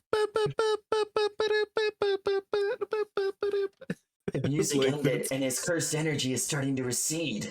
Domain expansion, Idle Death Gamble. During the round, his cursed energy and expended curse technique replenish. As long as Hikari keeps hitting the jackpot, he can open his domain over and over. This is insane. You can So skip- this is how he is comparable to like Yuta and like Gojo level, I guess, right? This is wild. It's also why the higher ups hate his technique, because it's so ingrained with like technology and gambling, and being able to abuse it in this way is such like a You can keep skipping over the details of Hikari's curse technique. Once he hits the jackpot, he may or may not hit it again right away. That's all you need to know. Ken used to give me a lot of snacks. When I learned he got them by exchanging leftover pachinko balls, that was the first time I punched him. Tee. Tee. About that. Oh, Tree, we are on chapter 187, page 1. Yo, what's good, Tree? Shit has been absolutely wild so far. It's I've been having the Hakari time of my life. versus Hashimo. Hajime, Kashimo, Hajime. yeah. But Yeah. oh man, I gotta pee again. yeah, I'm you. so sorry. No, you're good. I'll vibe with Tree. Yeah, you missed Uro earlier, man. Man, she was cool. And so I've seen quite a bit of fights. I saw Takaba fighting that guy who could do reverse curse technique that made his eyes explode. I saw Itadori fighting he with the justice, like the like where he like confessed and that dude was taking a bath in his clothes. That was pretty sick. And then they put the rule in effect that they can just exchange the rules. So that was like the first thing that happened. And then Yuta took on the cockroach dude, the dude with the two huge massive Shikigami that like made his domain, and then the sky lady who had a fat ass, and then the dude with JoJo's head cannon. Basically, he literally shot lasers out of his hair. That guy was cool as hell. And then we saw it's just been a ton of fights. Panda is fucked up on the ground right now, which is unfortunate. But I think I've named everyone I've seen. Megumi fought the dude who can create shit out of receipts, and that was fucking sick. That was actually awesome. And the last thing I saw from him was he saw Angel, but we haven't gotten back to that. We've bounced around multiple different colonies. So I've seen Tokyo 1, Tokyo 2, Miyagi, and now I'm at some other prefecture or colony right now. Oh, I'm in Tokyo 2 right now. But yeah, this is insane. Because this guy is supposed to have like the most points, except for probably Yuta at this point, because Yuta shot up to 190 after taking on like a shit ton of people and making him give him his points. I got to know Yuta's curse technique, I think, but I didn't see his domain expansion, and I'm pretty upset about that. Yeah, this is it's just been straight gas. I thought Yuji's fight was so cool, but like honestly, all of these other fights have been kind of cooler. I'm not gonna lie. I really like was it Richie and Fushiguro? That was like a really sick fight because it wasn't like straight overpoweredness. Reggie, yeah, Reggie Star. It wasn't like straight just like overpoweredness. Like he was a powerful reincarnated sorcerer, but he wasn't like what we're seeing right now.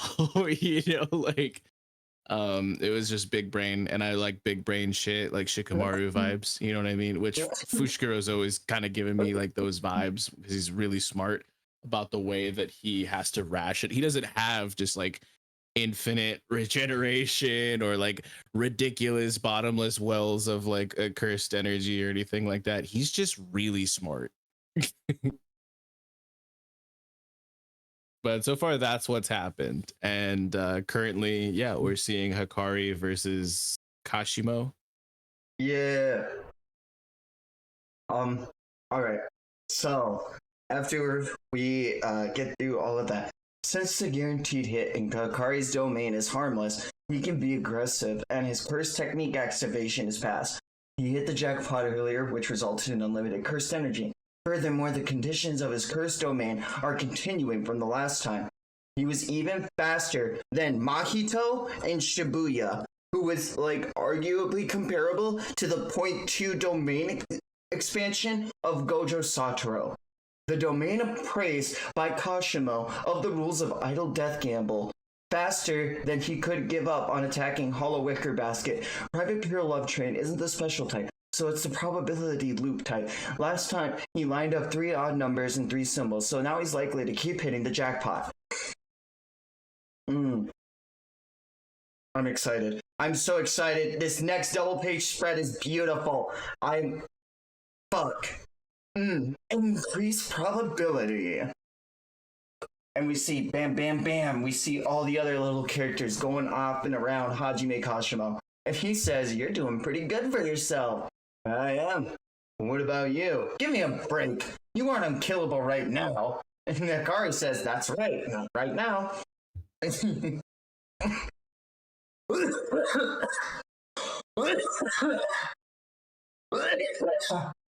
Yeah, we're here. A life of gambling always comes with risk. How admirable. But can you say the same thing? If you're dead, they start exchanging a flurry of blows between each other, meeting back to back as they counter each other, trying to meet each other with fist to face, face to fist, and everything in between. Continuation! He slams through the freaking foreground with his domain expansion. Hikari is redoing one consecutive effect sequence. For Private Pure Love Train, the probability of hitting the jackpot is over 20% on the first activation, so its visual effect is with high chances. For that reason, the risk of drawing a dud is greater than normal times, so he usually doesn't use it unless he has increased probability. But that doesn't matter to Hikari as he starts slamming that fist back into Hajime Kashimo, immediately keeps spitting out as much blood as he can, renewing his own freaking damage taken away and starting a Riichi effect with 2 different 6s of Sakuya Yamaguchi matching up together. We see that it's the Yoyogi Urahara sequence. Huh? This doesn't stop until Shinryuri. This is the potty emergency Riichi. So if the character reaches the Shinjuku-gawa without an accident, the result of the jackpot Riichi is scenario.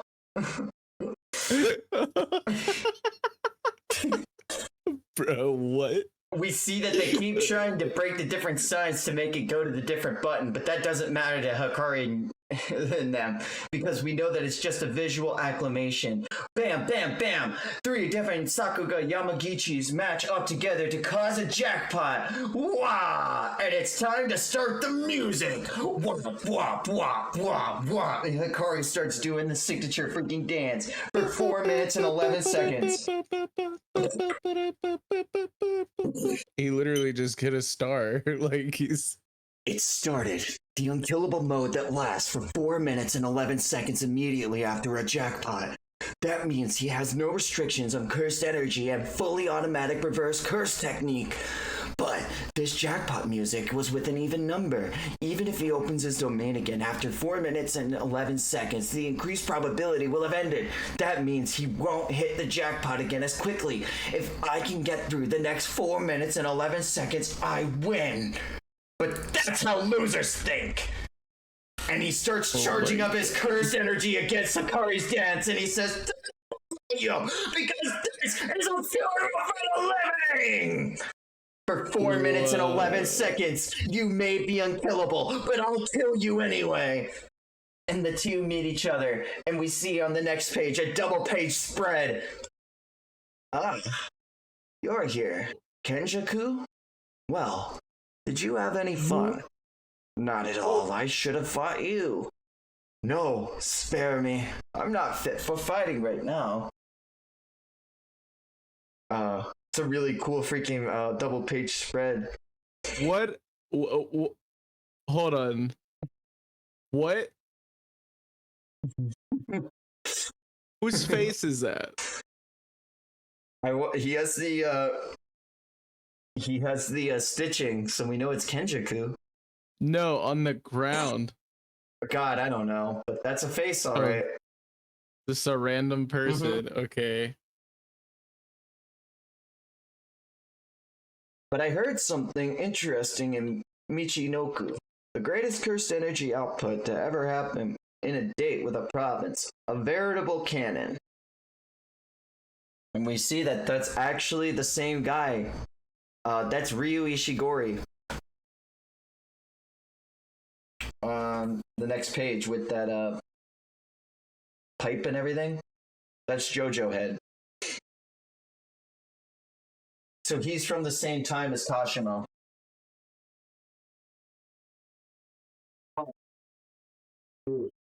I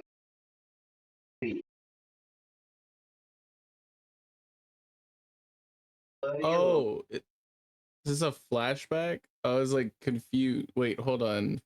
It's not. What's happened? I'm so confused. What the fuck is going on? Sorry, my cat was scratching at my door and being annoying. No, you're good. But I heard something interesting in Michinoku, the greatest cursed energy, a veritable cannon. Michinoku, that's far away. Besides, it sounds dubious to me. Kenjaku, who is the strongest sorcerer you know? Sukuna. I'm sorry that it's from 600 years ago, but I'm not changing my mind. So Sukuna was 600 years before Kashimo's time. Of course. In that case, I'll entertain what you say. Then I can fight Sukuna. Next, I wonder if it comes out of the top knot.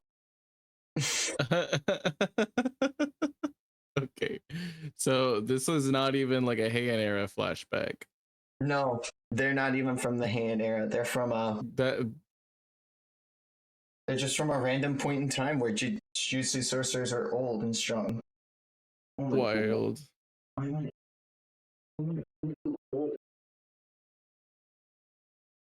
Over there, cat. Oh, the next chapter. Admiring you. I think these are the lyrics to the station. This is the music that plays while Hikari's hitting a jackpot. You are such a annoying. I can't. I don't have a hand free to keep petting you. It looks like I do, but trust me, this hand's not free. Pet your cat. I'll put on some background for you, brother. All right, you always exaggerate.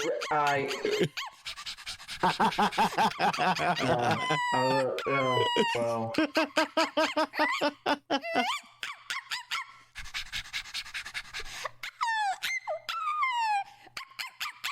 Bruh. You always exaggerate. The local udon noodles aren't as tasty as you say. The neighborhood dog isn't as big as you say. And I'm not as cute as you say. When you vowed to hate me forever, you were exaggerating to the end.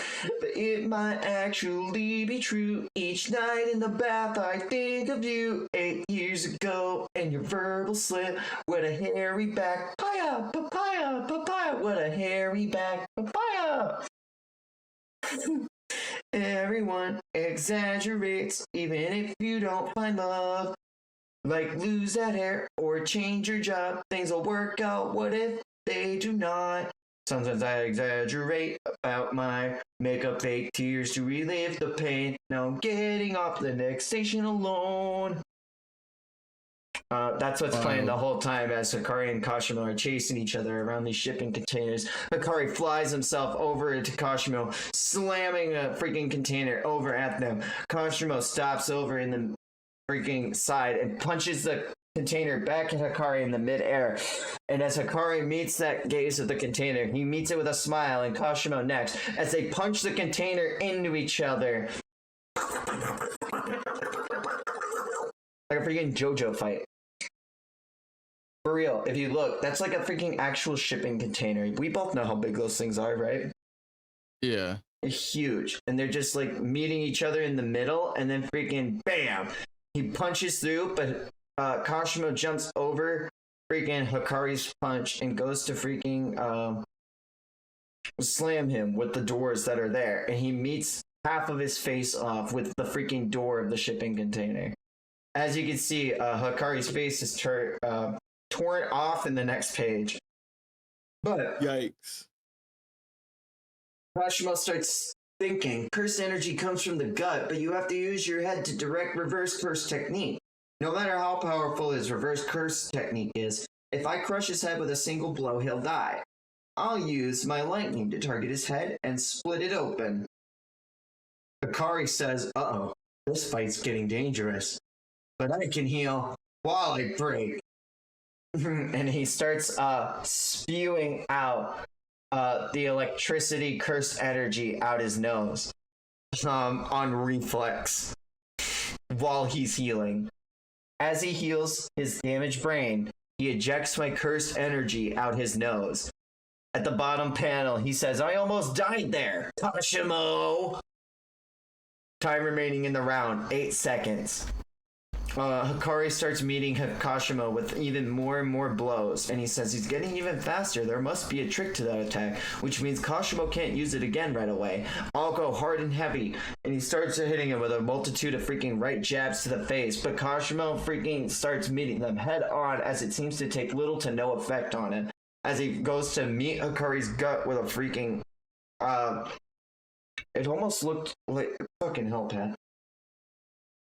It looks like he's trying to grab his lower gut to go in for a grapple, but he can't get his arm around Hikari without getting flipped onto his backside towards the ground.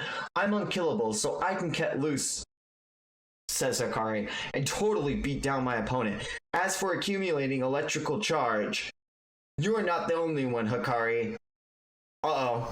Kashimo had retrieved cursed energy, and as for an electrical feedback along a chosen route through Hikari. And as we see, through that, he rips a hole.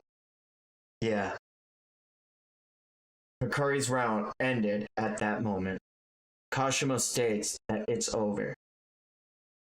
Domain expansion. He can still do that? Idle death gamble.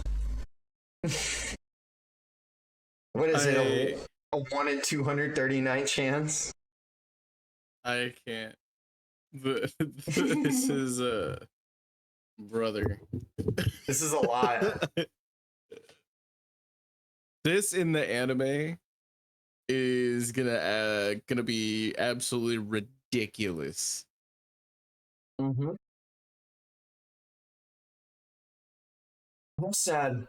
He's making a desperate attempt to cast domain expansion, but all he'll get are faster spins, not increased probability. He'll draw faster, but the chances of a jackpot remain 1 in 239. All you can do is collapse. Ding, ding, ding! An unexpected jackpot due to hidden probability? Oh, let's go, dude. Kenji Hikari truly has incredible luck, as you can see his blood and guts reconstituting around him due to his you can see the music notes even behind. I love that. This is such a cool double page spread.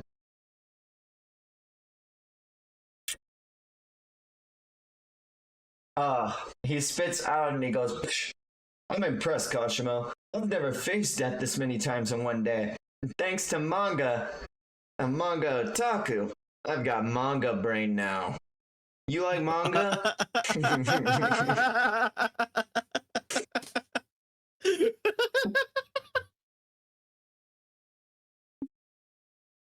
Well, Kashimo responds, "No."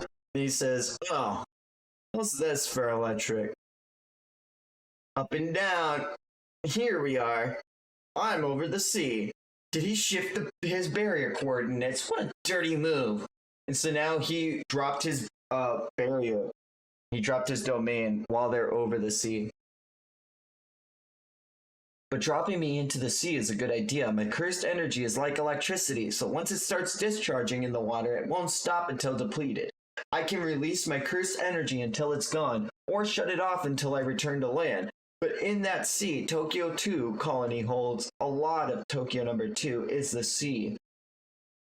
Also, do you remember what fight in manga did this? It's JoJo's. Yeah, they did do that. I mean, DBZ also did it, but yeah. Dude, part 4. They literally had a lightning user and threw him in the sea. Yeah, you're right. Holy shit. He's got manga brain right now. So you were in a bookstore, you just like found this volume and flipped to this page and freaked out like a passerby, right? Remember you telling me this one right here at the bottom of it, as we can see. So this should come as no surprise. Kashimo's standing on cursed spirit, but right now I've got manga brain. Wild. I have that as a background for one of my freaking camera poses. I know, I've seen it. Hikari sees that Hajime Kashimo is immediately standing on the cursed spirits avoiding the sea, but he says, fuck that, and he starts beating the cursed spirits and exorcising them before Kashimo can get their footing. But instead of trying to defeat the cursed spirits, he says he's going to start walloping on Kashimo to try to knock them into the sea anyway. Kashimo lands into the sea and starts electrocuting, and he says, damn, I can't withstand his kicks without my cursed energy. My cursed energy is flowing out. I have to suppress it. I have to. Just as I suspect, the cursed energy is leaking into the water. If Kashimo comes up, I'll do it again until it's all gone. My breath, my eyes, and that smell, it can't be electrolysis, chlorine gas. Chlorine is the first deadly poison mankind developed for use as a chemical weapon. While suppressing cursed energy leakage as much as possible, Kashimo used electrolysis on the seawater to generate chlorine gas. You can kill a user of reverse curse technique by destroying the brain in one blow, or with toxins. Wild. Unlike simple body regeneration, addressing a toxin requires a high level of reverse curse technique, as well as removing the substance. Apparently, he can't detoxify fast enough. Now the round ends, and he's killable again. And as he floats to Hikari, Kashimo states, it's been fun. Hikari immediately breathes out of his fucking nose and strikes Kashimo in the face. And he says, impossible. His reverse curse technique is fully automatic. So he targeted the toxin and removed it unconsciously? The seawater's rising. Is that because of Kashimo's cursed energy? Can't cast my domain before the round ends, but once I'm killable, casting my domain will be dangerous because of the electric shock and scalding water. Only 5 seconds left. Should I go up to the surface? Nah, I'll just attack. Blurp. As Kashimo grabs his arm, he says, blump. All right. Hikari gets a shocked expression on his face, and as a giant explosion goes off in the water, this manga involves a lot of water torture. Blub, blub, blub.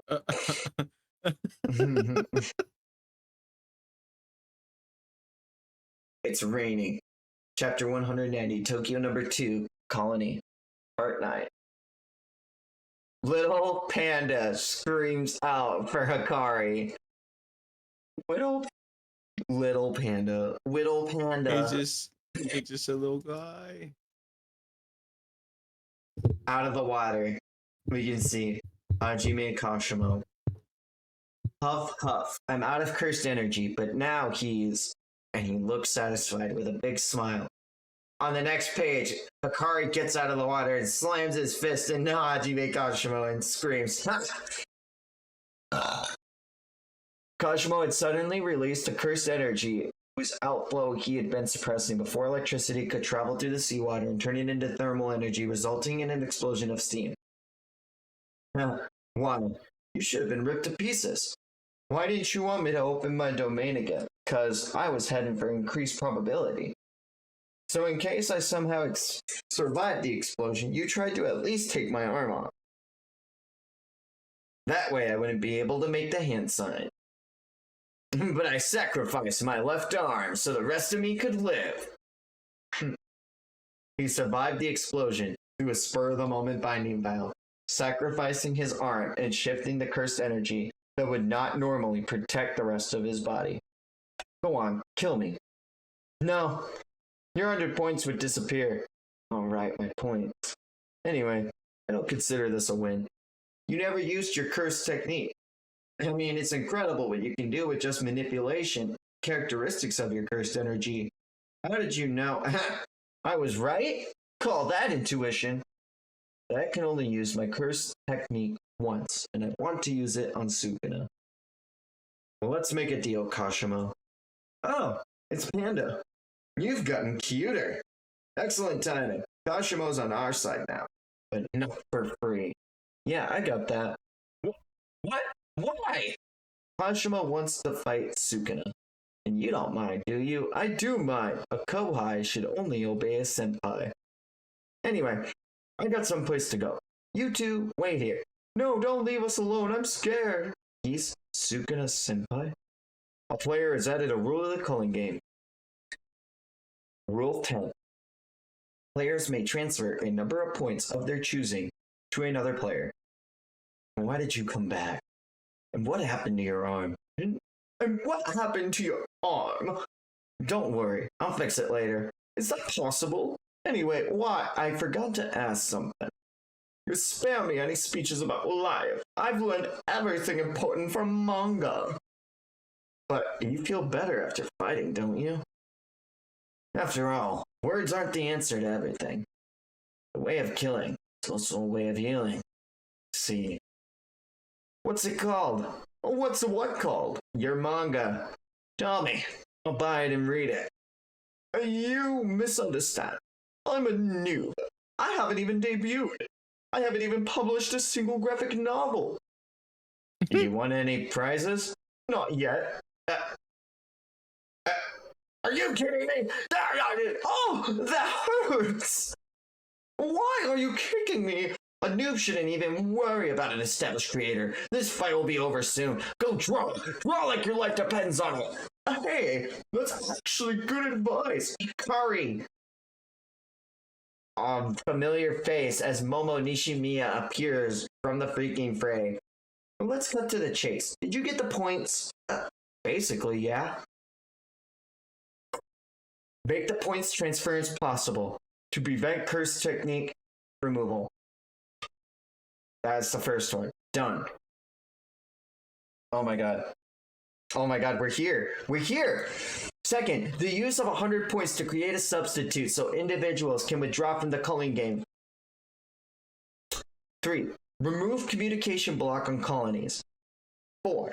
Allowing going in and out of barriers. The plan calls for 4 new rules, but I want to postpone the third one, establishing communication between colonies, huh? We need to do that one before the 4th one. Even Tokyo number 2 had an FC player. Maki can pass through the barriers, Nishimiya says. Working with Mei's younger brother should also solve the 3rd rule. Hold on. Why can Zenin pass through the barrier? Because of what she's turned into. She's turned into what? And on the next page we see Maki Zenin has turned into a monster. November 14, 305, Sakurajima Colony. We love to see it. Holy shit. And on the next page. Oh no. Oh no, we're still in it, baby. Oh my god. You've changed, Maki. Like you can talk, Noritoshi. You've gotten stronger. And I've just fallen from grace. There's another head of the Kamo family, so a bastard like me is unnecessary. And I like you better this way, especially without that awful hairstyle. The same to you, bitch. That blast just took out the most aggressive sorcerer and cursed spirits. Once you leave the barrier, join Wee Wee and please jump to the next colony. That person helped me out with some personal business, but are you sure? Everyone knows that those siblings are calculating. Apparently it's a risk, diversification, and prior investment. Say what? Okay. Once you leave the barrier and join Wee Wee, please jump to the next colony. That person helped me out with some personal business too, but are you sure? Everyone knows those siblings are calculating. They're talking about Wee Wee and Mei Mei. Yeah, I got it. All right. And and they with say, Wee Wee's ability, like he's able to like teleport, so he can get in between the barriers, right? Like from one colony to another. Yep. Yeah, I've put that much together already. We love that. I'm a Kogane. Inside this barrier, a lethal contest called the Culling Game. Step inside and you two will become a player. Are you willing to enter? Shut up. Do you want to die? Okay. That's the end of that volume. Okay, I think this would be a fine place to stop and maybe like have some like closing thoughts and like pick up on another date just because I gotta take another shit. Excellent. That's fine. Dude, Hold up, where is this one in? Because we'll end So on the chapter cover is 191. Maki. Yeah, the cover of the next one is Maki looking like an absolute beast. We're about to start 22, and I'm going to page 7 just to get this ready, and I'll add this to my favorites. Holy smokes, 5 hours of JJK. How did you feel about it? What was your favorite? Bro, so much shit happened. Like I really liked like I was mentioning earlier about like learning Higuruma's like path to figuring things out in 12 days, and then getting the fact that Tagkupa hasn't even gotten close to figuring it out, and like the like that like juxtaposition, like the black and the white of that is hilarious. Seeing modern day sorcerers being able to fend off like reincarnated sorcerers, and understanding that even one of the absolute strongest of the reincarnated that we just saw is still 600 years off from like what we can expect from like a true Heian era sorcerer, or cursed spirit like Sukuna and like Kenjaku and Maharaga and stuff like that. So I'm just like it's crazy. Like it's like in Naruto when you see like the rooftop battle with multiple Hokage and like Orochimaru, like how early you see like power, like true power in this story, because like this is just kind of recontextualizing like the Sukuna Maharaga fight for me a lot, and that wasn't even fully charged Sukuna, you know. Dude, we crushed almost 40 chapters, so and we are less Almost than exactly. Yeah, we're like 2 away. We get 38 chapters down, and that's a lot. yeah, A whole lot. we are close. This is an insane arc. It's actually a lot longer than I was thinking it was going to be, because it doesn't necessarily feel like it's going to be over anytime soon. No, But I mean, who the next part is Maki's part, which is a big one. So yeah, so it's interesting seeing, like, I've seen Yuta flex, and that was insane. And he had some of the coolest fights in this whole little sprawl here. But like watching Fushiguro's fight was sick. Watching Itadori's fight was interesting, but like actually without, like, with all due respect, without like putting it down or anything, like it was still a really good fight. Probably the least interesting fight of this arc so far, I'm not gonna lie, but it was still really cool. Like it was still such a cool, like all of these different domains are really interesting. And like learning more about, like I feel like I have a much better grasp on certain things that I didn't before. I guess I understand how like Hikari's technique works, but um I mean it's Sorry, still like yeah. it still has like things that, like, I don't know, like it's wild. It's absolutely a wild technique. That was probably one of the cooler fights. I don't know, it's hard to say, because like the four for all with like Yuta and the others, like that was so cool as well, just because, like, I don't know, I still put Yuta like above Hikari, but like I don't even know if that's accurate at this point. Like, you know, like, It's crazy that we are almost to chapter 200. Because like we'll get there. It's just like what a crazy feeling. We're just, it feels like we're so far yet so close to like yeah, it's being, interesting because like week to week, you guys wouldn't have known like what necessarily lies ahead. And I don't know exactly what lies ahead, but I do know how many chapters are out. And it's not that much more than where we're at right now. So I don't know, like there's still so much that I think has to happen. And with Maki entering into the fray, we're gonna see some more like sick flexes. Fact that she can travel in between barriers. They already almost have enough points to complete all of the rules that they need to.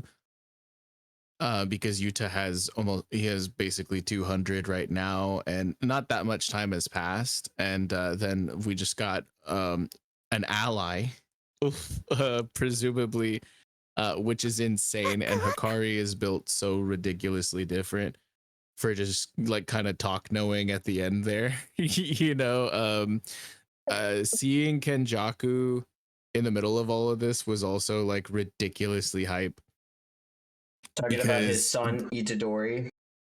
yeah, that was insane, and just like not immediately murking like everybody who's like, that was like something, it was one of the rules that was stipulated in the like at the beginning, and I think is a part of the barrier, is that you have the chance to get out of the barrier, and he was actually being like a decent person, which is weird Only because I because don't it's think forced that, on him, you know?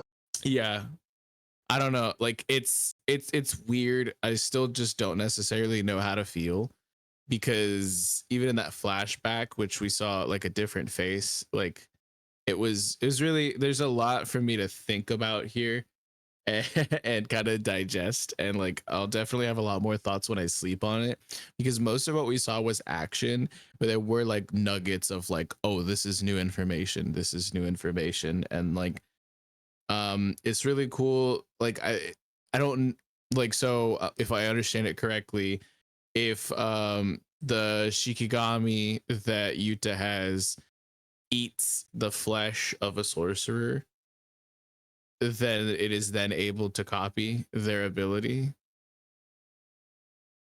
Yep. So either Yuta can ingest it or Rika can, and then after they ingest it, we don't know the full like specifications of how it works, but yeah.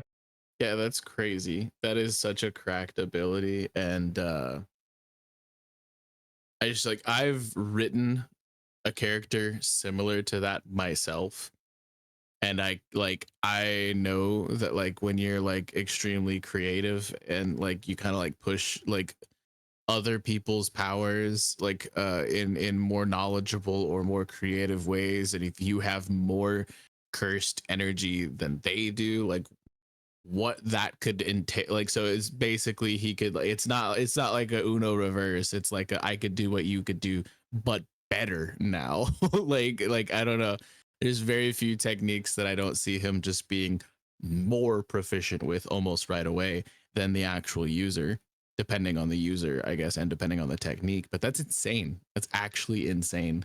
What's even crazier is like in a way that like I wonder if in a way how Suguru Geto was able to bring her spirits with their techniques to their maximum.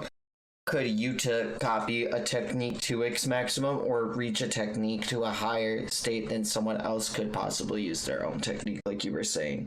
Like, even so, more proficient than that, but even taking it to its next step or like its maximum output, like how Uzumaki is an amalgamation of things, and then you have the maximum output Uzumaki, which can copy Yeah, a cursed. or even like Hollow Purple, which was something that Gojo needed to have reverse curse technique in order to do. Yuta has that. And I'm not saying like, but like just like techniques like that you wouldn't even necessarily be able to, like, if somebody had a really cracked technique, like, I don't know, like And Takabas or something like that, Yuta would actually know probably like what to do with that, and not only would he be able to like have more information about it and have a deeper reservoir of cursed energy than that person, he would also be able to apply reverse curse technique to it as well, which is like how Gojo got to like that in hidden inventory. You know what I mean? So it's like beyond the full like capabilities, it's like infinite more capabilities with their own abilities than they would have themselves, unless they were like on his level. yeah. That's insane. That's wild. Like the implications of that are insane. And I'm wondering what that other And family is about. yeah, Fujiwara to that's also, Sugawara, because Gojo had mentioned that him and Yuta were distant relatives because Yuta was the descendant of Sugawara, not Fujiwara. Fujiwara and Sugawaras were like famously known to be at each other's throats during the Heian era. So it makes him wonder, like, what does that mean? What did Uro mean? Who is that Uro saw in her flashback? I have these huge, like, big brain Uro theories that I think are going to come to fruition. And, like, we saw that Uro wasn't finished off. She was left alive here. Well, it looked like the cockroach was trying to eat what was left of her after the cannon blast, but then he like disintegrated the cockroach or something. I don't know, like, but she was really fucked up, you know. But she might still be kicking. I don't know. Yeah, when they were talking, him and JoJo, he said, Uro said the same thing, and then he said, she's still alive, and then he said, yeah, and then he said, mentioned the lovers' quarrel, lovers' dispute. What was all that about? But yeah, you said you wanted to wrap it up here, or I just wanted to let you make sure you could poop. No, you're good. I'm holding it in right now because I do want to like talk about like everything that we just went through. And so like my theory, and you don't have to react to this at all. You can completely plead the fifth, mute your mic. Like I'm not looking at your face right now on stream, like, and like you're not sharing it on Discord, so you don't have to react to this whatsoever. But my theory right now is that Yuta maybe left her still alive because he might need them still alive in order for him to use their technique, and he anticipated he was going to have to bend the sky to do what he did beforehand. And so that's like, not only does he need to get her points from her, but maybe also it serves his own ability to keep her alive. But I don't know if that's a part of it or whatnot, because there's still so much I don't understand about his ability. And I just got like that one like panel where that guy's like, oh, it must have been then. That might not even be it. That's just like, it could, I don't know if Gege's like that big into like throwing red herrings or whatnot, but like that's kind of my theory, is that like maybe there's more to that, and that might be why she was kept alive and why he was kept alive as well, outside of just relinquishing their points. Because it would be kind of just cracked if he could just collect abilities from all of these individuals that like, plus he is not the kind of person who just wants to kill, like, so that could be a part of that. There's so many layers to it, and it's like really making me love Yuta more and more as a character. He is the GOAT. I don't think he would have to keep someone alive to use their technique, just on like the premise of what if he inherited like a family technique or something, or like it's a technique that isn't exclusive to one and only sorcerer. But then that would also make me wonder, if Yuta copied an inherited technique like that, what are the ramifications of it? And does he like imprint his own style of himself on it? The same way like Nobito and Naoya's, I'm sure, have different domain expansions, but they have the same technique. You know what I'm saying? They have a different maximum they each would see, like the difference of it being. Yeah. It is interesting. I have a bunch of these like little like theories that I hope get answered by like the end of the series. If not in the series, hopefully in like a data book or something, and like a what if this happened. But yeah, I do like the idea that like Yuta wouldn't have to like kill someone to like hopefully keep their techniques alive. But this has been a really cool 5 hours. We're gonna have to do this again very, very soon so we can get you caught up, so that you can be on board with Lavon and Kaisen. I might be available Monday. I don't know. That's tentative. Tuesday, I'm pretty sewed up, obviously. Wednesday. Group 2 solos. Yeah, group 2 solos. Wednesdays, maybe as well, if I'll have enough time on Wednesday. Thursday after dinner-ish, maybe. I don't know. Depends. But like Mondays, Fridays, and since we're on hiatus, Saturdays are like kind of the best days. So I'll hit you up if you're down for maybe Monday, but next Friday and or Saturday should be for sure. I can make sure to keep them open. I'm always down to read GGK, so as long as we can get you caught up, that would be the best. Hell And then yeah. you can We're be a not part of far. Sunday streams. Then we can both read One Piece and JJK at the same time. Yeah, we're really not far from it. I think maybe 2 more streams like this and we'll absolutely have me caught up. We don't even have to do it quite this many chapters because I'm only like 60 something behind at this point, I think. I don't know. I know, but if we just cry, dude, I'm telling you, there's gonna be a point where you're like, Cody, we can't stop here, and I'm gonna be like, I know. I don't want to stop right now. I really gotta go take a shit. You know what I mean? Like, hey man, if you wanted to keep going, we can keep going. no, I'm good. I would, but no, I got I'll. you. That's Alright. also the thing is like my retention with manga is if I binge way too much of it really, really fast, I don't remember enough about it without talking. Like so that's why I like doing like talking in between like certain huge moments and like after like a large spree of chapters like we just did. It actually like helps me. You know what I mean? Oh yeah, and I Just to mean, remember shit. Dan, Lucas, and Tree are gonna be assaulting you with questions nonstop now too, and be like, "What'd you think of this? What'd you think of that?" Yeah, I can only imagine. It's gonna be pretty wild. But yeah, guys, it's been really, really real. If you're in chat, you know, make sure you show Peace. some love for TLA Cody. Group 2. Yeah, TLA Group 2. Check out my YouTube channel, Vexus D Lurking Legend. If you want to see some One Piece D&D stuff, every Links Tuesday, below to 7 join p.m. Gang CST. Gang. Got Discord links all over the place. Who knows Hell which ones yeah. work and which ones don't? I do. They all work. Yep. Hey, I'm ending stream. Have a good night, y'all. Bye-bye. Bye. Bye.